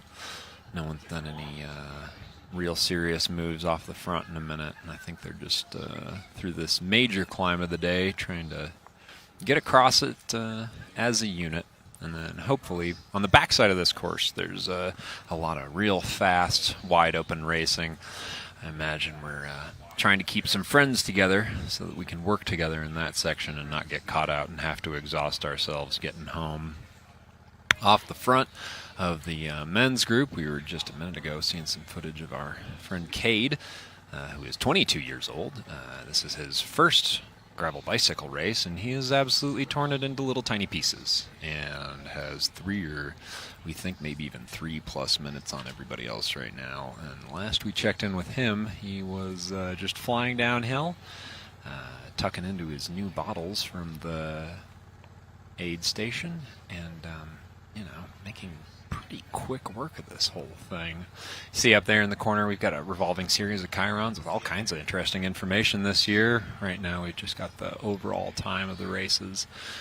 You'll see here too in a bit they'll cut back and forth, and we'll see the mileage remaining, and we've even had some personal chyrons with the riders on them. So what an incredible job done by the BCC crew here today, keeping us all in touch and up to date with exactly what's going on out there.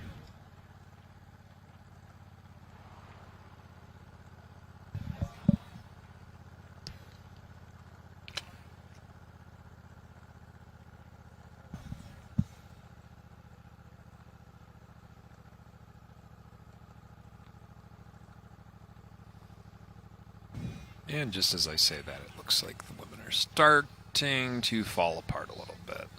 Looks like we might be seeing the real pointy selection of the day made.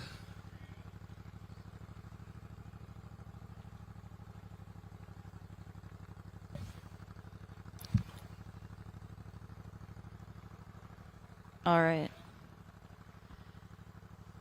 Okay, so we're seeing Lauren Stevens and Alexis Scarta distance Cecile Lejeune and Hannah Shelobit.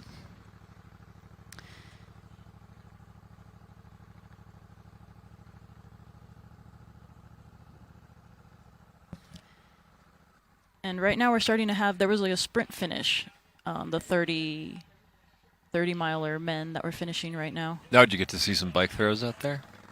Yeah, I don't know what place they were sprinting for, but doesn't matter. They're having a good time. We got some Gravel Dad representation out here. We have someone on a mountain bike. Cool.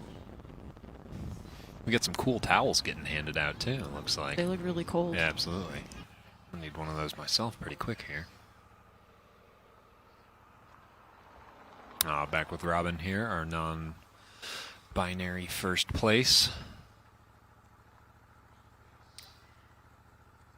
I can't wait to see Robin descend. Yeah.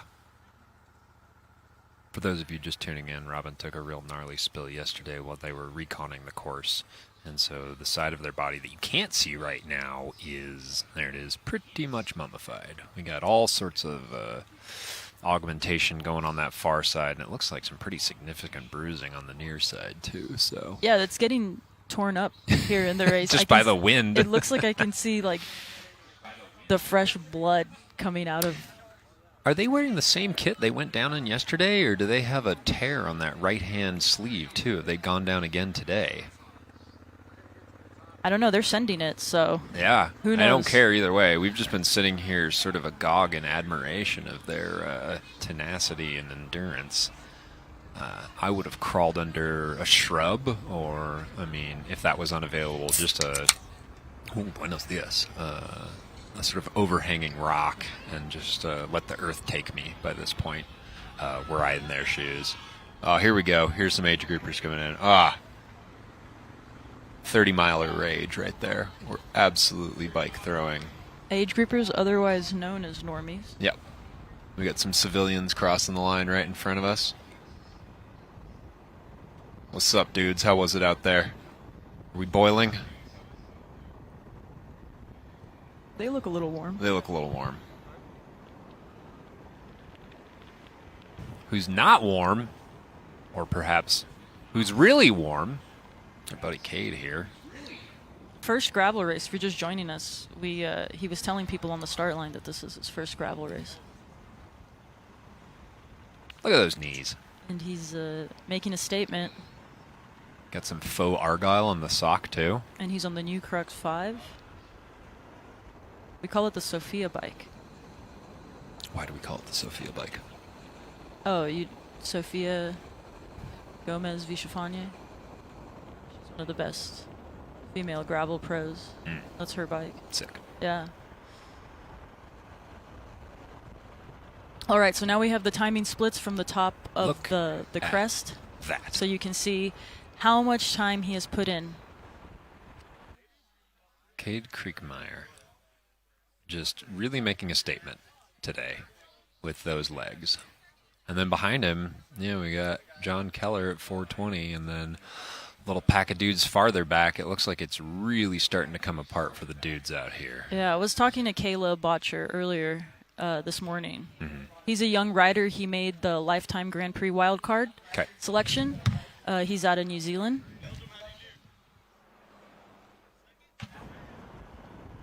Gavin Mannion, local legend.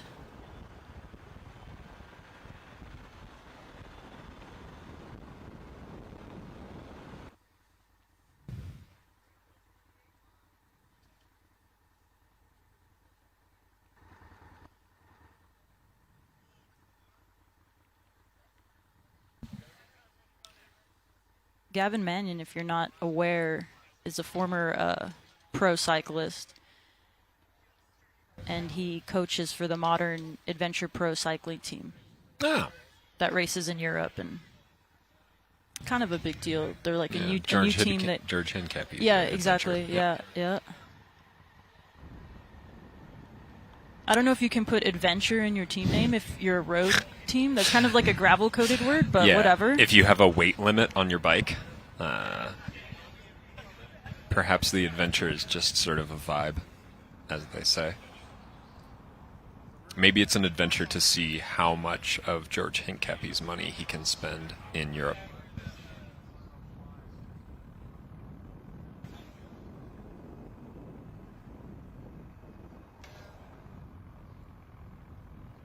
Chat's been pretty dialed. I want to shout out the YouTube chat. They've been great. This is a big part of the sport, I think. My philosophy on YouTube chats is like, it's one of the last places of true community where you can really gather in a digital space. That's kind of where I made my name. If I wasn't here right now sitting in this makeshift van booth with you, Toaster oven. Be in this chat, and I'd be... the vibes would be weirder. Gravel cycling YouTube chat's pretty cool too, because it's pretty cool. I think there's if you hunt around on the internet, you'll find some other cycling streaming services that have some pretty toxic chats. But I feel like the gravel YouTube is always pretty fun. if nothing else, it's just sort of an information tranche. You know, if you ask for something, somebody seem to show up there with it. I literally was in this chat last year, and then when I saw Zach and Whitney at a later race, they were like, "Do you want to do the coverage next year?" So you can go from chat hero to in the booth in this sport. There's a lot of avenues to success in gravel. That's what they mean when they call it a very inclusive sport, you know? So yeah, start making yourself known now because, I'm not getting invited back next year for sure. So there's probably going to be at least one chair over here that's going to be vacant. No, are you kidding me? You used the word like hemoglobin earlier. You're definitely going to be here next year. I just made that up. There's no such thing as hemoglobin. Oh, okay. Yeah, that's a cryptid.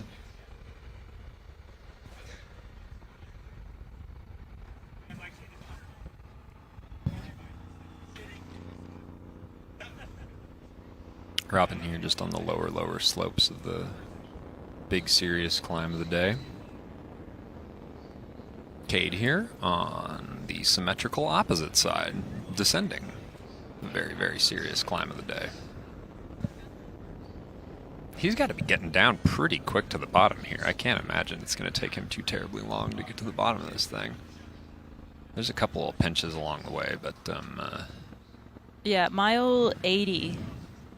Mile 78 to 80, it pitches up quite dramatically, and that's then we go back down again. That's the same one that came over on the way in? Yeah? Okay, yeah. Yeah, okay. On the stem of the lollipop loop. Yep. The thorny stem of the lollipop. Then we'll get to start to see footage of that sweet-ass underpass again from the other direction.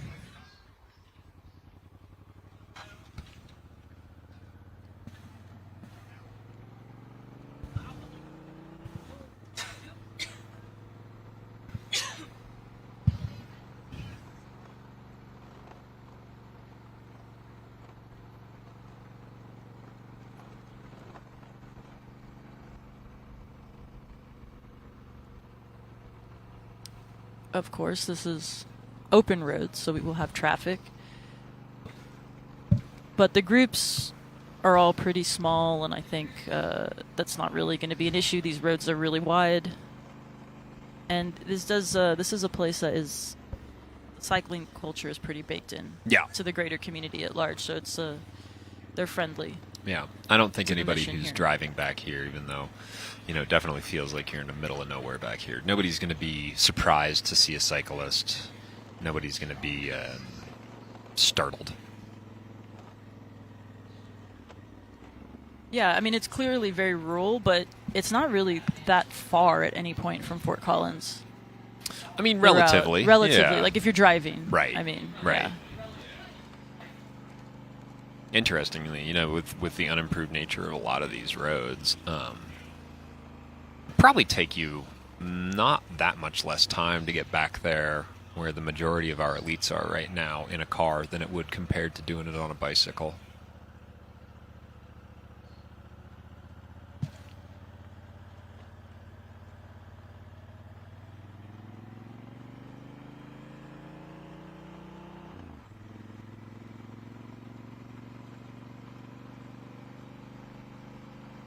Got some more 30-milers coming in. Oh, first?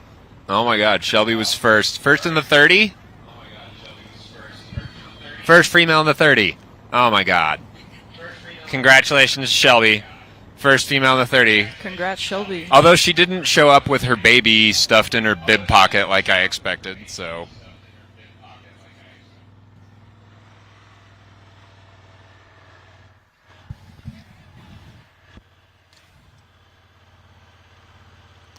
I'm seeing some of the Fort Collins Follies, which I learned is a really cool women's group out here. Yep, super cool. That Whitney Allison started. Yep. In like 2012 or something. Which almost feels like a completely different universe, like timeline. Yeah, absolutely. When did the Hadron Collider get turned on? Because that's when the timelines diverged. Right. And Let's ask her. society as we know it, kind of started maybe going a bit downhill, but I think that's also the society that created gravel cycling. Yeah. So, Yeah, these are known facts. yeah. More Dutch angles on the on Robin's gender. I think it might be the road Dutching the angles up. I think that camera might be locked off on a bubble. I think that road's just steep. Yeah. I don't know. Did you check his Lars von Trier out on the moto today?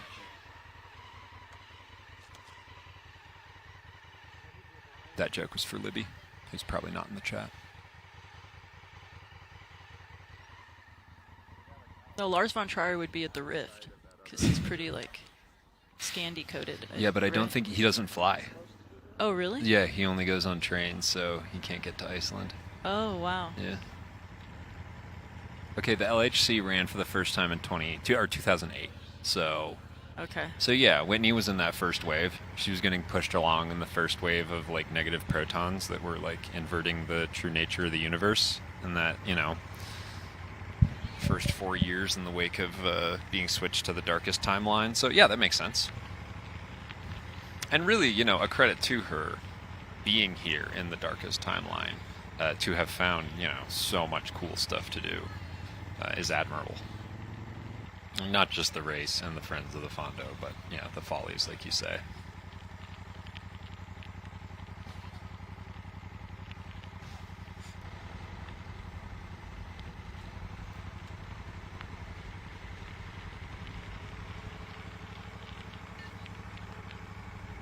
I think out and about in Fort Collins, probably the kit I see most often is the Fort Follies kit. I think you see more people riding around in those than almost anything else. So it's a nice kit. That's cool. It is a nice kit, or a nice series of kits. Just like the Fondo itself, I think they've done a real good job bringing quality to the sartorial end of things. All right. So Kate here's all the way down at the bottom, pretty much, getting on some flatter roads. He's still got that one. Oh yeah, maybe you can see it right there. That one pretty good little punch left in front of him before he starts scooting back to the underpass there.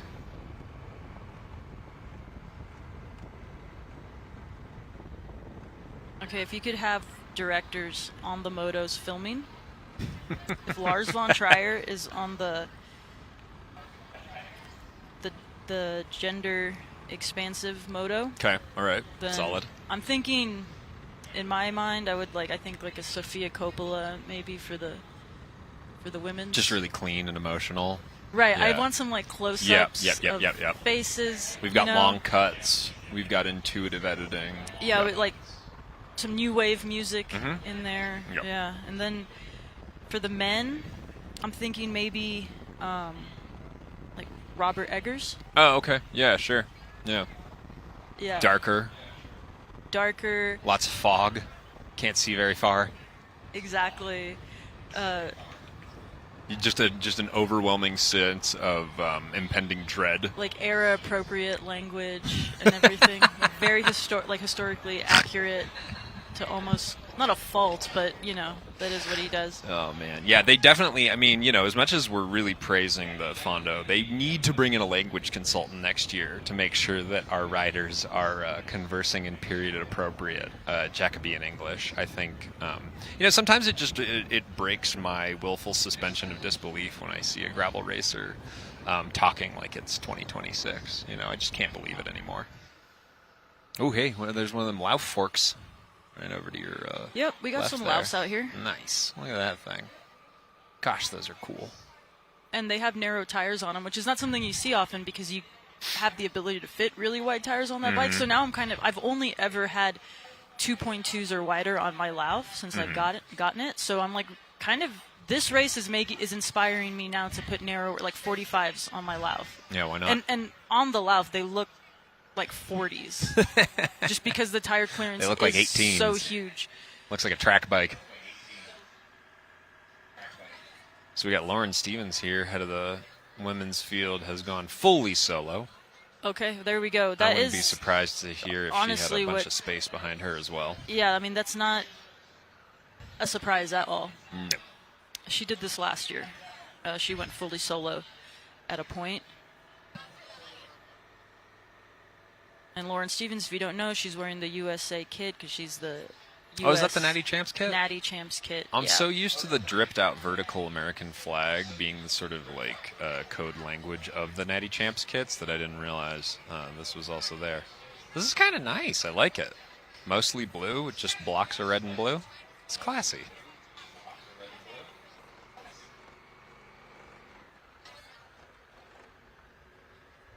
She's got to be getting pretty close to the top here too, huh? So you've ridden up here.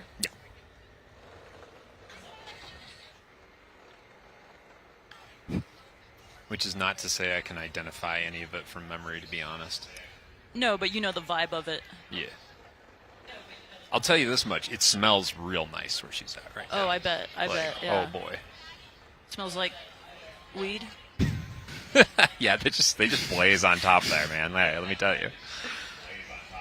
It's just all the bears and stuff. You know bears stay high. Which kind of bear? I think we only have brown bears and black bears here. Oh, that's not what I was asking. Oh. It's a family event. So yeah, she's almost at the top of this climb here. I'm just seeing what I can get away with.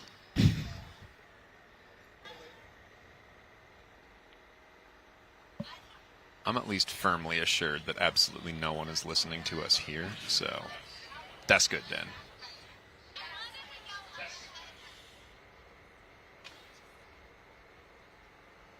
No, everyone's out here by where we are. They're sharing war stories. Mm-hmm. Maybe they still have their shocks on.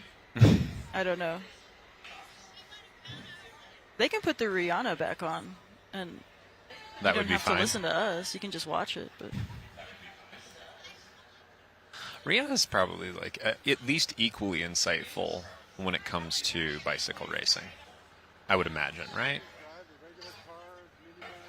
They ride a lot of bikes in, where's she from? Trinidad? Barbados. Barbados. Ride a lot of bikes in Barbados. I mean, they have to. It rhymes, right?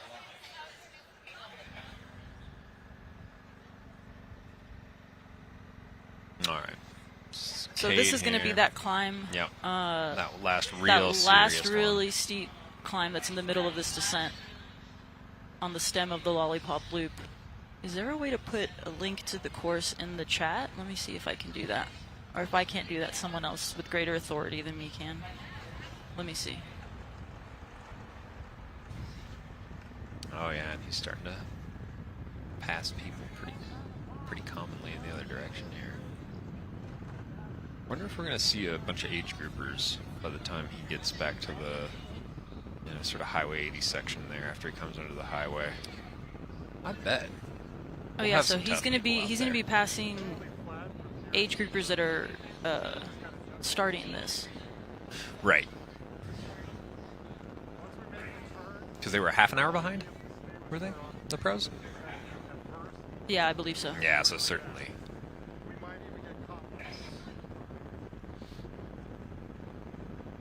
It's always so fantastically demoralizing when you start catching the pros coming the other direction. So the current leader in the women's, Lauren Stevens, at a gravel race in Texas earlier this year, she passed me in a sand pit section. I was doing the shorter distance. So it's not that she passed me on like an out and back or something, and I was doing a shorter distance, and so she fully lapped me. Granted, it was like 3 miles from the end, but. And then later I asked her, like, what was the highlight of her race, and she said when she passed me in the sun. So. Savage. I deserve it.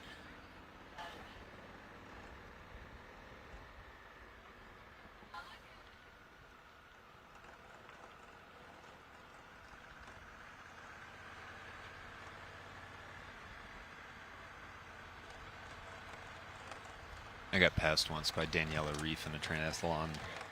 Going here we go again. Double my speed. You know I don't know who that is. No, it's fine.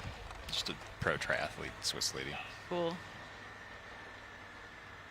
Ironman really like to do, 2-loop runs. So anytime you get passed by people, you're like, oh, they're 13 miles ahead of me, huh? 13 miles. How's that feel? I mean, that's a huge component of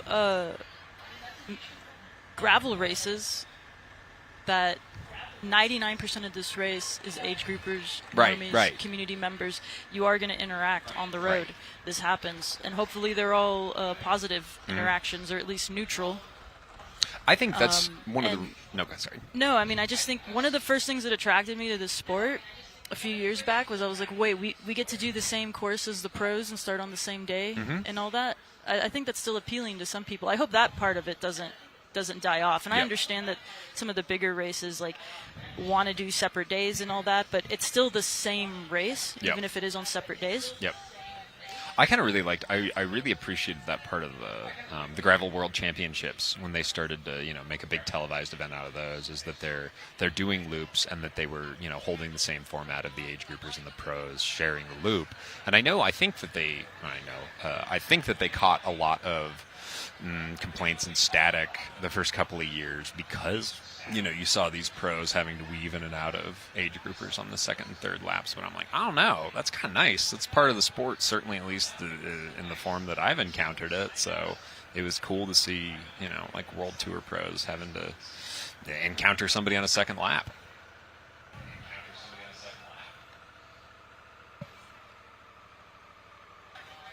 All right, so we're going to head to commercial break right here, and we'll be back in shortly.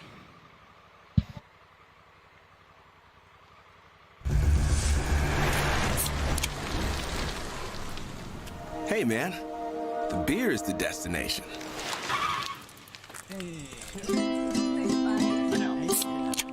Fat tire.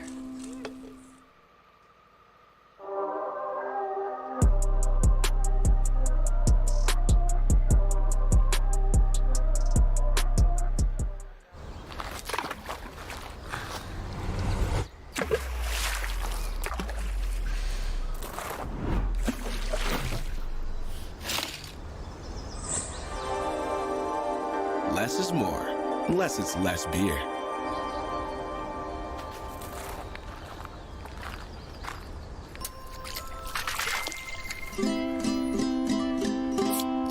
Fat tire.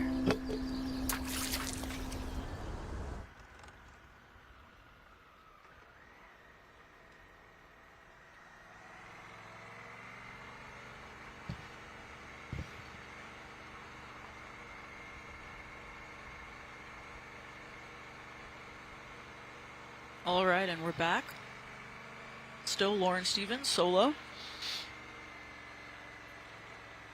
little less than 50 miles to go. She looks great. She did this last year. If you're just joining us, she won last year. This is kind of par for the course for her, U.S. Gravel Natty champ.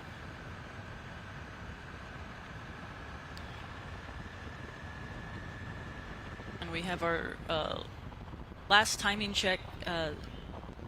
Young man Cade was about 5 minutes, maybe 4.5 minutes ahead of the next group of men.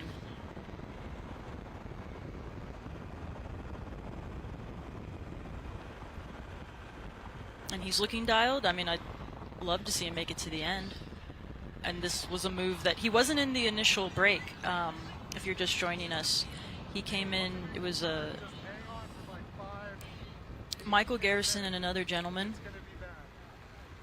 and then he bridged up to them and then dropped them, essentially. That's the TLDR version. And he just appeared on Michael Garrison's wheel at one point. They had kind of a group of two going up there, and then it's sort of, a pink person has appeared. Pretty quickly thereafter, he went solo. Okay, so we're getting some, just to hit up the chat a bit, so we're getting some comments on what we were saying earlier about racing with pros, and someone brings up the Mid-South race, which was a separate day. Pros raced on Friday, age groupers raced on Saturday, and a lot of the pros went out to cheer on the age groupers the next day, which was really cool. Oh, that slaps. That was really cool.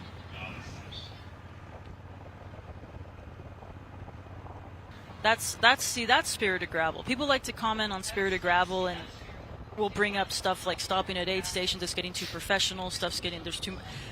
I think all that's fine, as competitive as it can get, but there is still this element of gravel that will separate it from road, even if the surface is different. But it's like pros hanging out at aid stations.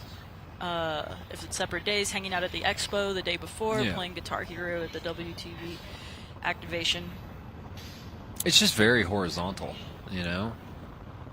I think it kind of has to be just because there's so many fewer eyes on it. And yeah, appreciate all the comments about the live stream. It's a collaboration with FoCo Fondo, BCC, and Ish and myself, Holy Spirit of Gravel Instagram account. Yeah, really happy to be here.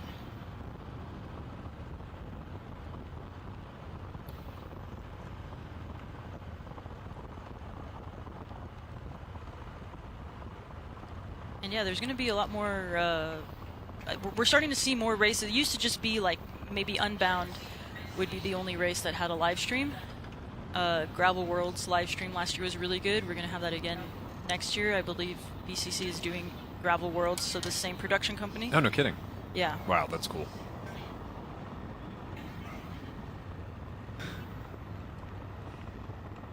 Where's that going to be?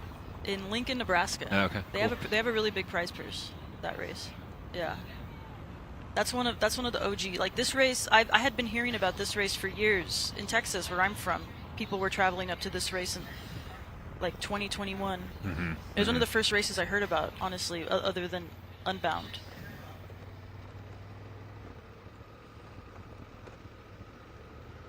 I mean, yeah, this is again credit to Zach and Whitney. This has been a very professional, very legit affair from Jump City. It was odd that they didn't seem to have, like, you know, there wasn't really a teething period on the front end where it was like 6 people in a parking lot. Like, it's always been incredibly serious in its undertaking. Yeah, I believe it was a Walmart parking lot, if I have my backstory straight. Yep. Yeah, certainly. Uh-huh. Friend Robin here, just like really winning the suffering prize today. If they bring this one home, they will have earned it in like 6 or 7 different ways.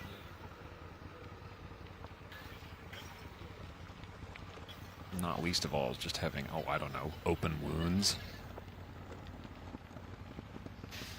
I think what I was mistaking earlier for perhaps abrasions on the kit today, or just little sort of peach spots on their sleeves. I don't think they've gone down again today. I'm also really interested to hear if Cade had gone down when we saw him stopping to pick up his bottles. Yeah, or we if didn't that get was to get to see what happened there, but yeah.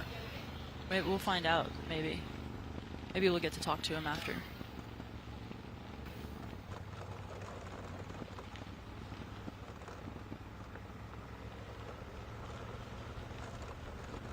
Okay, so we're hearing that both his bottle cages have broken off, perhaps, and so he's fully out of water. Possibly. Possibly. So that's what. Yeah, that's what we're hearing, and that makes so sense. So he's got a bib because full. He stopped, and it looked like he was trying to navigate a situation. Yeah. So that is pretty incredible. So he's going to be having to gracious. stop at all the aid stations. Yeah, yeah. Just about. That's going to I be would a think. thirsty buddy by the time he gets home. And he doesn't have a hydration pack. No, he's one of the few dudes at the front of the field who was rolling with just bottles, which... And now they're gone. As turns out, yeah, that was a choice. Yeah, maybe. Maybe. We're hearing. So if my math is correct, Lauren Stevens will be descending now. Cool.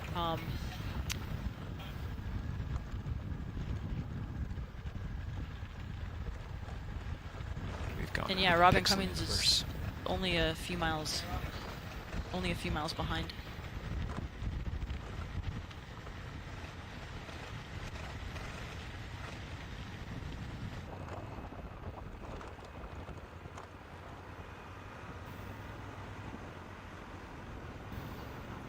Over your shoulder, I'm seeing a question about why the men's field is moving so much faster this year. If it's an environmental thing, it could be just because it is so incredibly dry here this year.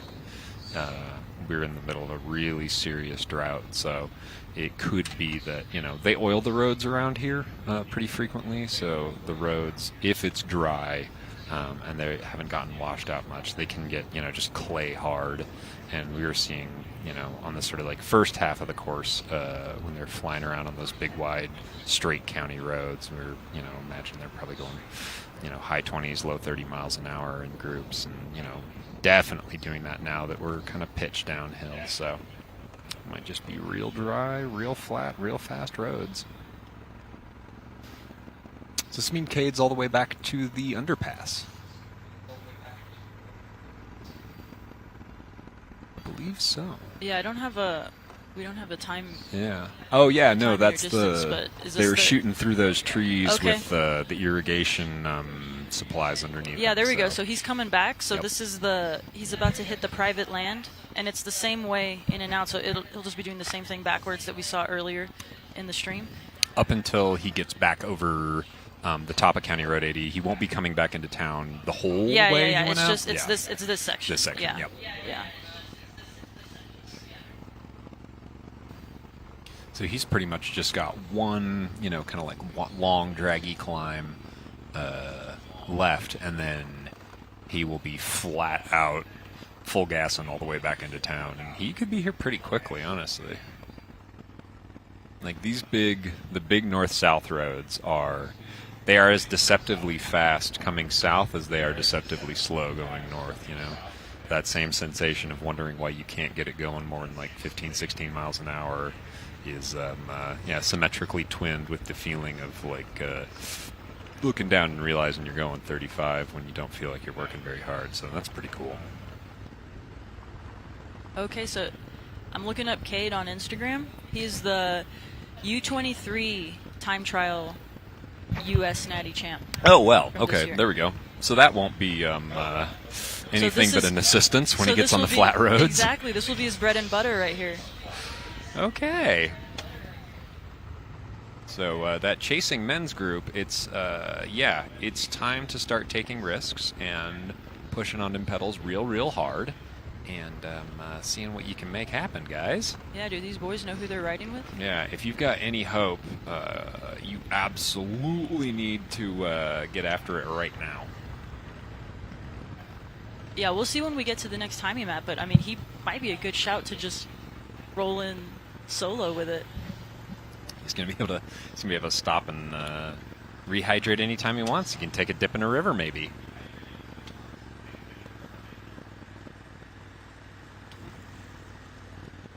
Oh, it looks like a couple of clouds blowing in up there.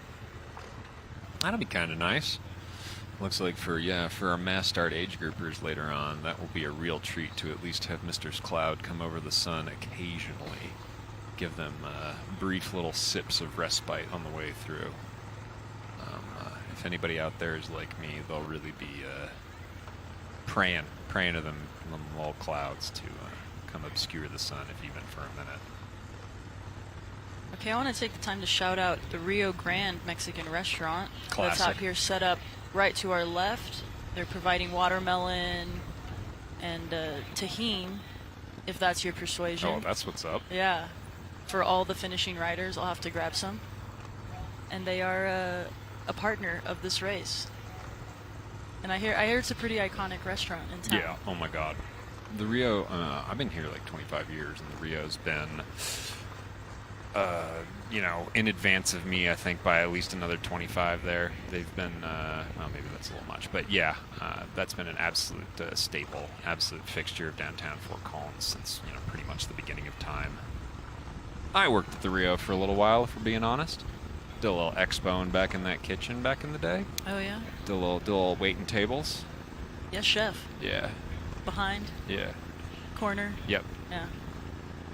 I think at least at one point there was a rule in the employee handbook written after me because I used to play a lot of music and I went out on tour and got all my shifts covered and came back and had been fired. And I said, hey, I got all my shifts covered.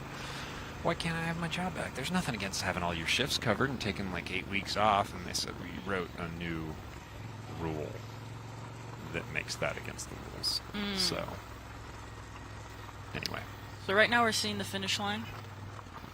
The start-finish line. This is our view if we look to our right. This is right ahead of us. And to the left is all that watermelon and tahine you had mentioned. So you really don't have to go far to get refreshed and rehydrated. Yeah, I mean, if you didn't hit the brakes across the finish line and just sort of closed your eyes and crossed your fingers, you could, high speed encounter some watermelon. You could just put yourself into a watermelon, maybe to a permanent end. Okay, here we go. Cade's got some, we got some rehydration on the fly. We got the classic on the field football Gatorade bottle. We've got, I believe, a Bike Sports teal and yellow bottle. And that might be all he's working with. Let's see where he sticks this, buddy. Does it go in the jersey? Oh, no. Okay, so he maybe has one bottle cage left. So maybe, yeah, he might have lost his bottles. Something happened. Okay, so he might have cages and just no bottles. Oh, it looks like the Gatorade squirt bottle came in from the assist. Okay, so he does have cages. So he must have just lost his bottles and maybe they popped open on the side of the road and he lost his water. That's a testament to how rough. Yeah, that's no joke. How rough it was going. I'm not surprised. I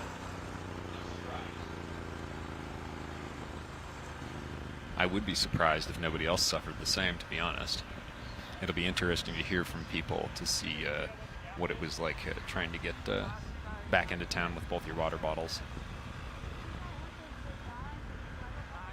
We're having a little conference here.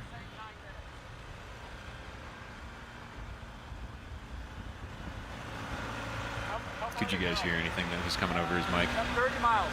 30? 30.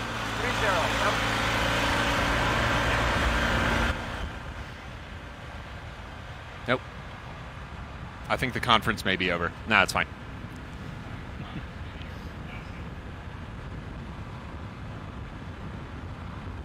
So yeah, Cade here showing absolutely no signs of flagging. Now that we're armed with the fact that this is our under 23 United States individual time trial champion of 2026, I'm not surprised. And I believe we might just get treated to our young friend here putting on a clinic all the way back into town. He's got good suppress, nice cadence. He's sitting pretty upright, but he's climbing, so, that's fine. I imagine he's just going to keep this all the way up into town. It's going to be interesting to see when he gets out on the big flat, false flat downhill roads, what kind of positions we see him adopting, if we see him going full Evenepoel and really trying to get that aero advantage on the way into town. Or maybe, since he's got such a buffer over the rest of the group, we'll just see him chilling out and taking a sandwich. Yeah, nice road name drop in there. No, do it again. Yeah. I mean, he basically is the Remco of U23. The under 23 American scene. Yep.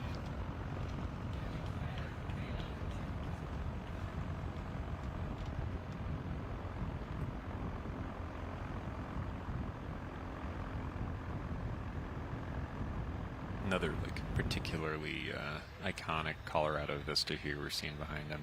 You get away from the foothills a little bit, and it's really cool to be able to see the first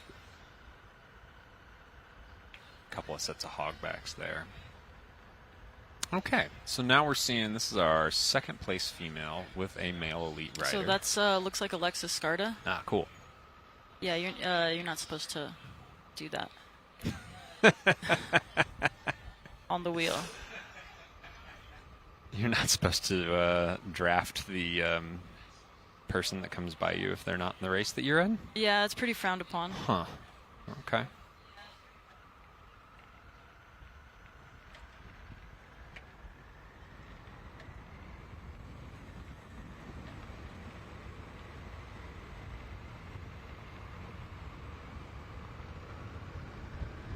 Back to, I believe this is Robin, non-binary first place.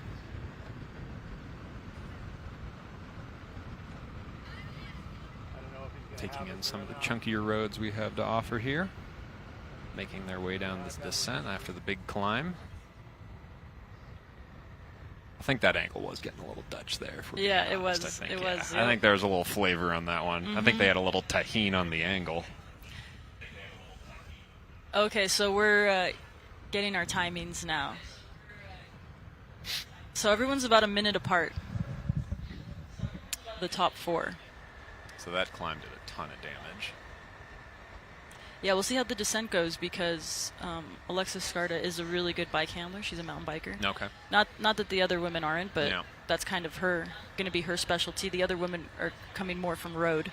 And with mountain biking skills, you can certainly make a lot of time up on these descents, so I wouldn't be surprised to see that close up a little bit at least.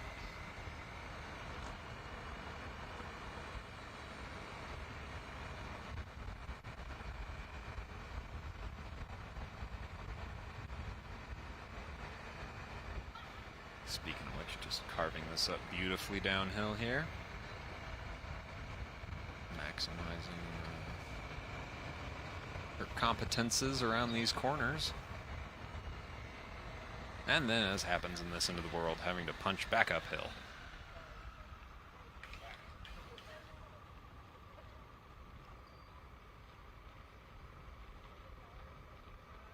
Looks like she and the male competitor are swapping turns.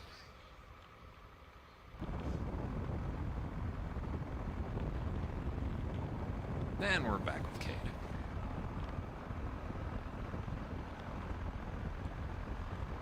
And you can see how much distance he's putting into everybody else just by the proximity of those little fluffy clouds I was praising earlier. Those which were hanging pretty much directly over some of our ladies a minute ago are well in arrears of our friend here. So he is, miles and miles ahead of everybody else.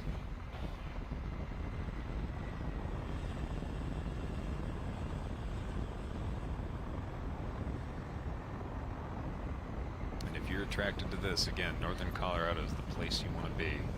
You like endless rolling vistas, hogbacks on hogbacks, foothills on foothills, bluebird days, wide open gravel roads, and sort of like an infinity of choose your own adventure bicycle possibilities. You are in the right end of the world.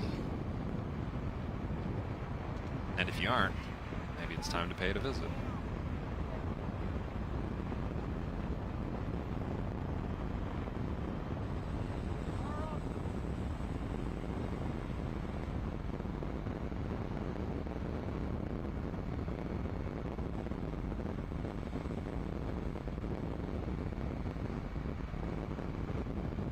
Friend Cade here is going to drop down into at least my personal favorite stretch of road again. I keep praising on this broadcast. It's Highway 80 into this beautiful little like short high valley. There's always cows up here. A little trickly stream. As I said earlier, it's pretty green. You don't want to drink out of it, but it makes nice noises and it's pretty. And then you're treated on the far side of it, as opposed to when he came up this way with a real swift descent. In my head, this descent is always lodged with memory of my friend Jeremy. Shout out to Jeremy in the chat, whose wheel I was trying to hold down this descent one time, and I'm at just my absolute maximum of trying to lose a filling and, really white-knuckling around the corners, and I looked up and he was like in full Christ the Redeemer T-posing in front of me, just standing up, taking the turns with his butt. So I don't know if that says that he's an extraordinarily good descender and mountain biker, which he is, or if I'm just a terrible coward going downhill on a bike. But at that moment, the coincidence of the two really cemented in my mind. In your estimation, do you think Cade is going to be taking KOMs on these segments? Yo, I wouldn't be surprised. Yeah, absolutely. I mean, like they said, this race is moving. I don't have, back of the envelope math available to me at the moment, but like we're certainly moving faster, I believe, than they did last year.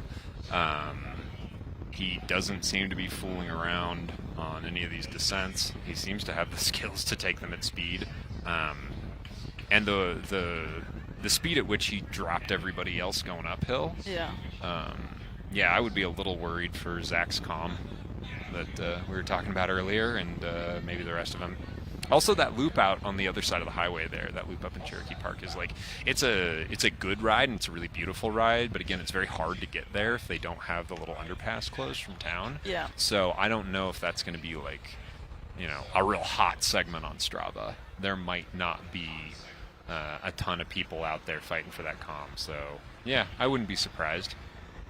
So something else I wanted to shout out was shout out to the FoCo Fondo for doing this.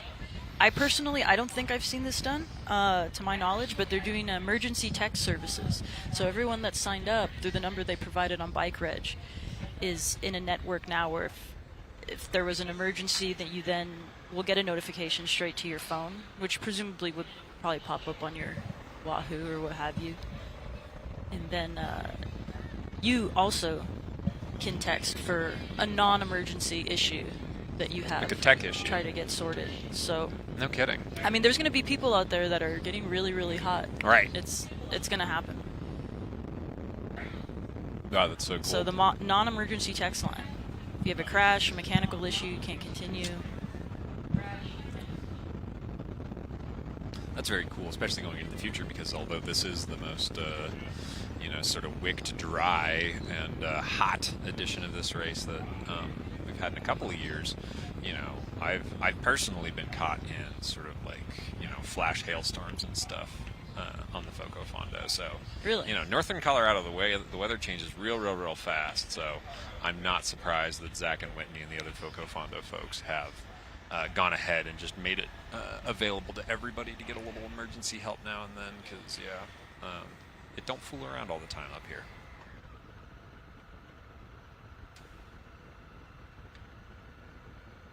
Do you have a hand free to grab that Gatorade bottle? Okay, so I'm getting word out on course that Robin stopped at the third aid station, the one at the top of the climb, sponsored by Joyride, and that they received glitter applied to their cheeks. So they are going to be coming down, and they're going to be serving, The whole way back yeah. into town. Yep. We all know that glitter is one of the better compresses that you can apply to a wound that you've received recently. So, in addition to being, on a real aesthetic charm, I think that'll elevate their condition all the way back into town. They won't be feeling those wounds at all. That elbow's going to be, brand new by the time they get back here. Yeah, I wonder if they got glitter applied to the elbow. That's traditionally the first place you put it, right? It has healing properties. Yeah. Now that we're mostly microplastics, I think it's important to lead with microplastic application in the event of any sort of like surface wound. The body will see the glitter as sterile and homogeneous to the rest of the organism. Okay, now we're with Lauren Stevens descending. You can see some ripping rutted it. Yep. ruts or washboards rather, on the road. And what did we think? She had a full minute? Yeah, she had a full minute ahead of Alexis Scarta, and then Alexis Scarta had one ahead of Cecile Lejeune. Those top four women, it was about a minute. So she would be about 4 minutes over the 5th place.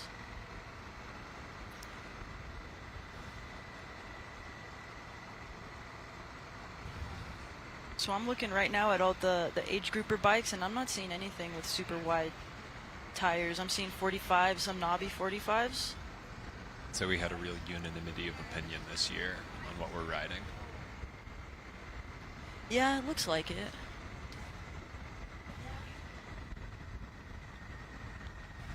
I'm seeing a para bicycle, and they're on knobbies. Okay. Oh, two slicks up front, and then a knobby in the back. So mullet setup. This guy's got a mullet right here, too. Yep. Fully slick on the back.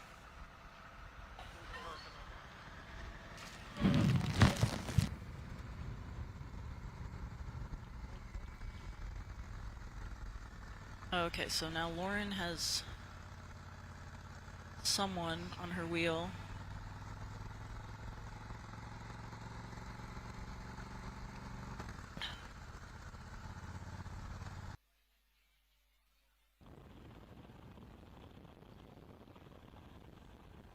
Temps are climbing.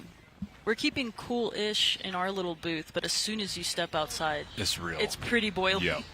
I felt a little bit of a breeze kicking up a minute ago, which was not unwelcome. I hope that everybody out there on the road is feeling the same, because that could really make the difference.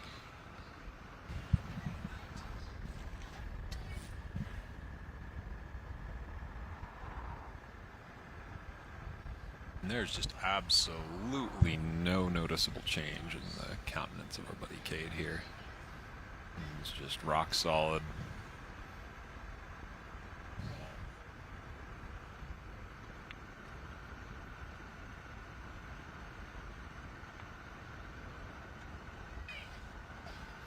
And he should be at this point not far away from hooking his right-hand turn and starting to head back into what will essentially be an extended finishing chute. Pretty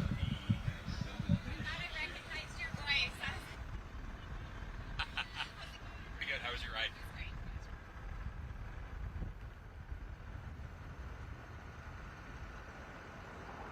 So we got some first-timers here, Yeah. which More I and think more every year, I think. this seems like a really good race to be a first-timer. And not just Cade right here, who this is the U23 USA time trial champion. We This is got- his first gravel race. We got a lot of age grouper first gravel race, and it seems really well supported. Shout out to all the first-timers. And So I think this is a really good one for it to be your first race, because you have all this emergency support, you have a big expo,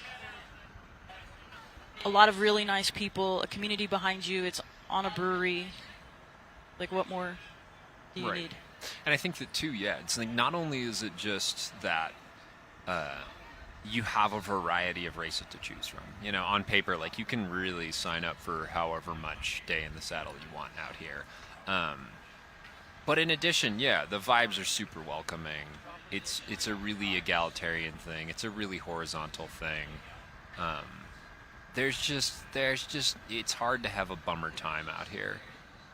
And so you do see, you know, families, kids, all type of folk. There is a really large age range Yeah. here. There are children, and there are people that are a lot older than children. I don't want to offend. I don't know. You don't wanna be That's called what I was running ageist into or a second something. ago too. Yeah, I was like, how do I say old people without saying old people?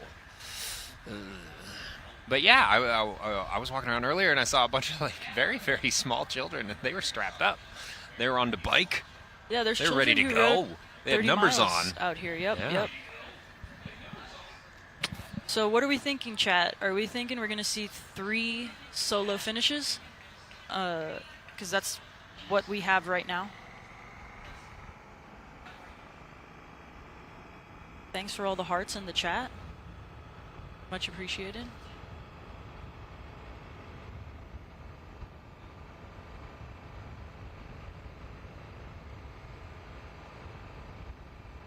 And for those of you watching internationally, it is 10:27 a.m. right now where we are in Fort Collins, Colorado, Mountain Time. The kind of forgotten time zone, I think. The secret time zone. Yeah, yeah. Yeah.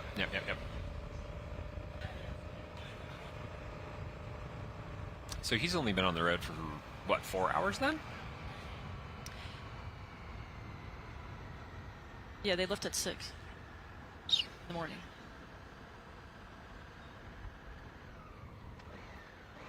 Wow, 4.5 hours, and he's pretty much broken the back of any of the serious elevation he's going to have to do today. So we're going to really see this young man put on his time trialing chops here in a moment. And this could be a spectacular finish.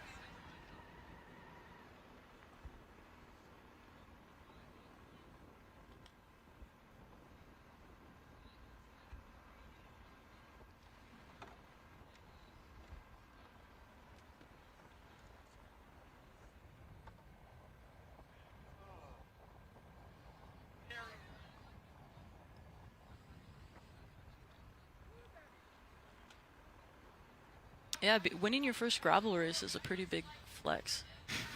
If he holds out, even everything he's done so far is a flex.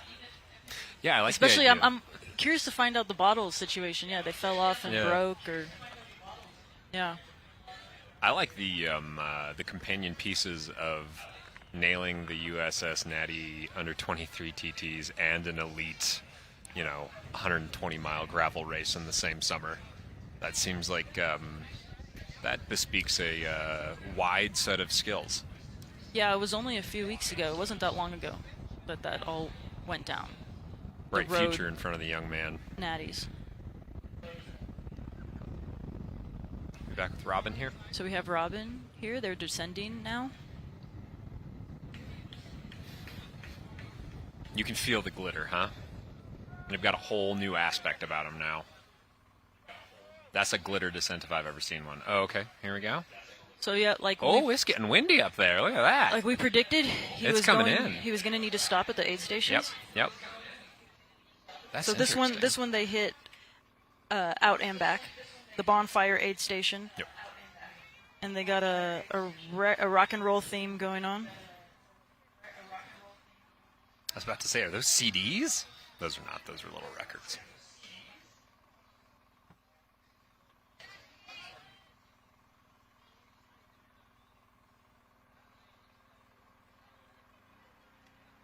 Oh, he's getting the ice sock in, and we're back on the way.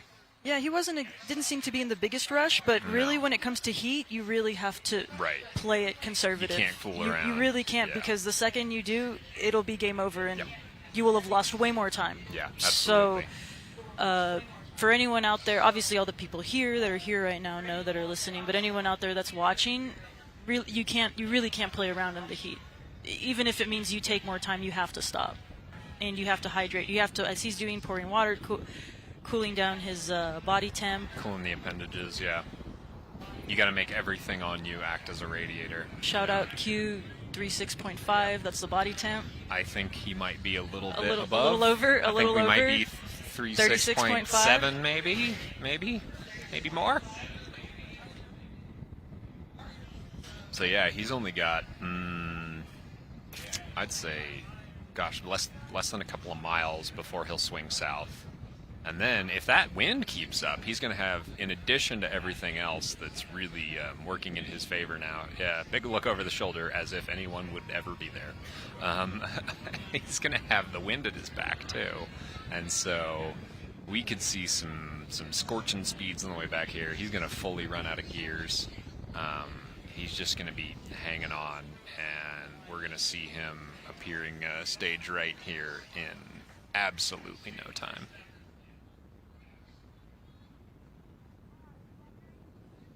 Even with the wind picking up, though, it is getting hotter and hotter out here. We got more of the 30 and maybe 60 milers coming in here, and everyone that crosses the finish line looks a little more cooked than the person that came by before them. We are seeing increasingly broiled human beings here.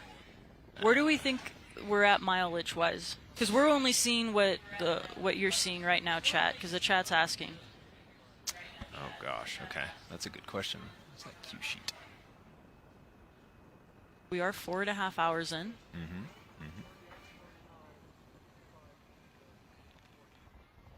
So I bet he just went through the 90...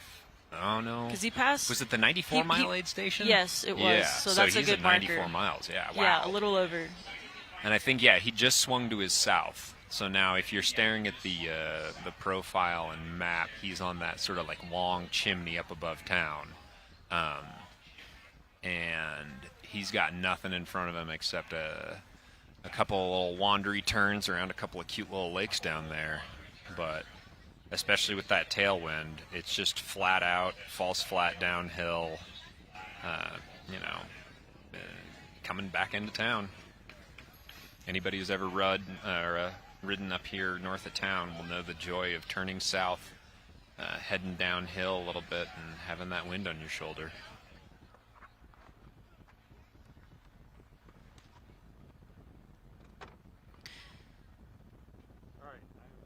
All right, so right now, looking up the weather, 85 degrees, humidity 40%. We are in a heat advisory. So literally all the kudos, all the shout outs to everyone that's participated, everyone's still out on course.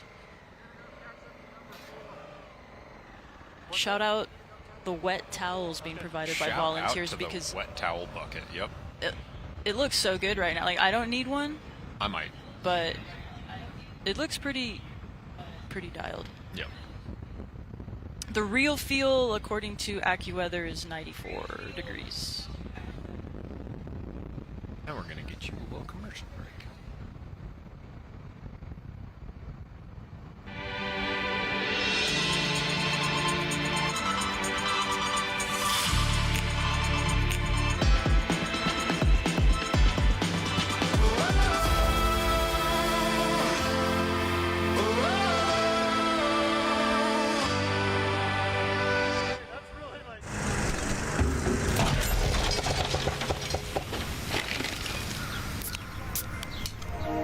Doesn't a beer sound like a better idea? Fat tire.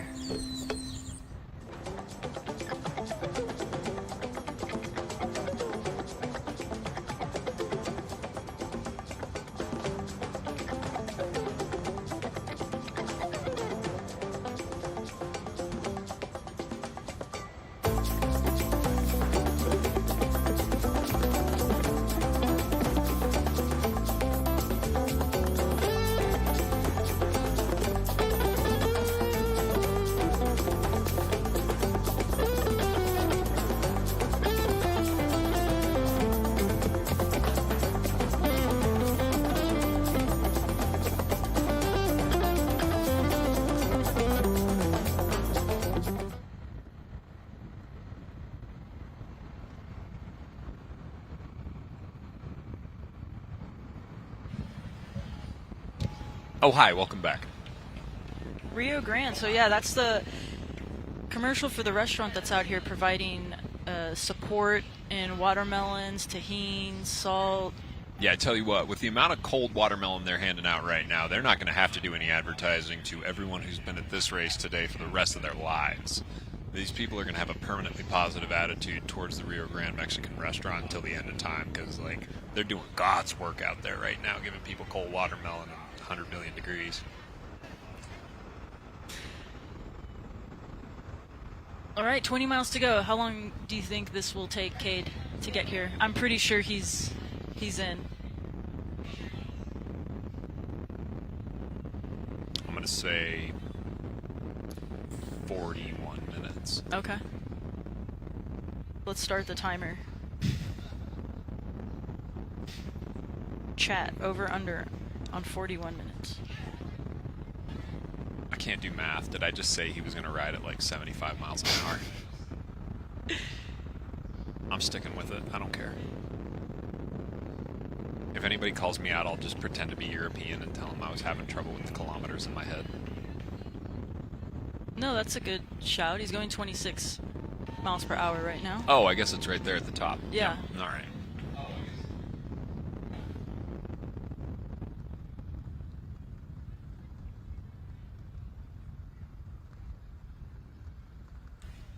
Real cool, y'all get to see just how many people live up here north of town. And these are, you know, it's fun. It feels rural. It's beautiful. It's wide open. But, like, all these people work in town. They work in Boulder. Like, you know, there are farms up here. There are farmsteading families up here. But it's getting so populated in this end of the world that you'll see people up, you know, 20 miles an hour or 20 miles north of town commuting. Beautiful houses out here. All types of stuff.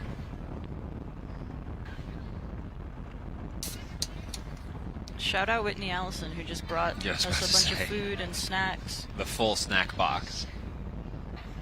Some say that commentating on a gravel race is harder than racing. You see, that's what I was going to say. That we're getting close to the end of this, so I think it's important to point out the real heroes of a bike race that's been going on for 11 years. It's you and me commentating for the first time ever on it.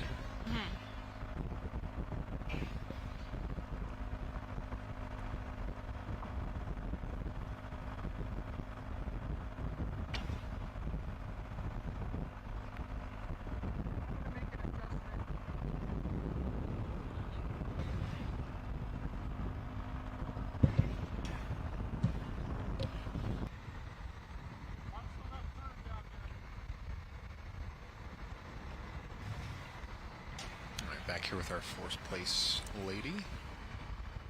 And some cows. Shout out to cows. Some baby cows there too. That's the best type. You ever go touch a baby cow's head? I haven't. I can't say I have. It's hard as a rock. It just feels like leather on a rock, which I guess it kind of is, so.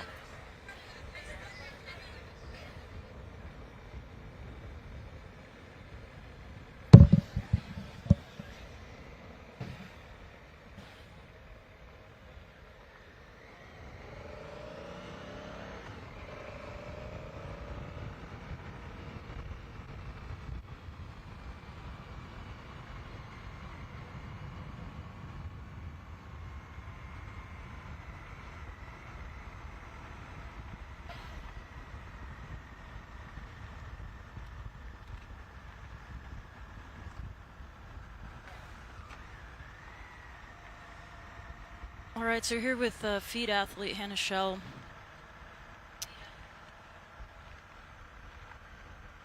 In fourth place. I don't have a timing on it. The last timing we had, she was about, I think, 4 minutes behind. Mm-hmm.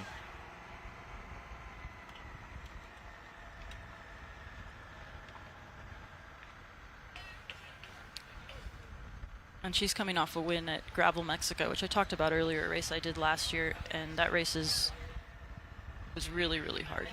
How's the temps on that one?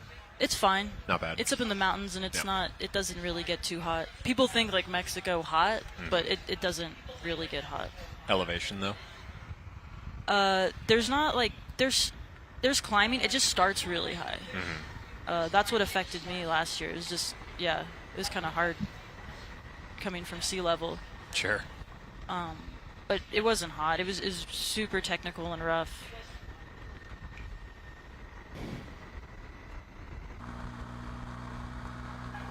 That race was like the worst of it here was like the norm. Constant. Yeah. Yeah.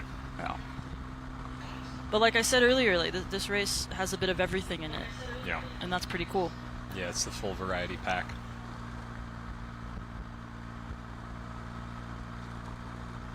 Beautiful shot here.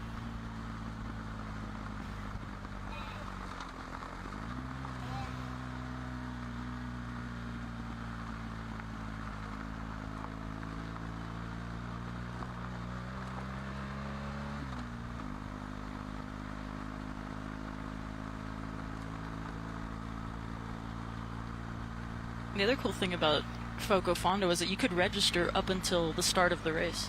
Oh, no kidding. Yeah. Wow. Registration was open, and there were people registering throughout the night and this morning.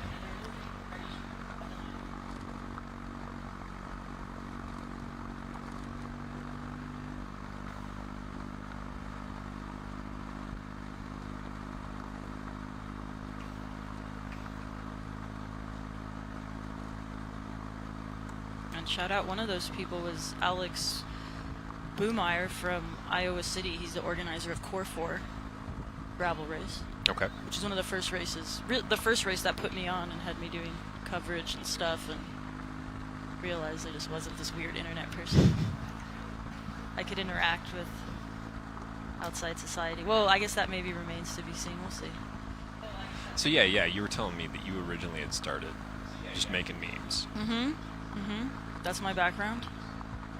Being screen addiction, and also riding bikes, but also managing my screen addiction with bike riding.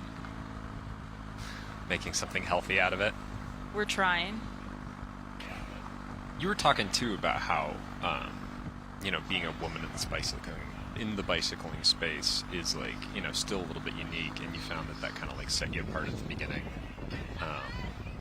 Yeah, I was gonna say actually, I said it yesterday on my Instagram, but it remains to be said again and repeated that I think really on the Friday packet pickup activation, yesterday at the expo, and now today, I think this might be the race with the greatest proportion of women that I've been to. I'm not surprised about that. It really does feel that way. Again, with all the work they've done in every direction, I wouldn't be surprised if this was the most, like, all types of people imaginable bike race. Yeah.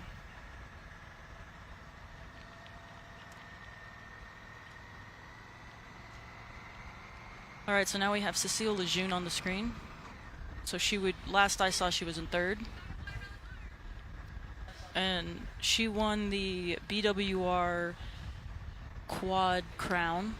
So she had the highest placings over the course of the 4 BWR races. And that's the Belgian waffle race? Yes. Exactly.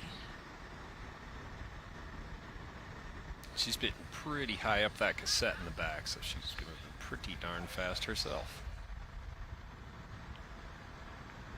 She was 10th at Unbound this year. Oh, wow. Mm-hmm. Good job. And that was a really hard one. If you do follow gravel, you might have seen her. Did you see that clip of she fell in a ditch? Oh, sure. Yeah. That was her. Yeah. She'll love that I brought that up. Funny that this is like functionally the opposite of Unbound this year. And what about the driest possible race? Yeah, so that underpass, they usually... Zach makes pallets that he puts, and they didn't need to use them this year. It was too dry. It was rocky and all, but it was really dry. So between the iconic Unbound flooded underpass and our perfectly bone dry underpass, we have like an average of like one kind of muddy underpass. Yeah, the famous Unbound Giardia ditch. Backrooms Giardia ditch. Yeah. Oh, you saw my backrooms post? Okay, cool.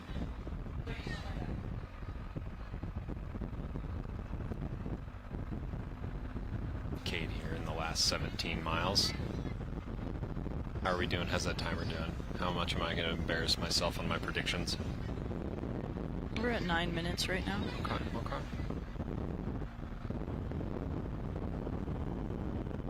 It's pretty much right on track.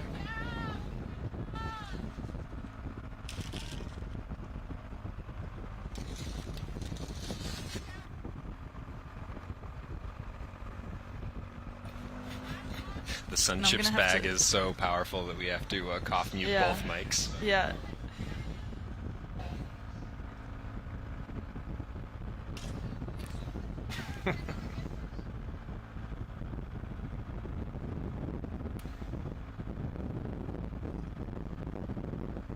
You can tell this end of the world's grown up too, because there's so many young trees out here. You can see people coming out and building, big houses, and then putting down these, sort of like what you call like a perimeter fence almost of trees around the property that are still pretty young right now. But a couple of years down the road, it's gonna be real beautiful sort of like colonnades of trees down both sides of some of these roads with all the property around them. Oh yeah. We're starting to get treated to the real hallmark of all professional bike racing events, which is the constant chiming of head units at the stop line. Yeah, you ever done a gravel race and you forget to turn off your Wahoo, and then your stats are ruined because it has you like walking around the expo and stuff? And put it on the roof of the car and grab a bunch of comms on the way home. He's calming.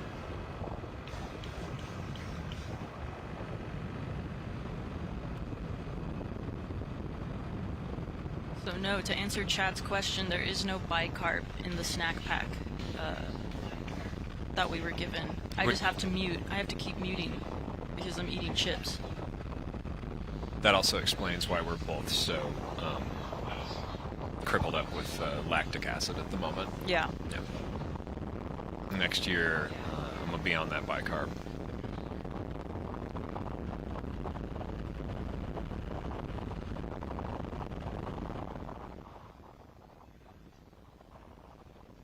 Cade continuing to look perfectly comfortable at that bike. Just not seeming to suffer any visible effects of the 100 miles that are in his legs, pretty much. Turning the gear over real smooth. So, just to give context, he's going pretty much directly south. Directly south, yeah. Back into town. There'll be some little, I think he may have begun those little sort of like right-left wanders around the lakes up there. Right. But, yeah. As the crow flies, he's just going straight Yeah, pretty south. much. Even with the little jaunts, it's a straight southern shot back into town.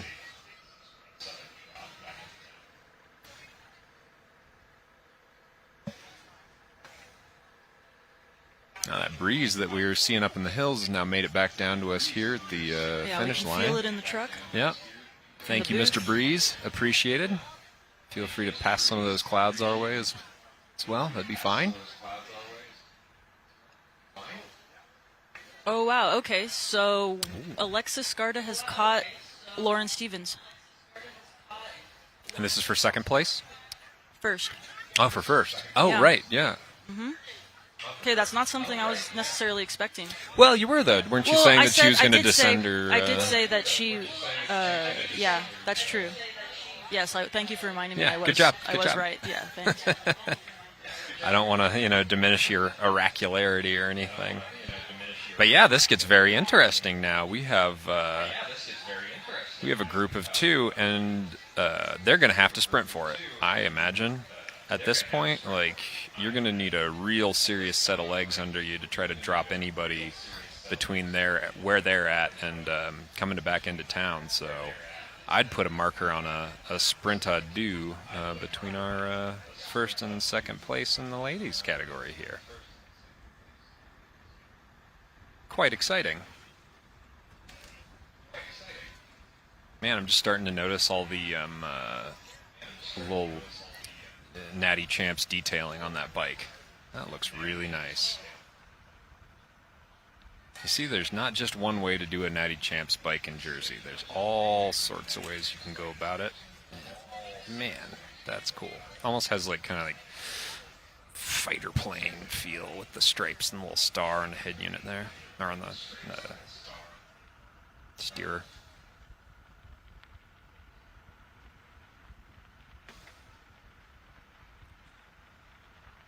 Yeah, so I don't know yet what mileage they're at. But yeah, the prediction here now is that be sprint finish. Because if they've come off Highway 80 up there and they're out of that basin, there's sort of a big W-shaped rise and fall before they start turning south.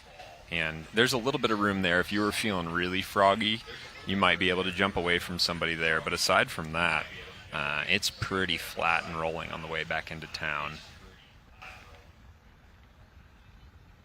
So it's going to be hard to put any distance in here. All right, chat right now is putting their bets on Alexis Skarda. Maybe she just is feeling a bit better. She caught up. Maybe it's a bit more positive motivation from that. And like you were saying, if she really, bought all that time in the descent, she may have saved a bunch of energy coming downhill. Didn't have to touch the pedals very much, and maybe she has a little bit left more on board. It'll be interesting to see if they start collaborating now and really taking turns. Nah, don't play it, KG. Just full Rui Costa, huh? Just sit on the wheel and refuse to move. Got him a world championship. All right, chat wants to know if this is champagne gravel that they're riding on right now. Yeah, I think it's like your upper realms of sort of like a Tapist or high-end sour, like an expensive beer, or in parts full champagne, certainly. Yeah. Yeah. Or champagne of beers. I don't think that's a New Belgium product. No, it's not. But so what is Voodoo Ranger gravel then? I wonder. Voodoo Ranger gravel was that part where Cade took the wrong turn and ended up on the far side of the mud pit going under the underpass. Oh, good and call. Had to sort of like hike a bike and ride off that big rock. Yeah, because Voodoo Rangers almost ruined my life a couple times. Oh, okay, nice. I take no personal responsibility. No, certainly not. No. The responsibility is inside the bottle.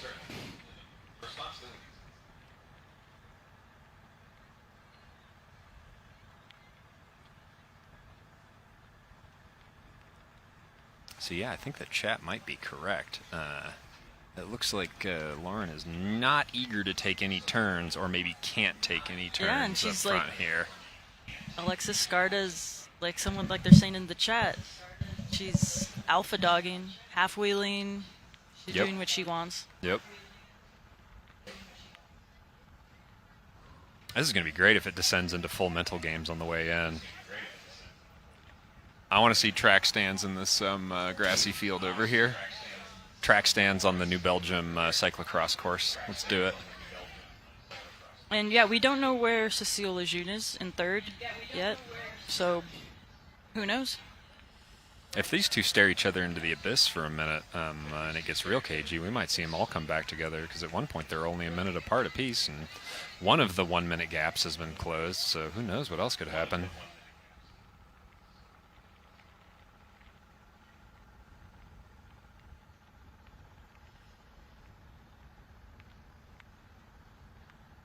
And yeah, for those asking about chain rings, I'm pretty sure everyone is on a 1x, and most of the top-end field these days are going to be on Aero chain rings, like 46 and above. Big fast gear sets.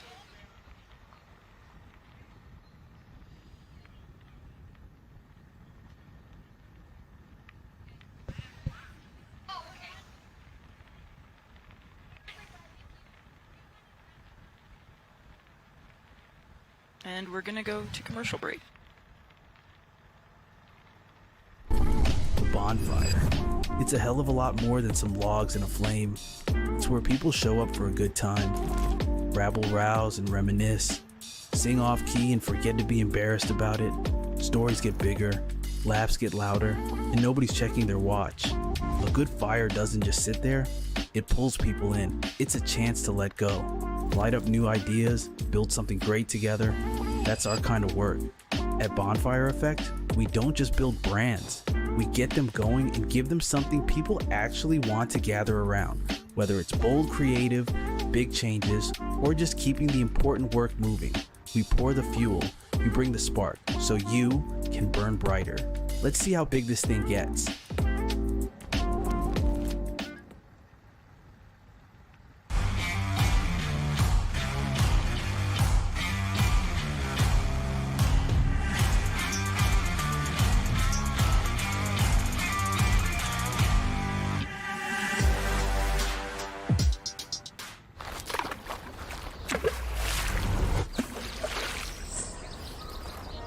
Less is more, unless it's less beer. Fat tire.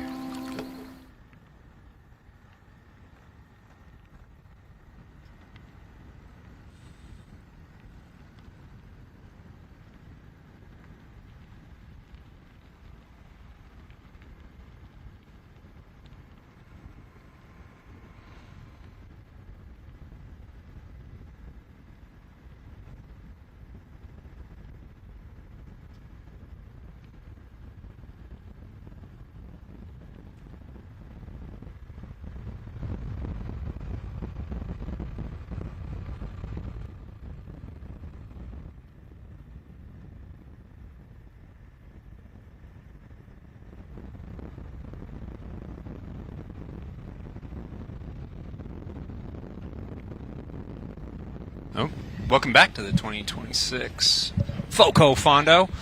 Things are starting to really evolve out here on the roads. We're within the last 20 miles for the men, and I've just heard that there's a closing group of 3. Here we got Cade's in front there, and then right behind him, about a minute back, Caleb Boticher, Matthew Saldana, Benjamin Perry, and Gavin Mannion have really closed him down.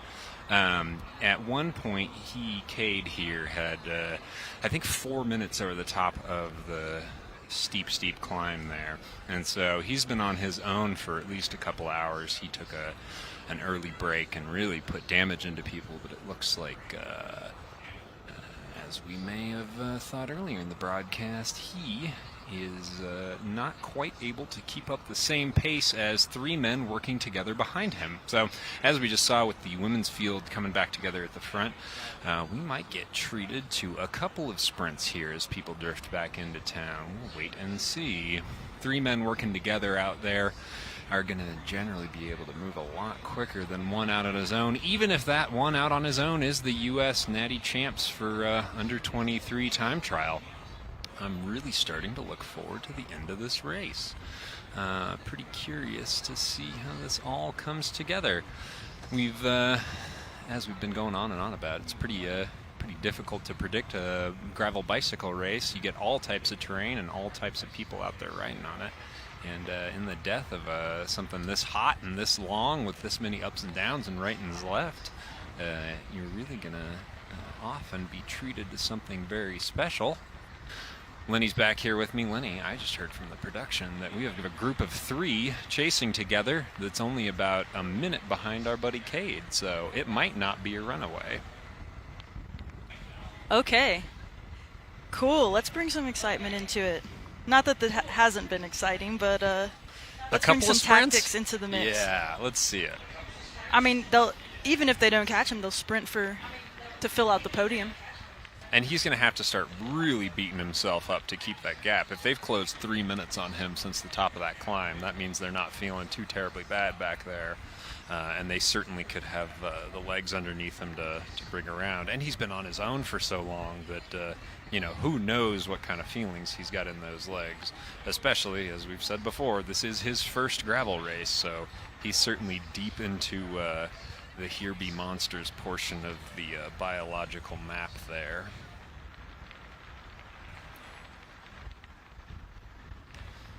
And the head of our women's field here as well. Certainly getting deep and tactical. I don't think we've seen Lauren take a single pull. I think she's just been camped back there, accepting the free ride back into town on the wheel of her compatriot and competitor here. Yeah, so we got the chat coming in hot, saying, Alexis Scarta, stop pulling for Lauren Stevens. She is a tactician, Lauren Stevens. She's very, very experienced. This is fascinating. Especially when they get onto some of these paved roads here. The difference between riding in front and riding on the wheel is going to become exaggerated. Okay, here we go. That's not how you take a turn. That's not a friendly... Okay, we were just saying, were we not?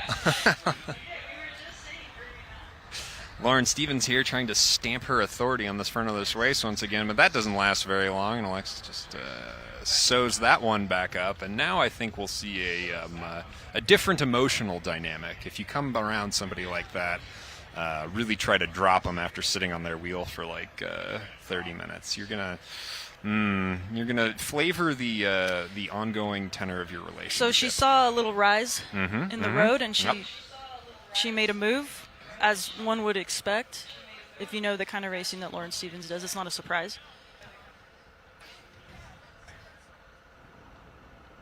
This could be one of those situations, though, where you put in a move to see who's got the legs, and as it turns out, it's not you.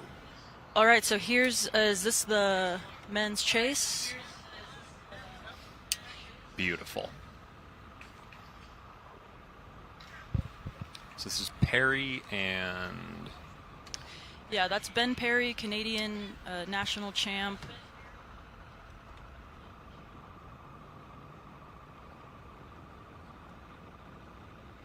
And then Kayla Botcher. So he was one of the early kind of favorites to be up there. He's a Kiwi, made it into the Lifetime Grand Prix.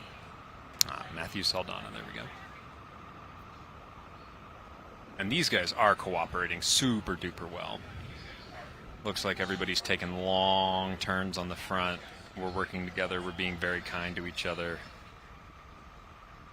These gentlemen seem to have decided that getting home together is the discretion part of valor. Okay, here's Robin. Coming back across the underpass. Solo glitter warrior out there today. Mm-hmm. Just absolutely earning every inch of this win if it comes to them. All right, so now we're hitting a component of mass participation races. They're passing the age groupers. And those age groupers will be on shorter routes, of course. Yes. They aren't somehow ahead of them. Man, look at that Natty Champs bike, too. My goodness. The Canadian National Champs bike, I don't know if that's painted just up for it, but the bike that Perry's on, also just equally beautiful. Yeah, Just it's lovely a hardware out here today. yeah, it's a guava bike, and they're a Catalan brand. Okay.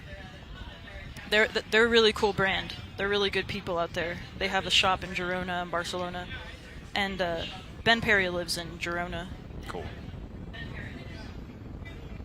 Which I don't know if you know, Girona's kind of like a gravel-coated place. That's what It's I've heard. got its kind of cult following. I mean, it's been a thing in cycling, but I think now in gravel, the Traca is there, which is sort of Yep. called the Unbound of Europe, Yep. some people say.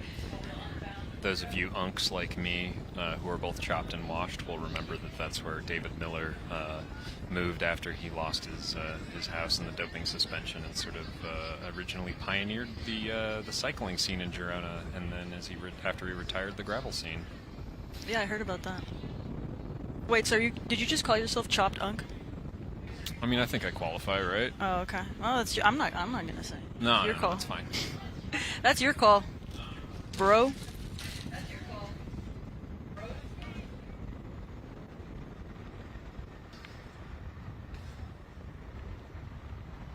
Just getting right on the moto there, getting a little free draft, maximizing what the course is handing out to them. So if this graphic is correct, then they haven't made too much of inroads into Cade out front.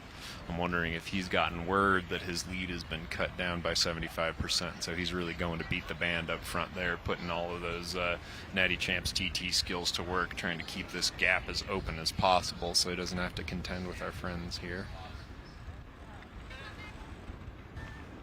But I would still be at pains to believe that a single person, unless that person was quite nuclear, would be able to fend off three dudes working together, especially since they seem to be working together at high speed and with good cooperation. It's just so hard to stay away on your own, despite what the World Tour will tell you.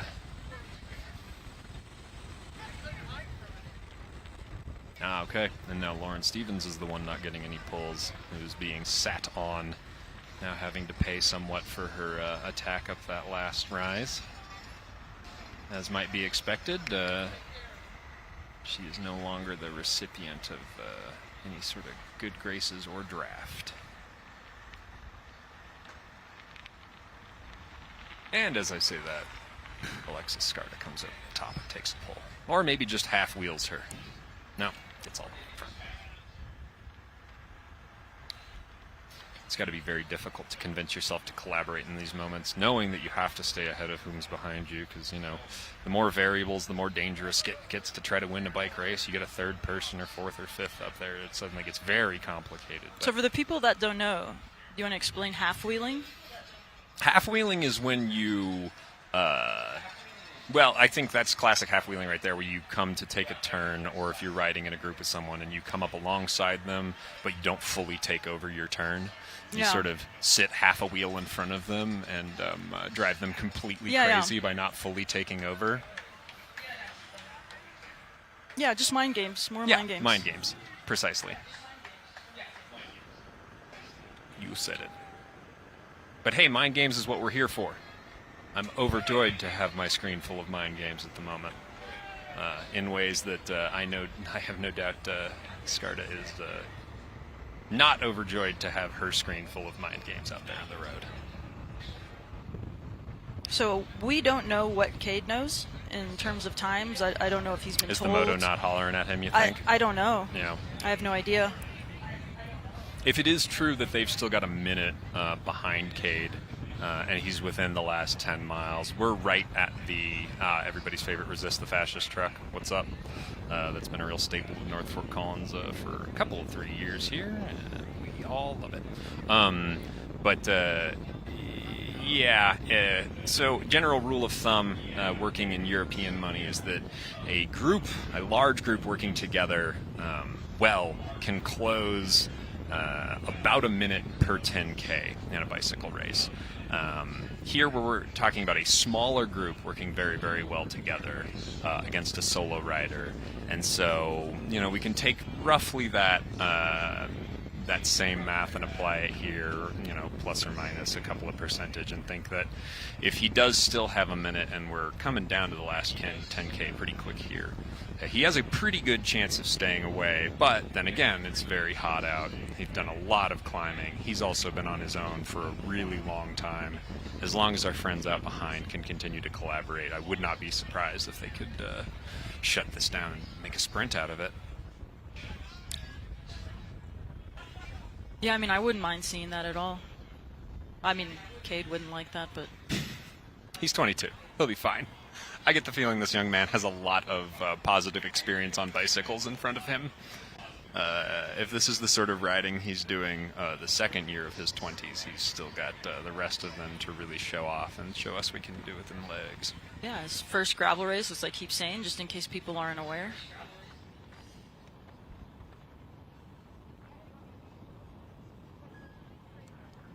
Here we got some flaggers out, some more volunteers out making everything possible today. Another enormous, overladen, joyous, heart-filled, hearts in the eyes emoji cat, thanks to all of our volunteers here, who are really, truly the only reason this is happening today.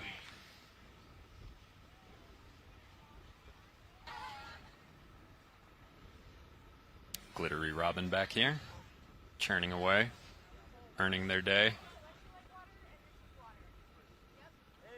Still, for my money, the most admirable ride we've seen, especially because they started having crashed hard yesterday in a recon ride with, looks like not all the skin they had to begin with the week on their elbow and the right side of their body there. So this has been a real effort and something to commend. And just to shout out some other sponsors we have, there's Simple Steps Better Air, a bona fide air quality partner, connecting everyone with resources to understand when it's safest to exercise,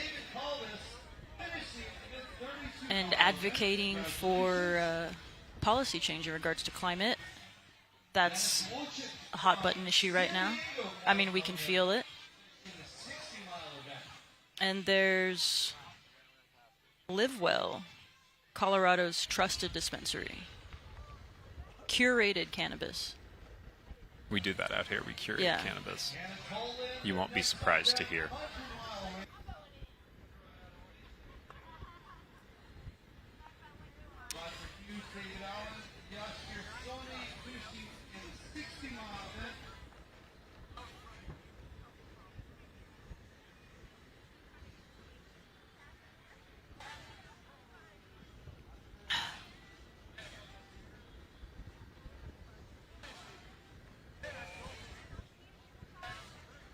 Cattle guards still freak me out a little bit, I won't lie.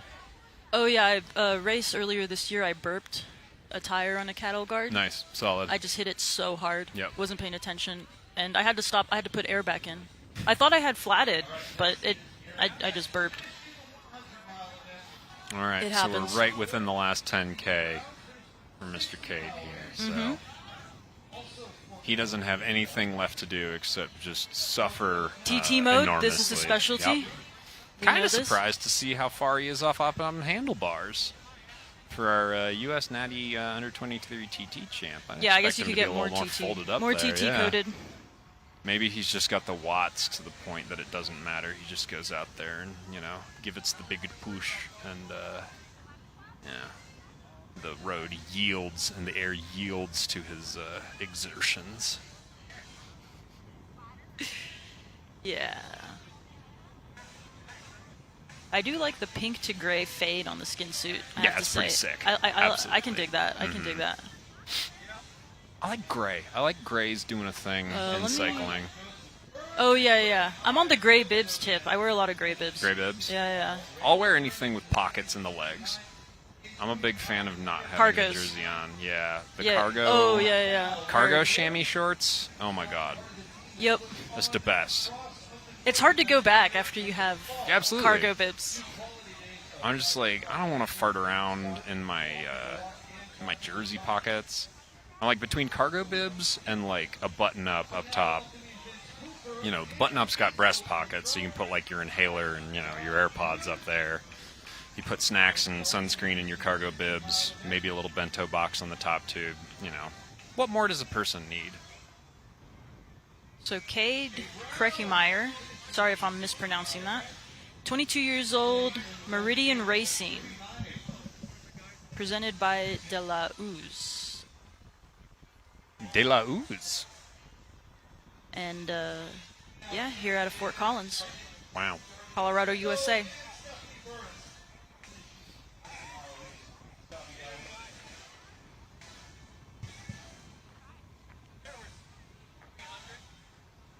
So yeah, we're full like party vibes. They turned the music back on, so they're not listening to us right now Thank out goodness. here on the.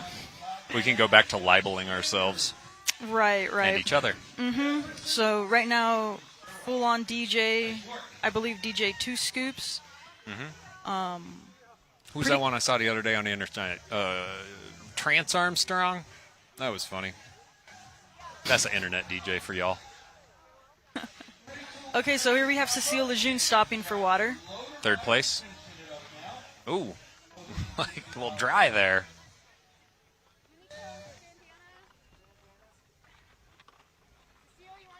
Next on deck, Adam Ramirez and Matthew Ampleman. All back through Alec Harris and David Fogarty. Here's Madeline. Cade looking behind him. What's he seeing? What do you got back there, Cade? Are there three enormous dudes roaring at you like a train, or is it all open road?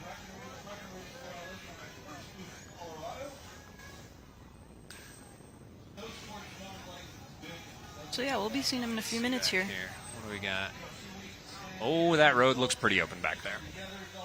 I'm beginning to suspect that our friend Cade here might have done enough work. Okay, so Hannah Shell is not that far back off Cecile Lejeune at the Bonfire Effect aid station, which is at mile. I think that's mile 100. It was mile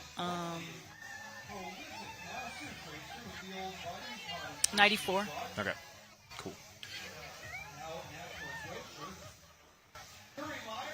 There's a couple of last aid station shots, real good examples of sort of, you know, the convenience and community you get with gravel cycling, people helping each other out, people making sure everybody's all right, taking care of the pros so they don't have to be stopped for too long. Good stuff. Got one of our Team Rio Grande riders there in the background. The Rio Grande, aside from being a storied restaurant here in town, also sponsors a bike team and has for a real long time. That's really how you know who's serious around here. Okay, so we can see Cade talking to the moto.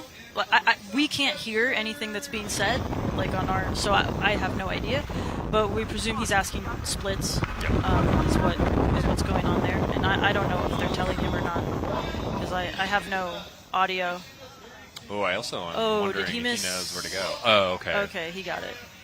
Is this the private little Oasis Yes, stop, so this yeah? is the Oasis sponsored Cool. by Fat Tire and Trek of Northern Colorado. And I've heard that that's a super fun, he's about 4 miles. Yeah, 4 miles from the end is what I was told. And they have water guns, jumps, you kind of hang out, get your Fat Tire in. They'll have bike repair there if you need any for the last 4 miles, provided by Trek of Northern Colorado. I mean, legit. I personally, if your bike's running poorly, you don't want to do that last 4. Well, personally, I don't like stopping because I just want to finish, unless I have to stop for whatever reason. Yeah. But this sounds like something that would definitely encourage me to want. You had me at jumps and water guns. Mini jumps and water guns. Yeah. I mean, you had me at Fat Tire. Cold Fat Tire. So.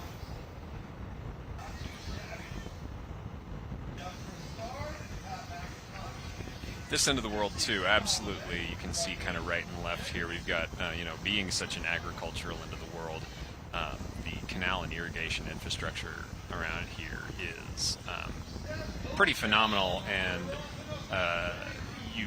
shouldn't ride on them because it's illegal, but this end of the world is absolutely laced up with beautiful little canal paths along all these canals. And you shouldn't ride on them because it's illegal, but if you did, I can imagine maybe it would be a good time.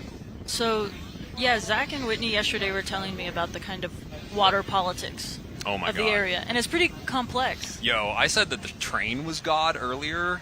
The water politics are like above even that registration of deity. Like, the water politics around here for this entire end of the world are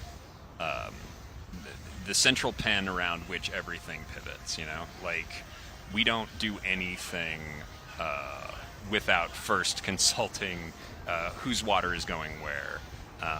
And, you know, talking about the two-county structure of this race earlier, Weld County owns most of the water rights for the water rights that's, like, currently sitting in Larimer County, because Weld County is historically the big agricultural producer in this end of the world. And so, like, yeah, it gets very twisted up and very serious. And, yeah, people don't fool around.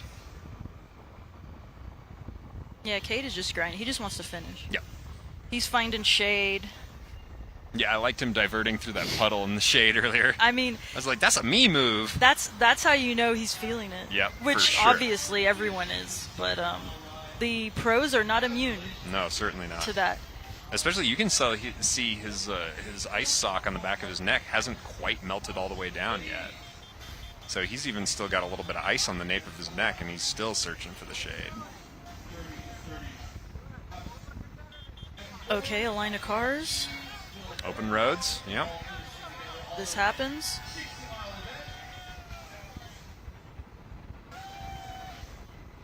Okay, that was navigated safely. Yep, good job, Cade.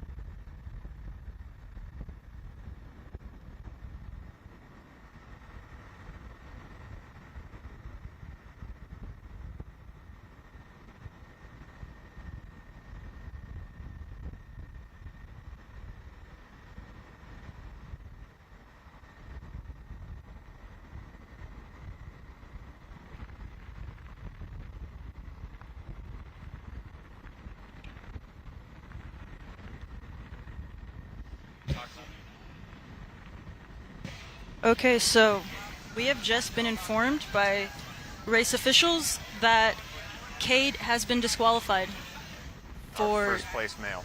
taking aid from the moto.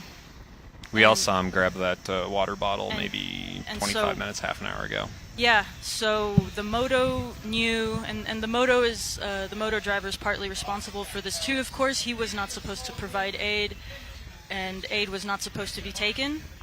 If it's a safety issue, it's a safety issue in terms of heat, but the rules are the rules. Rules are the rules. And especially if the guys chasing did not take any aid. So, yeah, unfortunately, I regret to inform you that what happened, and Cade has been DQ'd from the race. Yeah, as chat is saying, unfair advantage. Yeah, we totally agree. And the race FoCo Fondo organizers stand by that. It's just simple fairness, and that's a real bummer. But everybody knew as well. Yeah, we he agree. Knew, that's the moto certainly knew. It's on the moto, but also he knew not to take it. I mean, race brain, you have, but the rules are the rules, and especially if those other, they didn't take aid, so. So now we're down to Is it just our two chasing here for the men's win? So that's going to be, yep, for the men's win, that's Kayla Botcher and Matthew Soldana. And they dropped our Canadian national champs Perry. at some Yep. point. Yep. So these two gentlemen now. Okay, so this is our brand new flyover in here in town. They just put this in a couple of years ago, maybe a year and a half, 2 years ago.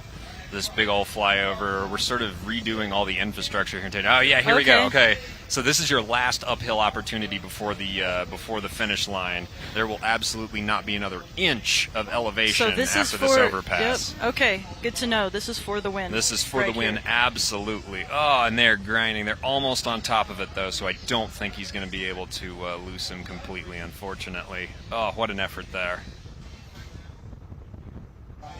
Okay, so we're going to see him, yeah, very, very soon here at the finish line. And we have a clear view. Well, mostly. There's a turn into the finish line. Yeah, I think this is her. I think this is her.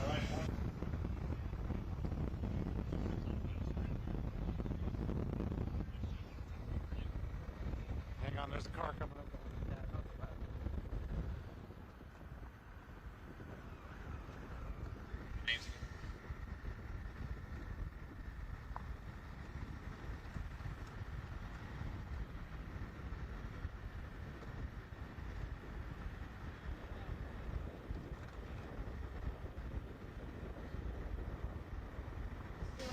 Okay, so we've got Botcher and Soldana coming into the finish here. They're going to cut up into this grass here in a moment, and then it'll just be a dead sprint. Soldana taking off a little bit beforehand. Oh, has he got a couple of bike links in there? They're going to come around this traffic here. Here we go into the cyclocross course around the corner. We're already in the drops. We're sprinting each other. Maybe about 1K from the line. Getting a little twisty in the trees here. For those of you who've ridden the cyclocross out here, this is where it takes place. Oh, we're chatting with each other. Yeah, and so they have a separate finish. Oh, disagreements, yep. They're going to have a separate finish from the normies, just to let you know. Here into the finish line. Soldana on the front, being forced to lead it out. Botcher does not want to go in this one ahead. He wants to take him by surprise from the back, and there he goes. But does he have anything left in the legs? We'll find out. These two gentlemen come around this corner, and then it'll just be Soldana and Caleb Butcher. Who's it going to be? Here they go. Oh, Butcher comes down Looking there. an awful lot like Puts in a Soldana, sprint but we'll go back and to the takes it. officials for the check. The Kiwi. Kayla Botcher takes the Men's Elite FoCo Fondo 2026. Well done. Took that last corner better, put himself on pole position, and took it home. Well done, guys. Awesome. I'd love to hear what that little chat was about and back in the field there. And they get their bolo ties, of course. Immediate bolo ties. So that's if you finish over under a certain time limit, you do get your bolo tie. Trying desperately to string a bolo tie around the helmet of a man who just had his heart rate up in the 220s. Fully collapsed across the handlebars here. Yeah, good job, buddy. He does deserve 3 wet towels. I would too. Yeah, maybe we'll see if we can get a word with him, see what that chase back was like, and how he found out about the DQ of Cade. Unfortunate, but it is what it is. And yeah, outside move.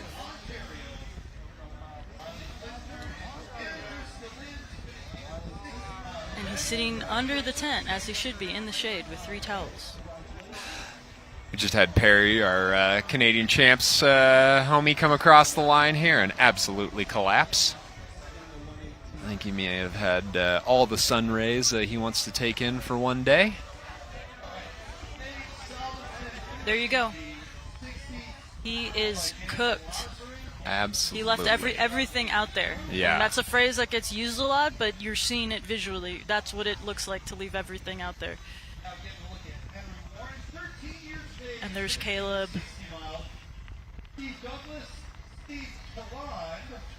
They're assisting Ben. And yeah, we're going to get medical in there. We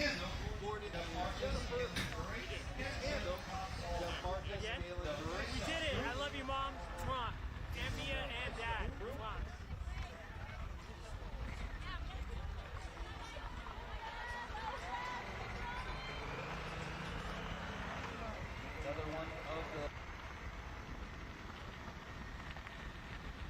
All right, so now we're back with the women. Third place woman, Cecile Lejeune.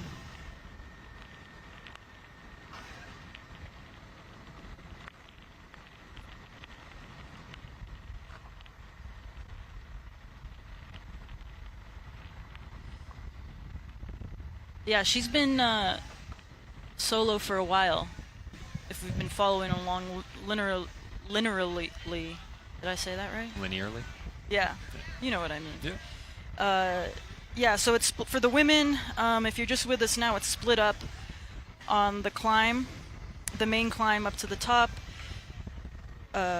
It's split up, and it was kind of a minute gap between everyone. And then Lauren Stevens was ahead to Alexis Scarda, to Cecile Lejeune, to Hannah Schell. And then on the descent, it was a pretty long descent and some technical parts, Alexis Scarda at some point after that caught up to Lauren Stevens. And we haven't seen any images from them in a bit, but we did see third place Cecile Lejeune.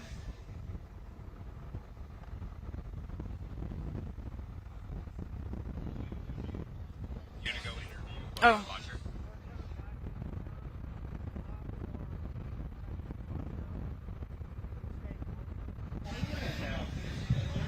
Got Robin here. Their last aid station stop before they catch the screaming downhill all the way back into town. Lenny's just been evacuated off with mic in hand to try to get us a little interview with our winner here. So we should have that coming for you momentarily. Just got all types of stuff happening. And that 9 Lives jersey just ain't no joke. Between the 9 Lives jersey and the torn up elbow, man, our friend Robin here is really living up to the name that they're wearing. Thankfully, they don't have much left ahead of them as far as real severe difficulties today. They should be able to seal this up and send it home.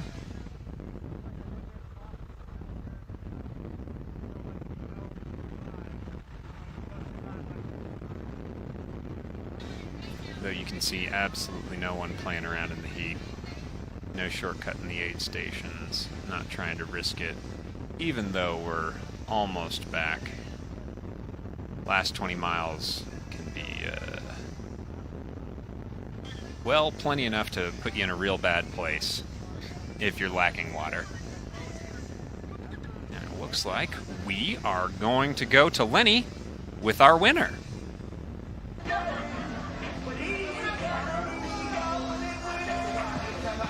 The steals now arriving on the line. Katie and Angela.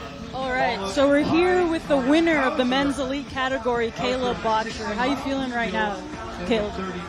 Super hot. Pretty glad for the early start to beat the worst of it, but as much as it hurts, it feels pretty awesome. Yeah, I guess. Sport's funny. Like you work so hard through all the off season, and I guess the first half of the year I've been like there or thereabouts, had strong performances, but not been quite there. And I know I guess you start thinking about what it is that you need to do to make that jump up. But yeah, I guess just had a nice mid-season reset, and yeah, it's been pretty sweet to just enjoy some time in the mountains and kind of appreciate how awesome it is that we get to do this every day. And yeah, definitely found a bit of excitement again. And yeah, it's cool to be back racing. Yeah, and then like you don't get those opportunities to be fighting for a win all that often, so it's pretty cool to be able to practice that here. Yeah, so it means a lot. is what I'm hearing from you. You're really proud of this, as you should be. Yeah, thanks. Oh man, it's such a juggle trying to race and halfway around the world, and yeah, I mean, I'm an accountant as well, so it keeps me pretty busy. But it's so cool when you have days like this, it all pays off. All the sacrifices and everyone who's helped you out along the way, it's cool to be able to repay that. And when you're in that situation of coming down to just a few guys and only a few Ks out, it's pretty special, and I wanted to make every bit of it count. Yeah, so for you it was an attritional race then, because we saw breakaways go off, and Cade was in the front. He ended up getting disqualified for taking outside aid. Did you find out about that when you guys were in a group of two? Yeah, I mean, we'd been three, chasing him down for most of the day, and, we're kind of just keeping him on a leash a wee bit to burn out. I mean, we were trying to time our catch, and then, fair play to him, he was going pretty good, because then when it got within, 10 Ks to go, and we hadn't really moved the gap for a wee while, I started to worry. I was like, it's a little bit, I haven't done the race before, but I could see on the map it was a bit twisty, and I was like, oh man, just if you knew those roads and you could slip around those corners pretty quick, and you'd find that last little bit if you knew you were going for the win. I got pretty worried, but we lifted the pace up a bit, and then 3 became 2, and then we were 1.8 Ks to go, and the moto came up to us, said that he'd been DQ'd. So, yeah. It was a sprint finish between the two of you guys, and you used some technical skills to come around, get the lead into the show. Yeah, I don't rate myself as a sprinter, but I'm a mountain biker and I can run it pretty well. I mean, the old Conti Terra speeds. Last corner, straight up the inside. Awesome. Conti athlete. We love Terra speeds. Hey, Caleb, well, congratulations. I'm really proud of you. Everyone here is. You should be really proud of yourself. And we'll see you on the podium. Yeah, thank you. Yeah. And then bring on Leadville. All right, Leadville.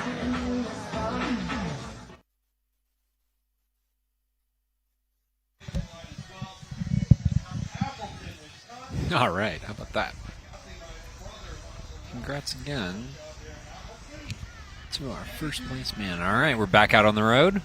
Here we got Alexis Scarda and Lauren Stevens here.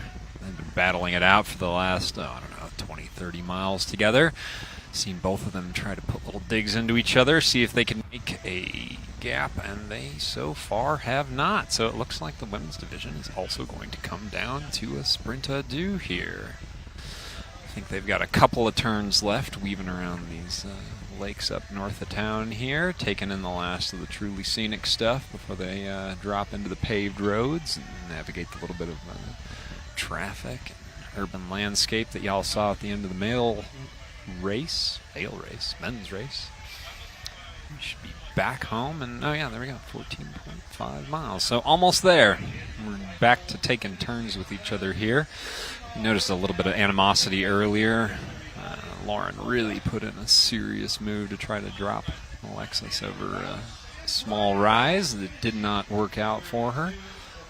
Everything came back together, and I predicted perhaps we'd have a little bit of difficulty working together after that. I suppose they had enough race left to come to some sort of agreement to work for at least a little while. When we got back into town in the end of the men's race, y'all saw that we did have a couple of efforts put in, especially over there's one big overpass that presents a bit of a challenge right there at the end, especially if you've got 112 miles in your legs at that point. So we could see a little bit of action there, but I imagine these two, minus incident or mechanical, will probably continue working together for at least the next 10 miles or so.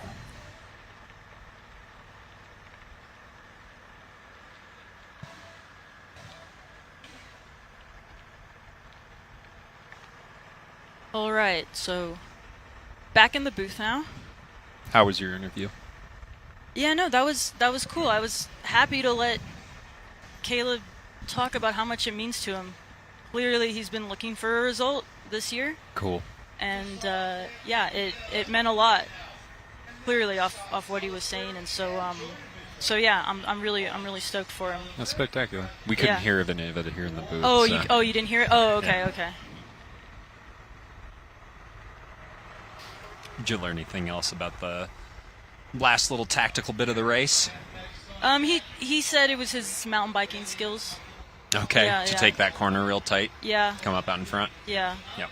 Yeah, so yeah, we're all super proud of Caleb, Kiwi supremacy. Of course, we have Cam Jones is now a A-lister in gravel, and Matt Wilson won Crybaby Hill, Tulsa Tough, the week after doing Unbound, and now Caleb Botcher has taken FoCo Fondo. So the Kiwis are coming in hot. I don't know, Kiwi. I feel they have like an aura to them. Kiwis, like they always seem just up for anything. Really nice people. And now we have okay, so I was curious to see where we were with this. Okay, here's here we Lauren go. making a move. She just do not stop attacking. Ooh, that one looks like it might have a little something to it as well.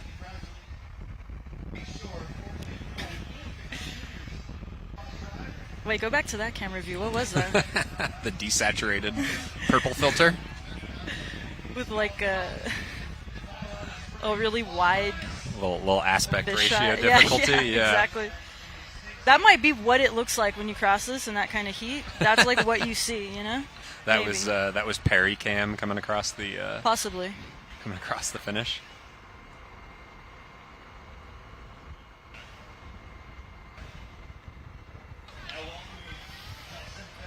And if Lauren's gone solo here, she'll have nothing but little groups to chase all the way back into town, which I don't know will give her much of an aerodynamic advantage. I don't imagine she'll be sitting on anybody, but it does provide sort of like a psychological lure Yeah. the whole way back to just be leapfrogging from group to group to group all the way back into town. Oh, It yeah, really for keeps sure. the speed up. For sure.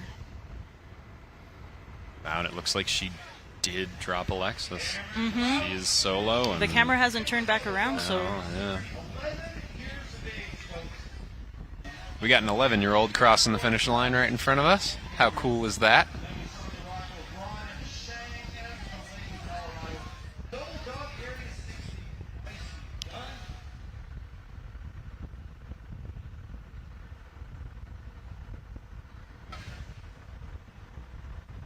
yeah, so Lauren's gonna be passing these age groupers.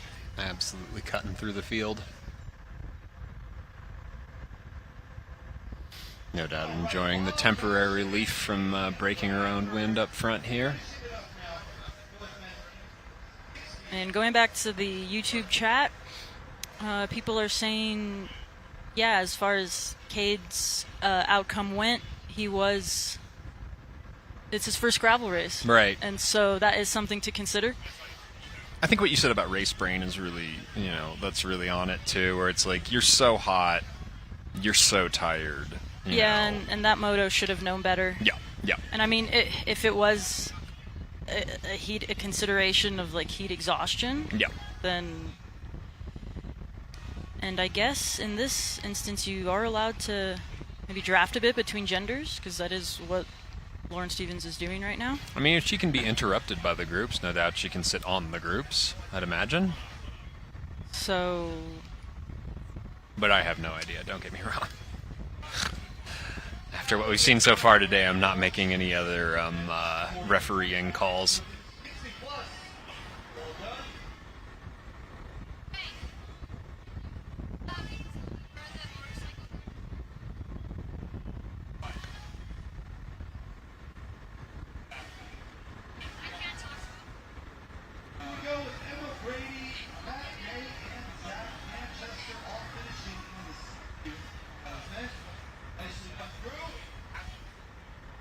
Lauren now breaking away from that group of men. She's had her temporary respite, a moment in the oasis of draft, and now it's back to the Watt mines.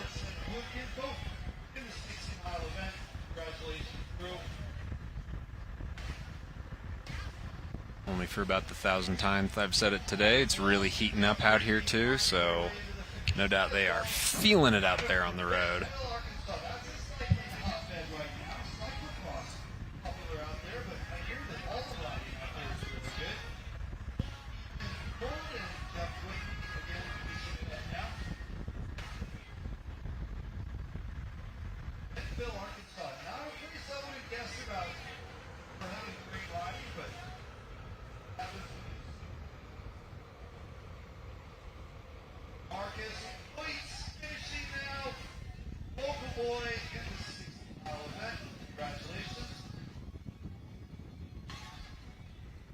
I think we're back here with Robin, first place non-binary rider, absolute moral victor of the day.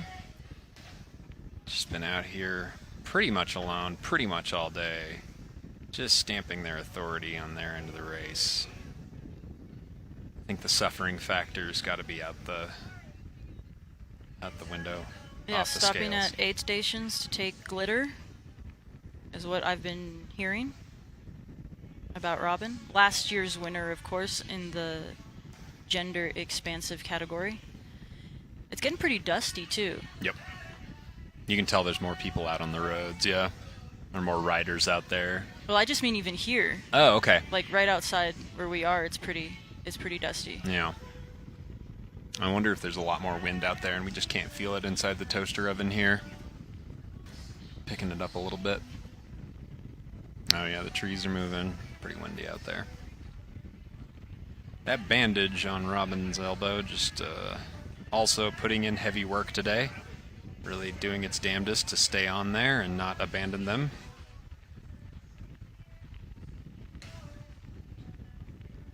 I do worry how much of a dust collection chute that that bandage has become in the latter halves of this race. Let's hope for them that it's not too terribly uncomfortable. And as if on cue.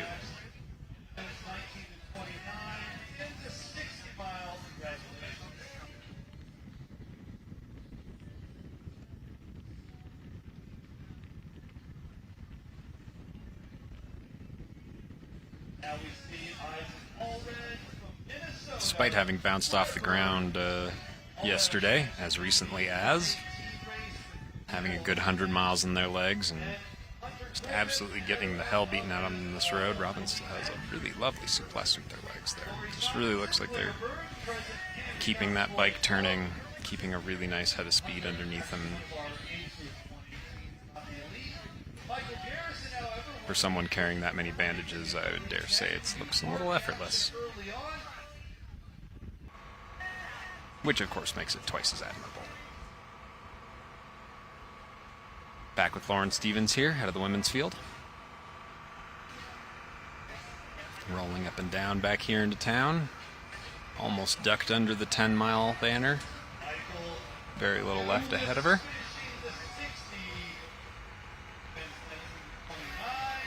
Cutting back to this shot, I assume this means that she's truly on her own now, and that sadly Alexis has fallen fully off the wheel and wasn't able to use those groups we saw out on the road to come back. Had my fingers crossed for another sprint here, which we may yet still get, but I think the legs really did the talking on that last little attack, and that was pretty darn decisive. Wonder if she truly had forced Alexis to do so much work on the front when they were working as a group of two that she was able to take advantage of her, and just the legs were empty at that point. Yeah.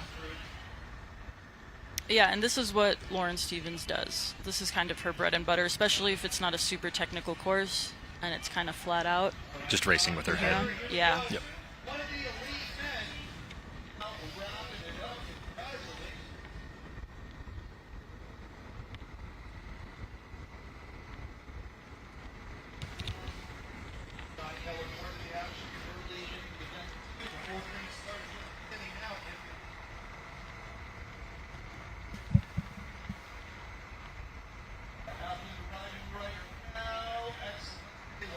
Some of that wind really starting to pick up at the finish line here too. Hot, windy, and dusty. Yep. really what you look forward to in a long day out on the road. All right, so I'm seeing some of the other elite men that are in now at the Rio Grande tent, getting some watermelon. There's Isaac Allred, Michael Garrison. Michael Garrison, our first real serious attacker today, who really got off the front in the first couple of miles and was really going like a train there for a while until he was overtaken by Cade there, who then took over for the majority of the bulk of the middle of the race.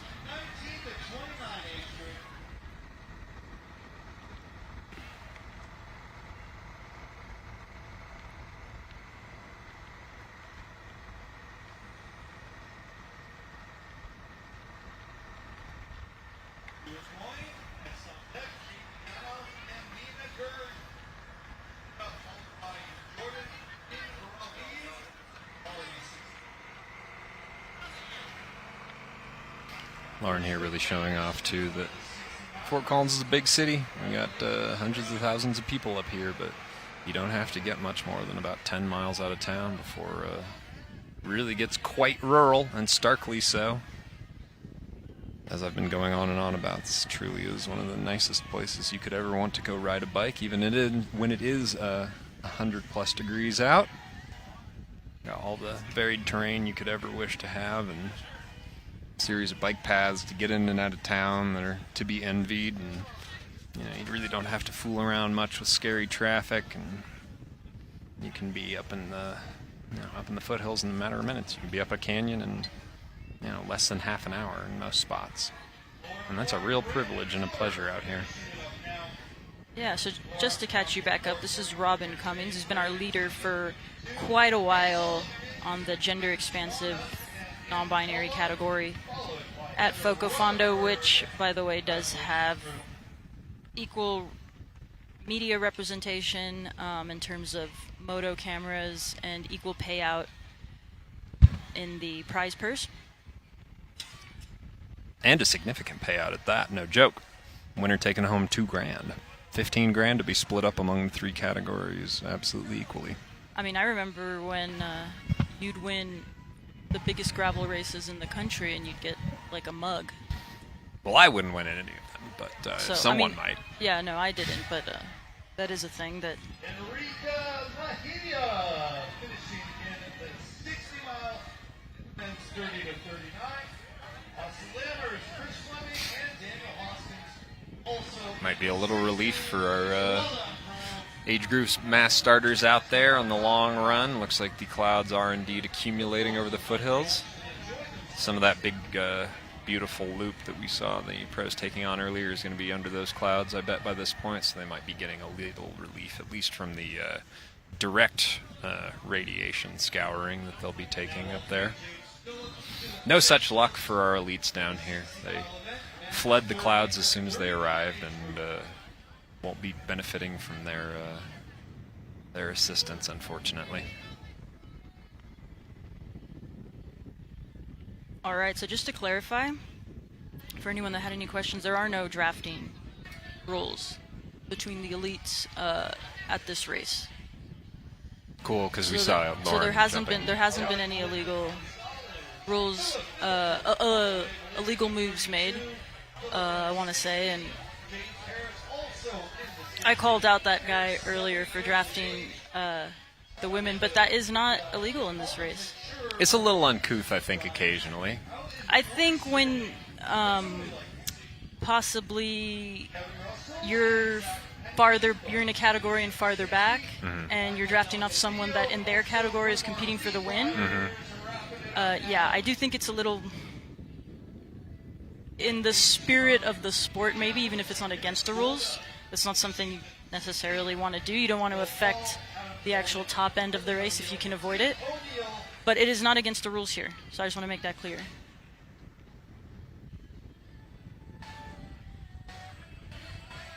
So, and the rules are enforced, because we saw them enforced earlier, as far as taking feed outside of the aid stations, taking support. Well, that really harkens back nicely to what we were talking about earlier about having so many riders out on the same courses and how that is a part of gravel. And, I'm glad to hear that it's not illegal and that, it's just the other riders are as much of a part of the territory as, the cars and the sleeping policemen and roundabouts and all types of stuff where, it's just another thing to contend with. And if you can contend with it to your advantage, why not, Might as well get a little respite while you can.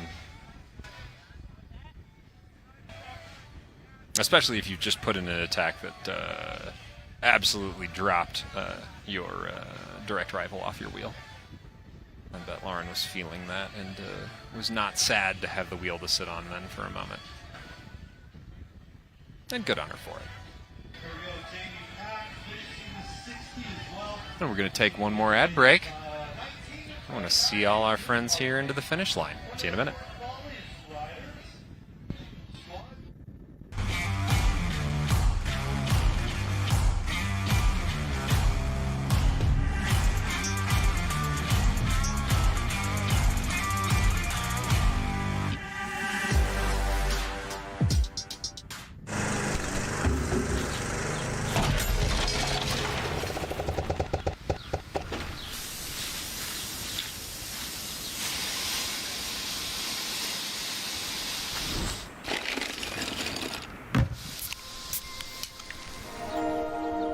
Doesn't a beer sound like a better idea?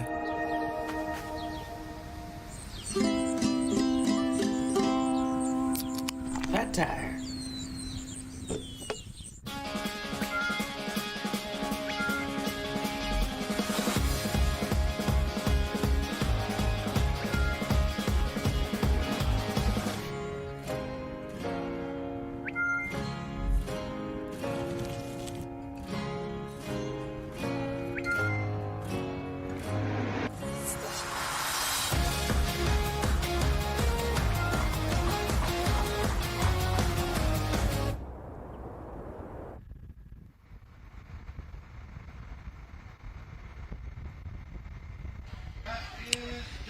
Hi, and welcome back. Sitting here with our second place woman. Within the last 10 miles of the race, Alexis Skarner, she got dropped off the wheel of Lauren Stevens about 3-4 miles ago and is no doubt trying to make her way back onto it. Coming through and around some of our age groupers here. And yeah, just to update you on the rules, the drafting between categories is not illegal at this race. So yeah, you can do it. They want the field sizes are kind of small, as opposed to other races in terms of the elite fields. So they kind of just want people to get in and not really have to suffer out there endlessly avoiding each other.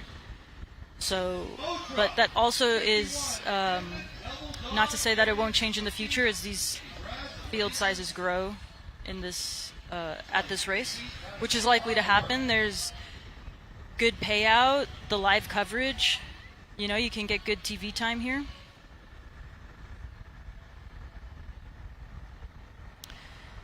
So yeah.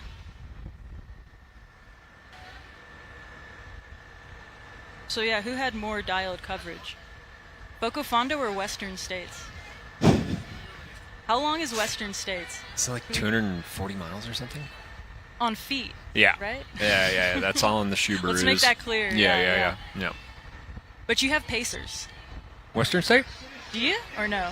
I think some pros will have people to run with them. I don't know. Is that technically a pacer if you just have sort of companionship through the night?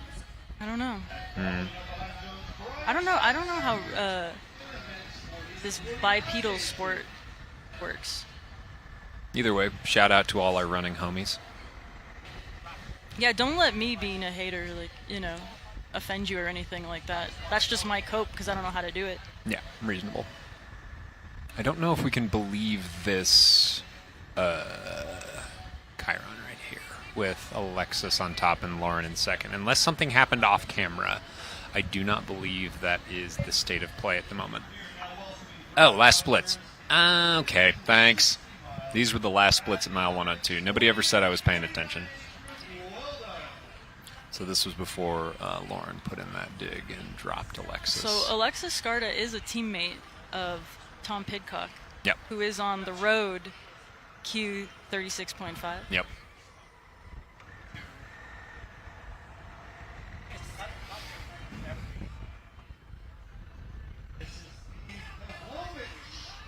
Shout out to the chat.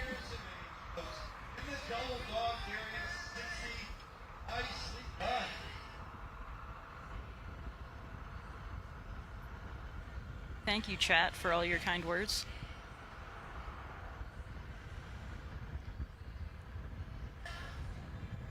Okay, so now we're back on the pavement, and we're pavement till we get to that path.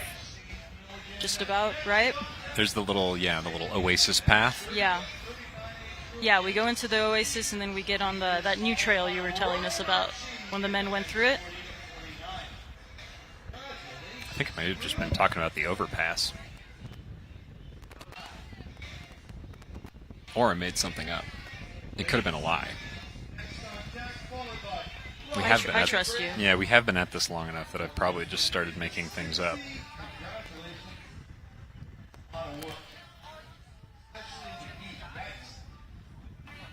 Only about 6 hours. No, we nothing. started 6.5 hours. It's harder to do a 6.5 hour gravel live stream than it is a 13-hour live stream for running. I'm just saying. For running? Yeah.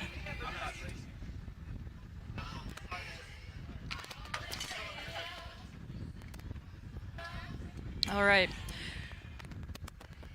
Robin might have tipped over again if you look at their other elbow. I think they've been carrying that all day. Oh, okay. I think that, we couldn't see it the way the light was on them Oh, earlier. Fair enough. And that's why I was wondering where these, like the light patches on their kit, I was wondering if those were maybe holes where they had bounced off the ground again. But I believe they've had those all day. So that might have been quite a spill yesterday. I'm curious to hear. We'll have to hear about it. And we will. The way in which they've been repeatedly adjusting the bandage, or what's left of the bandage, sort of like Nick Fury comic book shirt of a bandage they've got over there, makes me think that they don't want that other elbow uncovered even a little bit. So I'd imagine that little whatever little hole they're carrying on that side is pretty unpleasant. All right, we got smiles, we got stretches. Only 13 miles left, 21 kilometers.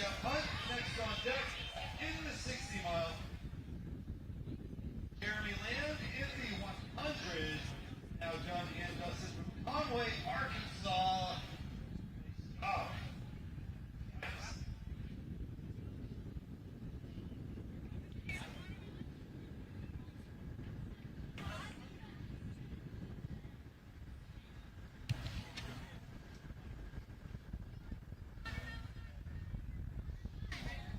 Right, Ben Leonard on the way now. 27 years of age in the 60 mile. Nice work.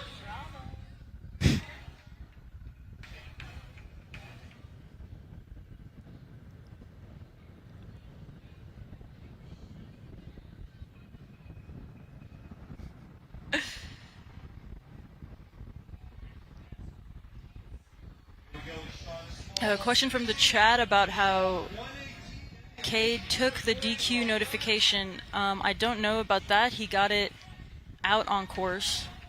I don't think we saw him cross the finish line, did we? Not on camera, I don't think. I saw him at one point when I was talking to Caleb, but I don't know the details of how that went down.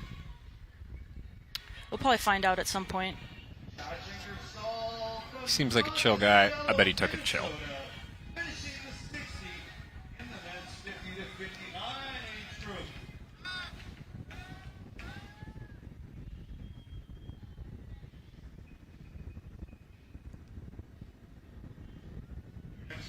And yeah, just to shout out, because I don't know if I did yet, the para. So we have the gender expansive representation, which you don't always see to this extent at this race.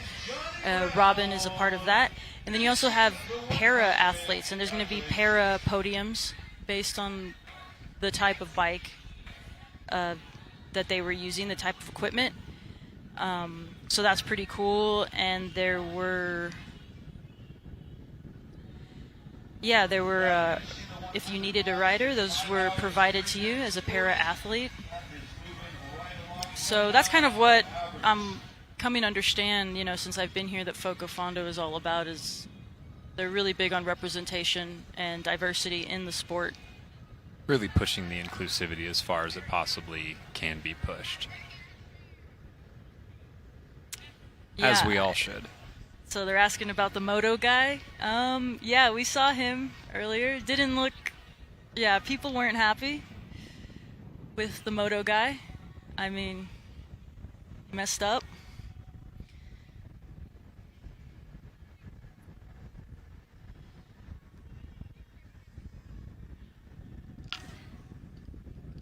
What's not messed up, though, is our friend Robin here's ability to suffer through a day.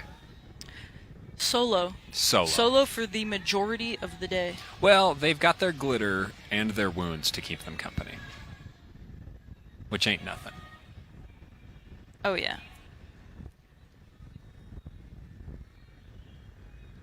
Yeah, we don't know, just checking in on the chat, I don't know the details of how that went down, if it was like a safety issue and Cade just needed water at any point. Remember, he lost his bottles at one point. We saw heard them both pop off, yeah. Something had happened with the bottles, we heard.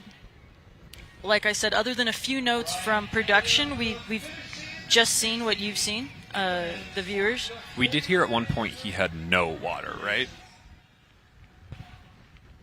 So I think there was at least a period there where he had nothing on board. Yeah. Yeah, we did hear something like that. The details are kind of... Because right now, it's going from sort of like a moto to production crew to us, and then there's other people out on course, so it's not the most linear pattern to get information. That's just how it is. It's just the logistics of this race in particular, but the images have been really cool all day.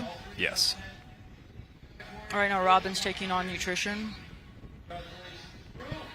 I honestly can't get over how good our signal's been all day, too. The moto signal has just been crisp the whole day, even up where there's just no cell phone service. Can't even call your moms. Yeah, it's like I said earlier, you just don't play around with water, and if you need it, you need it. DQ be damned, you know? Yeah, I suppose, like you were saying earlier, race brain is a very serious thing. 100 degrees is a very serious thing. I done put myself hard in the hospital above 100 in the past, which is a bad idea. You shouldn't do it.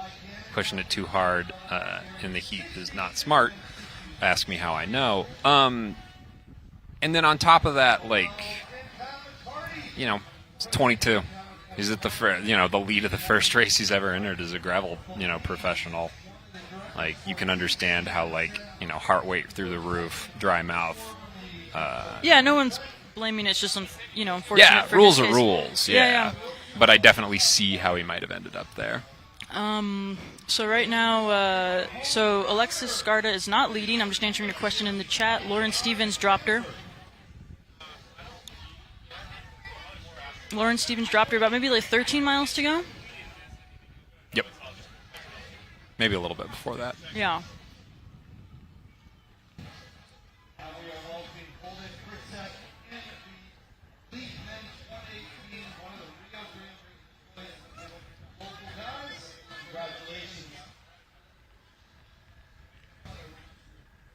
And Lauren should be getting right to the heart of all that real urban stuff that y'all who are watching the men's finish saw.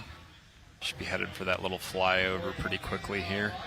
The last real challenge for the day. Then we will go from seeing her on a screen to seeing her with our very own eyeballs. Yeah, coming up pretty soon here. So just to let you know, the last 10 miles of this race is all road controlled at intersections. Yep.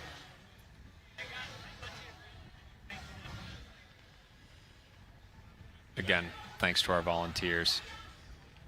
Everybody out there making this even remotely possible.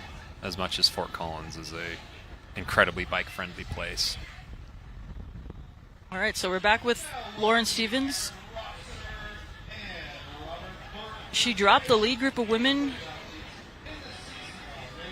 Yeah, she Going single-handedly up broke the- this race apart to put Yeah. herself where she is. Every group she's gone away from, she went away of her Yeah, own up the volition. Cherokee Park climb, she dropped all the women. She got towards, at some point at the end of the climb, coming back down the stick of the lollipop loop, she got caught by Alexis Skarda, and then they were riding together for a while. And then she dropped Alexis Skarda. And now it's, looking like she's going to roll in here. Dropped her in a fairly innocuous little uphill pull too. Yeah, Just she did a absolutely has couple it in her digs, and legs, it took a couple digs to drop Skarda, but she did.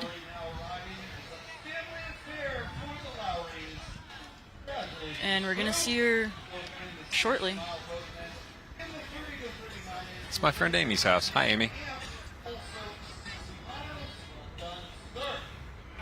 And just to let you know, Lauren Stevens is the U.S. Gravel Natty Champ. That race was towards the end of the year, last year. And she has won the last 2 editions of this race, FoCo Fondo. And I believe I saw that she won back in, when was it? 2018 as well. She's done many editions of this race. And she's a road, experienced road racer. And I'll read off some of her hallmarks just from this year. Yeah, so she was second at Road Nats this year, second to Kate Courtney, who got picked up by FDJ United Suez Road Team World Tour. She was 15th at Unbound, which that race was broken up by mud. Everyone had drama at that race. I did see her at one point. I was doing media out there at Unbound, and I saw her caked in mud. And she shouted me out, and I didn't know who it was because I couldn't see her face. No, I mean, really. I was like, who is that? Who is this Tulpa? And then she got general classification at Tour of Gila, which is a stage road race. That was in back in late April, early May. Got second at Sea Otter, which was the first race of the Lifetime Grand Prix. That was with Sofia Gomez Vichafanye. They took it to the end right there, and Sofia took a better line than Lauren Stevens, but still, that was a huge accomplishment to come in second. That is a really, really hard race. It's really hot too. It's maybe not as hot as this race. I'm not sure. I wasn't there. First at GC at Redlands Bicycle Classic, which is a really popular race. I hear people talk about that one a lot. 5th at Mid-South. That was like a big sprint finish between all the women at Mid-South. Yeah. And she has her Aegis X Leaders of Enchantment team, and she has some of her other riders. It's a women's team that her and her husband Matt Stevens put on, and they have cool people working with them, and they have this road team. They also do gravel races.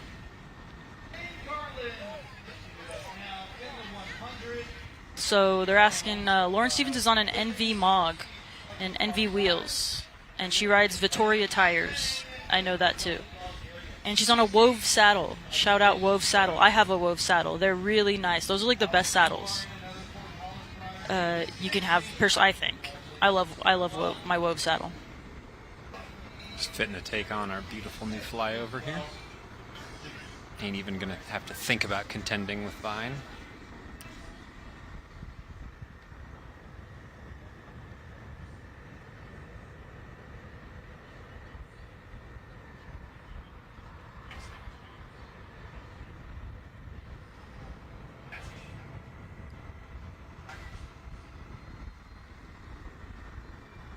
Now we are welcoming Mike Bridgehouse, Chris Coleman, Matty Rowe into the finish.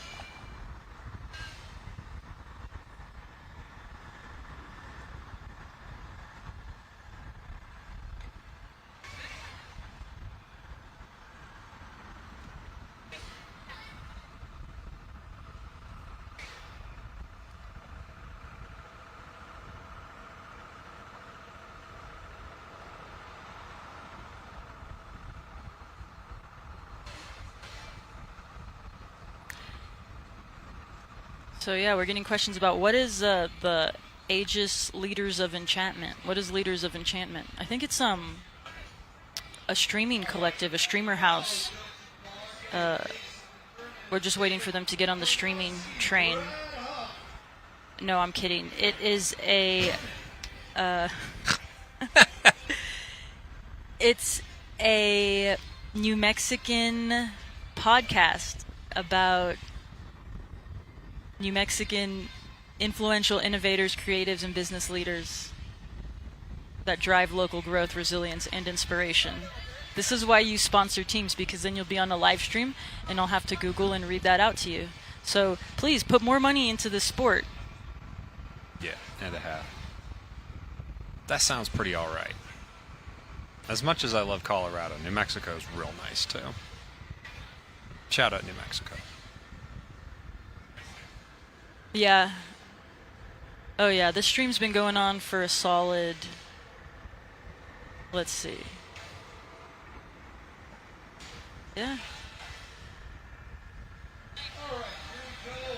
6.5 hours.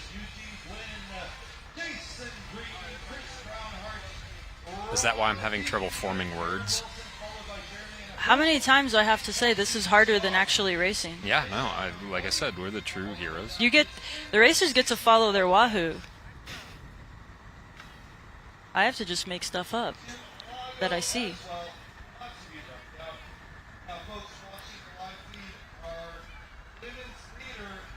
Yeah, low energy stream is the vibe. I know who that is in the comments. But I won't reveal their identity.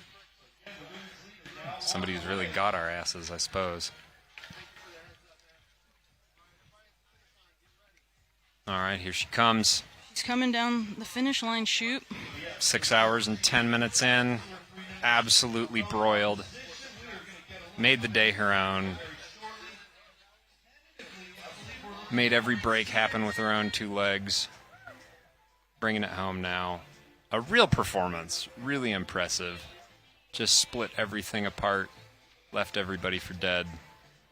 Sealed the deal.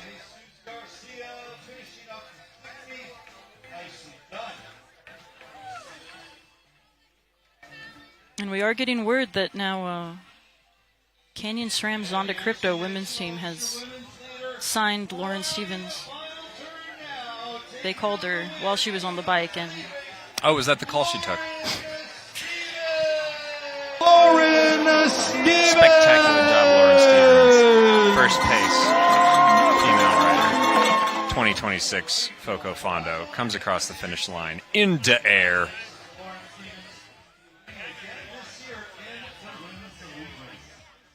oh, she's big mogging. She's just chilling. Oh, sorry. I'm looking at it right now. We're a few seconds behind, but you'll see. You'll get these images. Yeah, there you go.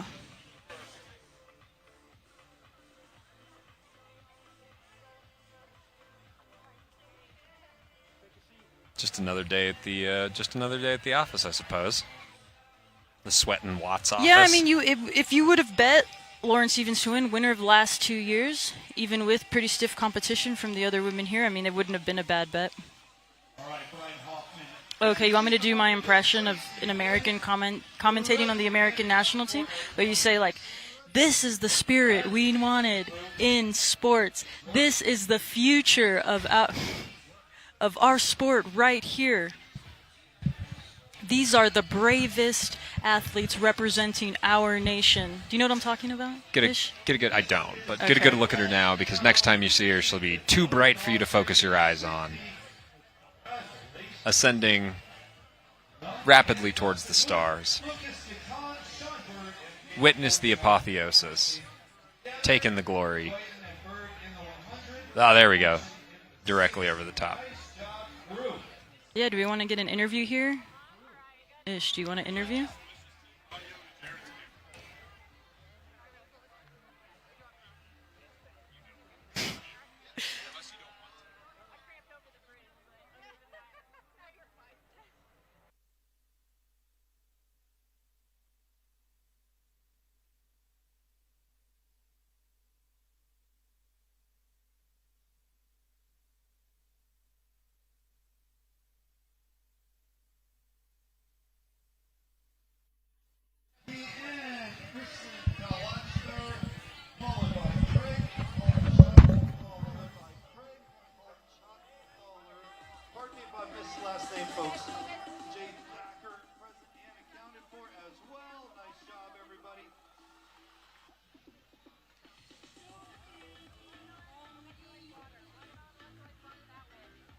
No, exactly. I normally say let her freshen up a bit, but she looks fine. She looks like she was on a training ride, and she's just chilling. So we'll see. Ish is going on to take an interview, take a mic.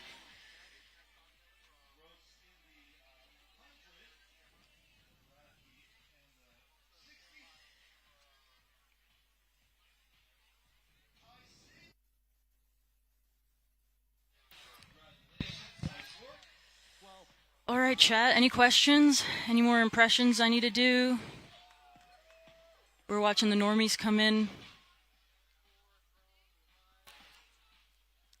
And this finish, it's not, like I say, every bike race finish, it's either like the Champs-Élysées, the Montmartre in Paris, or it's the back of a brewery, business park looking place with a bunch of cargo crate storage boxes.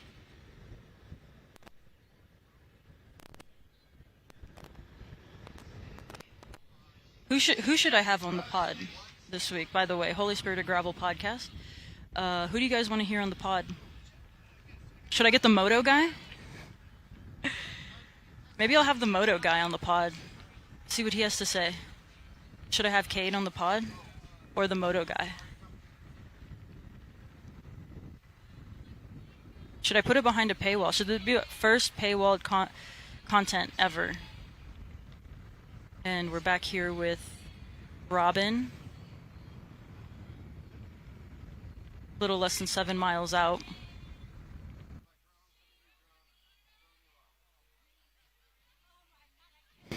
Okay, how about I have a pod where we do, let's have the moto guy and Cade on at the same time.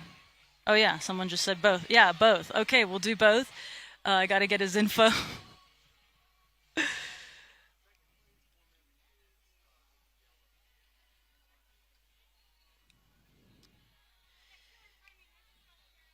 So yeah, I'm just in the booth by myself right now.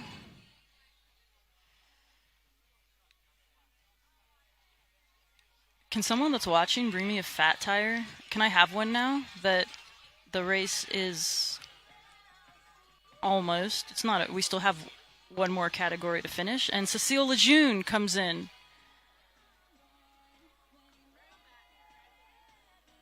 Cecile Lejeune comes in for second, so she passed up Alexis Scarta somewhere. Cool, we'll have to find out what happened there. Trek Driftless with that Topo Designs jersey. Topo Designs, Fort Collins brand.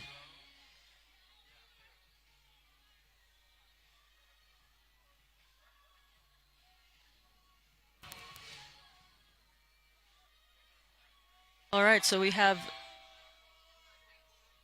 what are they? Cecile and Lauren Stevens right now are trading war stories. So, yeah, I wonder. Yeah, we're going to have to find out. Maybe I should just take a hot mic into the group and not tell them I'm recording. What do you think?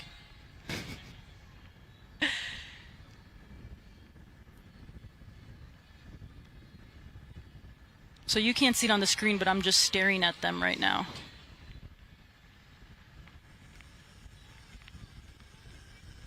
And on the screen you have Robin Cummings, last year's gender expansive non-binary winner. If I have said gender expensive, I'm so sorry. And I think we're going to go to an interview pretty soon.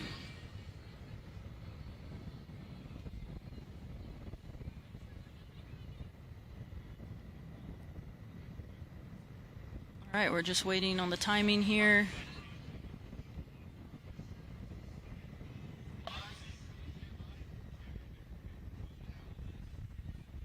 All right, and let's throw it to Ish with Lauren Stevens for an interview. The 2026 Women's edition of the FoCo Fondo. Lauren Stevens, how you feeling? I'm feeling good now. I was definitely cramping on the last little bridge over the railroad tracks. I was like, oh, maybe I should ease up because I couldn't see anybody behind me. It's pretty hot out there. Got pretty brutal by the end of the whole thing. Yeah, definitely. I've come here many years, and I feel like it's just brutal every year. So I was a bit more prepared than last year. Okay, so this makes 3 in a row wins for you, yeah? And how many participations overall, do you know? 4. I participated before it was a race when we had like segments, and yeah, that was pretty cool. So yeah, 3 in a row since I've been coming back. So it really looked from the commentary booth like you kind of split this one up by hand, really made the race yourself today. It looked like most of the moves that were tearing people apart and, you know, making the race what it was came out of your legs. Is that how it felt out on the road? Yeah, I wanted to be really strategic today. Last year I went solo for 100K and just it was too brutal out there to be alone for that long. And yeah, I just wanted to reduce the group and do that by pushing it on the climbs. And it was really awesome. We came into the first main climb with 7 riders, which was tremendous. And then it looked like Alexis came back to you on that big long descent, right? And then how was working together, or I suppose not working together so much on the way back into town? Yeah, Alexis caught me just after we came back under the highway, and I tried to put in an attack on that next climb, but she was able to hold my wheel. It was quite a headwind. And then we continued to work together, and then it turned into a slight tailwind just before where I wanted to attack, and the speed really eased up, and I was like, oh, I got to go now. And so I attacked in the tailwind and got a little gap before the last little climb.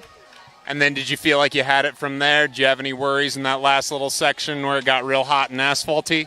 I was definitely worried. It was still 15, 20K to go. And once those cramps start to settle in, it's really hard to keep pedaling. So I had to definitely hold back a little bit just to be sure I didn't, cramp. It's fantastic. Great job. Really spectacular to watch you nail the whole thing down on TV. It was a lot of fun. While we got a minute here, maybe can you give us a half word about how cool it is to have a race like this that's so representative of women and that's so diverse and it's sort of like fundamental underpinnings out here? Yeah, for sure. I love supporting Whitney and Zach. I started a women's team, Aegis, by Leaders of Enchantment. We've got 2 of our girls out here today, and I hope to continue to bring more and more of them here every year as we move our road team to doing a little bit more gravel. That's great. Congratulations for the 3-peat. It was lovely to watch. Thank you. All right. Thank y'all.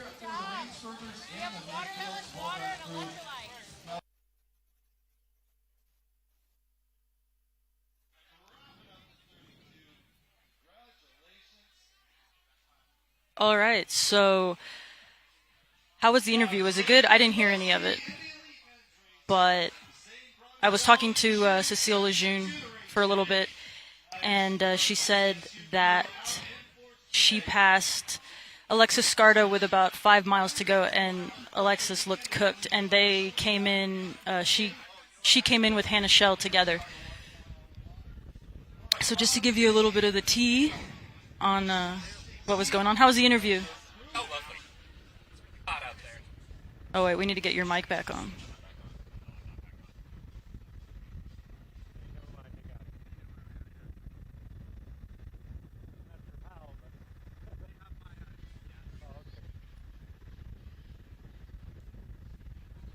All right, so how was It was hot out there. Oh, my God.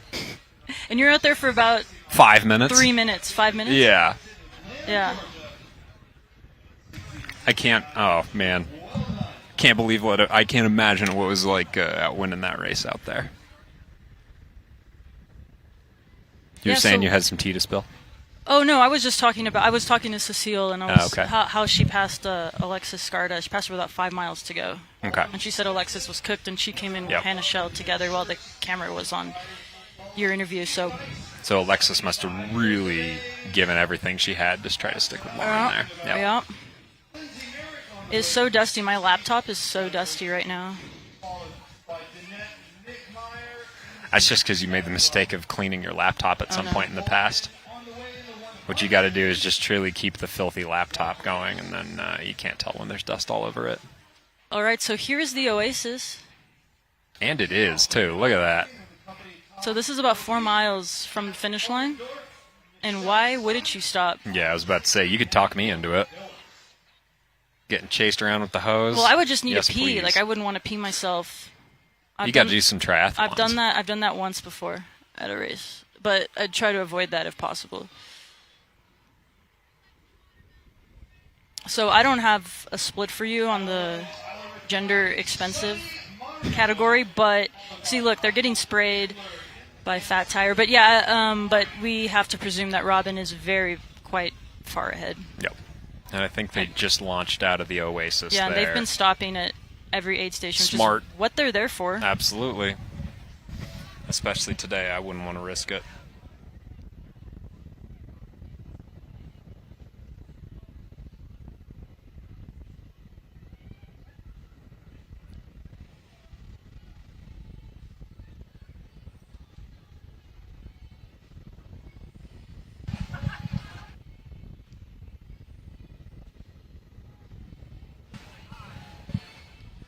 Oh, so right now it's straight shot south, and then they're just going to turn west in the last mile, really, to come into the finish line.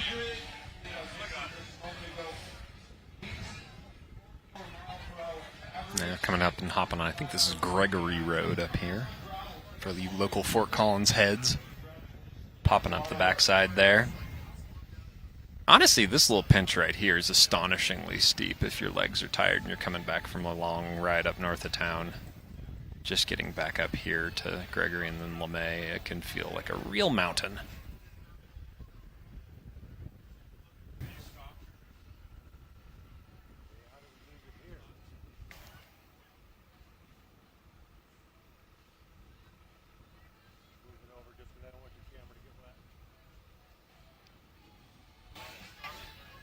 Yeah, so you know all these people that live in all these houses? Oh, yeah, you're saying? every single one of them. Okay, yeah. cool.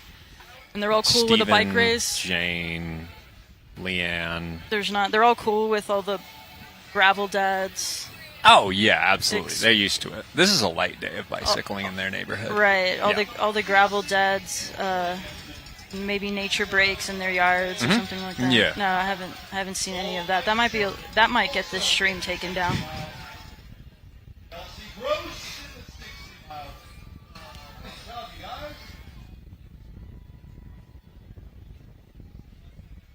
All right, so at some point, this stream won't go on forever, and then you'll be able to watch the World Cup final. Well, that kicks off in 30 minutes here, huh? Goodness gracious. We really queued y'all up today. Just nonstop entertainment. You barely even have to think about what to do. Yeah, and we told you what was going on in the tour the whole time. Yeah, and you're welcome. Sorry for ruining. No, you're welcome. Spoiler alert for being kept up to speed with what was happening in the tour. Yeah. So who's still with us here in the chat? Throw up some flags. Throw up some emojis. Oh, there's a donation button. Who gets this money? If you if you donate, there's a donation button. So if you want to send a super chat. I just noticed this now. Oh my god, I could have been getting money for whoever. Would I get this money? Zach and Whitney, I think. Yeah, they'd get it. I mean, undoubtedly deserve it, but,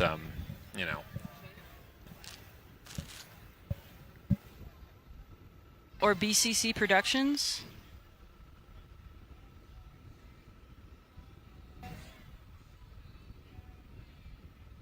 Man, Robin's a real sucker for these low cadence efforts up these little steep bits. Dude, I love a great low cadence finish when Absolutely. you're just like... It's the fixed gear of it all, right? Oh, is that what it is? You never get rid of that sort of true degeneracy. You always have a part of the back of your brain that likes to get itched by a 35 RPM. Yeah, so shout out Boulder County Communications BCC Live. They have, if you go to their website, they have a broadcast sizzle reel where you can see everything that they do. It does sizzle too. And this is the thumbnail is, I believe, from Unbound. Thumbbound.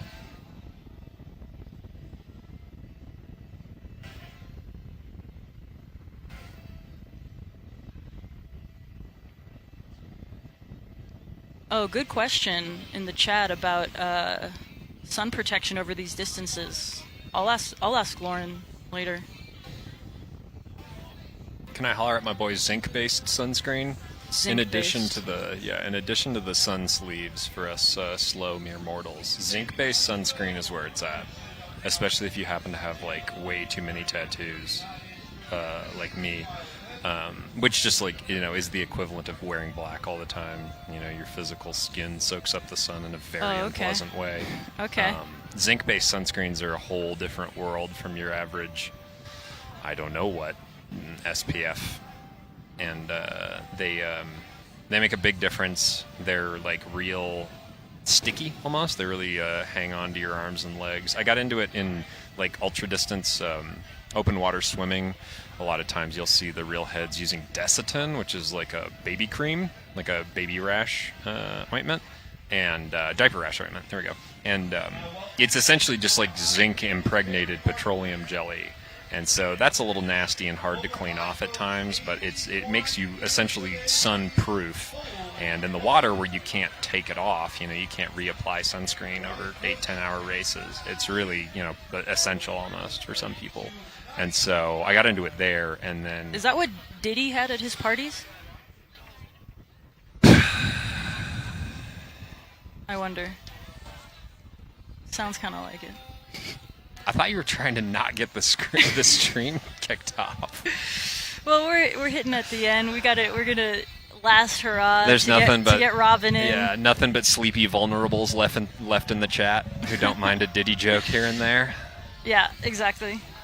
Anyway, shout out to my homie Zinc-based sunscreen. Try that out. We got a real anti-Diddy party at the finish line, meaning everyone's safe and in the shade and protected. Yep. Yeah, so what happens if your tattoos get a bunch of sun? Because Robin has ink. You can see that from the stream. They just soak it up. It's like wearing black. You'll get a much worse sunburn on your tattoos than on the surrounding skin more quickly. And it's physically quite unpleasant. Really? Yeah. Okay. Yeah, I didn't know that. If you have a bunch of tattoos, but not all the tattoos, you can definitely notice that your tattoos are heating up a lot more quickly than your non-tattoos. It's like, you ever got a calico cat lays in the sun, give it a little pet, and the hot parts or the black parts of their fur, like, twice the temperature than the white parts. Yeah. No, for sure. Yeah, I didn't know that. Yeah, you got to start taking yourself pretty seriously as far as sun protection goes if you're going to have too many tattoos. So you're just out there frying, just inked up. Mm-hmm. I mean, literally, I'm way more comfortable with like a long sleeve shirt on, and just sort of cooking a little bit inside the shirt than I am with, layers of sunscreen and my arms out in the air. Wow. Yeah. It's a choice, Nothing's without its consequences. All right, so I'll make sure to enter races where people with like full sleeves are doing it, because I know I'll have the edge. As long as the sun's out. Yeah, granted.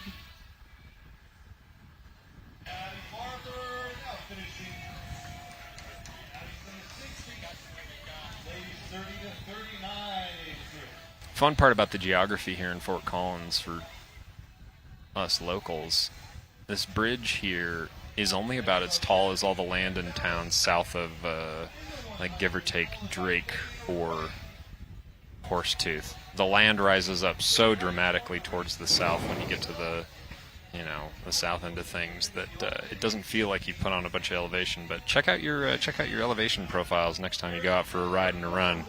Go over this little overpass and fart around on the south end of things, and you'd be surprised how relatively high the land is down there. Yeah, at this point in the day, these last little climbs, little bridge is you're gonna feel it. Enormous, yeah. Yeah, that thing feels like a mountain. Look, Ma, no hands. Oh yeah. Getting the bandana off for the picture, yeah. There we go. Sponsor, wow, a true professional. Mm-hmm, mm-hmm. Let's see him post up and do the double thumbs towards the jersey. Do the Tade bow. Please no. I think we've all had enough of that.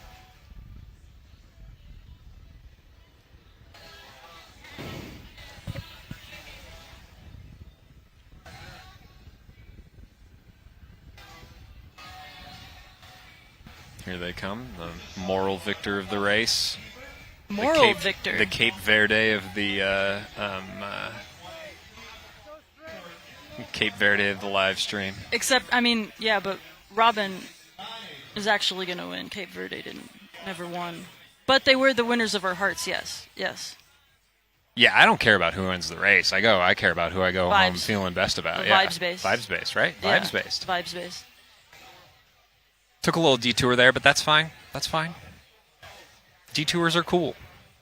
Again, we're not here to win, but they are going to win. And spectacularly so, having donated not a small amount of their carapace to the local environment yesterday, making a little pre-race blood sacrifice. Pro tip, get out there, bleed on the course a little bit. Yeah, we'll improves find your out. chances the next day. Yeah, we'll find out what happened there.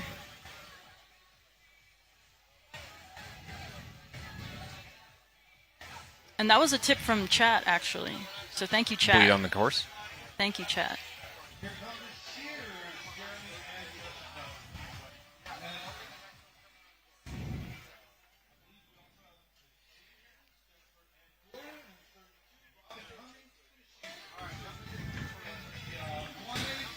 There we go. All Robin right, Cummings. so we are getting a... Well done. Yep. There we go. That was the most animated finish. That was great. Well, the guys had 10 a sprint points to them. finish, but yeah. That one was pretty dialed. Congrats, Robin. Of course, in the gender expansive / expensive / non-binary. Look at that event glitter. for Spectacular. The pride of Portland, Oregon, they tell me. Necessarily. I'm so happy to get the glitter on camera. Oh, yeah, you can see it, which Yep. was applied at the top of the Cherokee Park climb, halfway through the race. Really brought them home in a sparkling way. I like that they've allowed Robin to put on their own bolo rather than trying to fight it on over the top of a helmet. I think that was the correct decision. So, yeah, the bolos are, there's bolo cutoff time. So if you hit a certain, if you finish before a certain time, you do get, to tradition here, you do get a bolo, a FoCo Fondo bolo.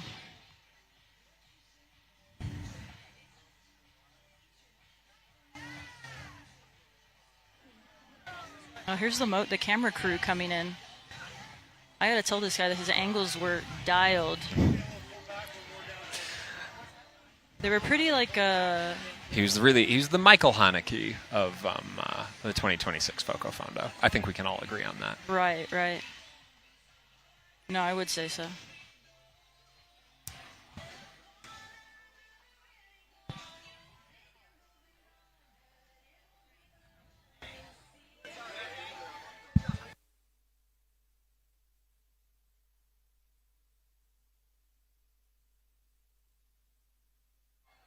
I thought you were probably better.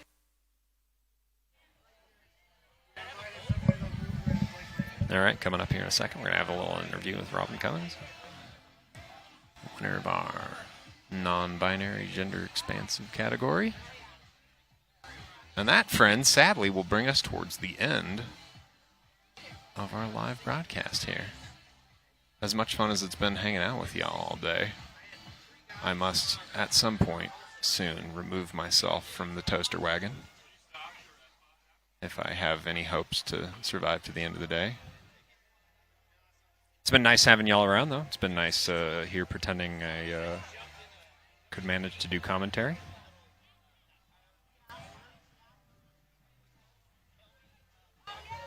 Thanks to Lenny while she's not in the booth and she can't hear me say it for really making this what it was. Thanks for having the knowledge that we could all rely on and made this at least 30 to 40% watchable if you have your headphones on. Huge thanks to the FoCo Fondo staff in the widest sense, including all them sponsors, all them sponsors, certainly, yes, and all them volunteers out there. Sponsors and volunteers both. And a huge thanks to the BCC Boulder County Communications crew for keeping this stream up. Real incredible work getting these pictures out.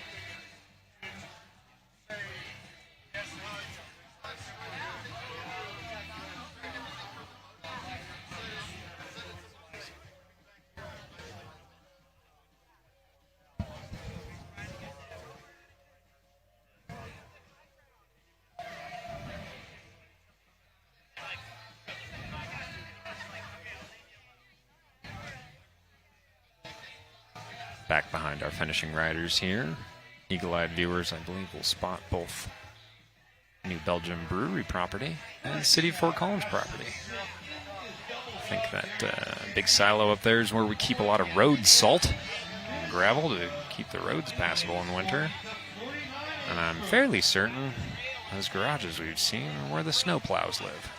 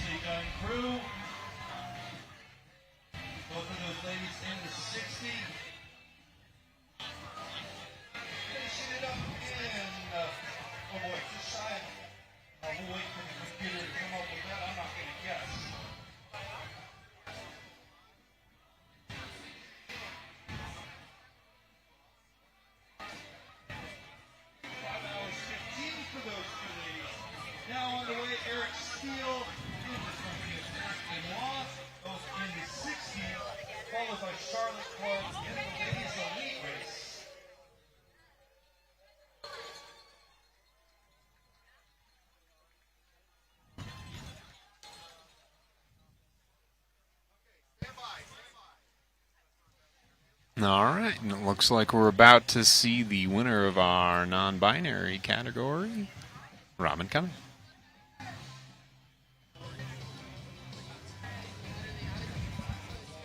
All right, we're here with the winner of the 118 Elite non-binary gender expansive category, Robin Cummings, the pride of Portland, Oregon, they tell me, 9 Live Cycling. How are you feeling right now? It feels like a dumb question, but in your words. I am pretty darn gassed. I've got some fresh stitches from yesterday, gauze all over my side. Glad to be done. Yeah, so that was sort of one of the storylines we were following, was that you took a spill yesterday on your recon. Tell us what happened there. There's a couple of pretty steep descents and just totally blew a corner there. I think they did some surface treatments, the county did, and had a really brutal combination of very, very hard packed gravel and then just like a little bit of pee on top of it and absolutely no grip. So slid out, did not go over the ravine entirely. Could have been a whole lot worse, but glad to be here. Yeah, and so we noticed you were getting patched up and got the glitter applied at the top of the climb. But how is it managing your wounds today? I imagine you were feeling it. Honestly, less than I expected. I feel like once I got going, they weren't super noticeable, surprisingly. Yeah, and you did almost the entirety of the race solo. How's that mentally?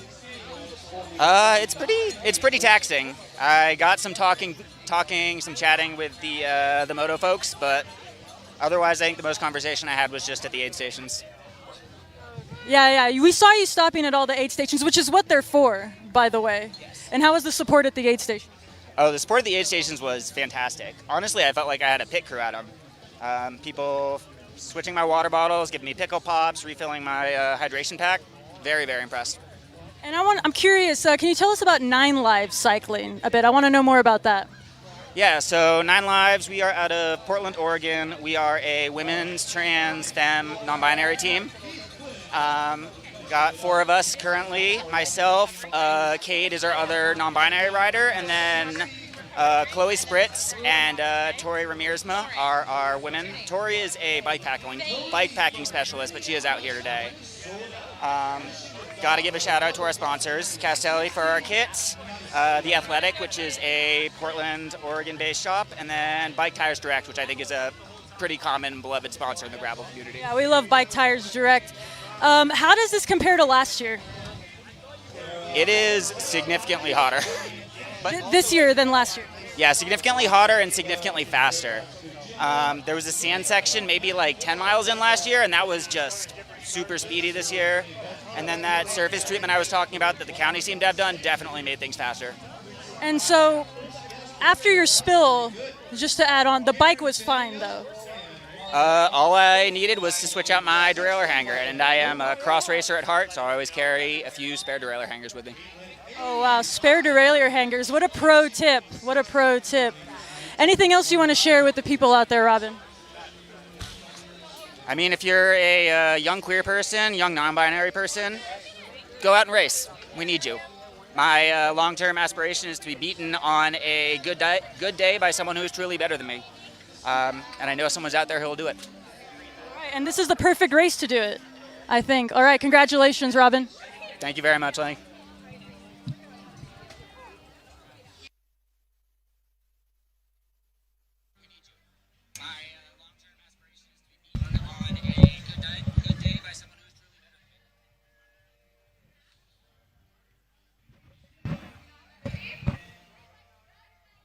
Spectacular stuff there.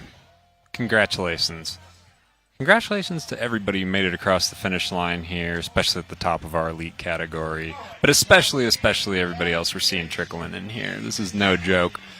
This is a long day. These are not easy races. It is hot out. I'm deeply impressed and, pretty darn grateful to see how many people we've got out here flying around on bikes today, just having a good time and, representing Northern Colorado for the incredibly cool end of the world that it is.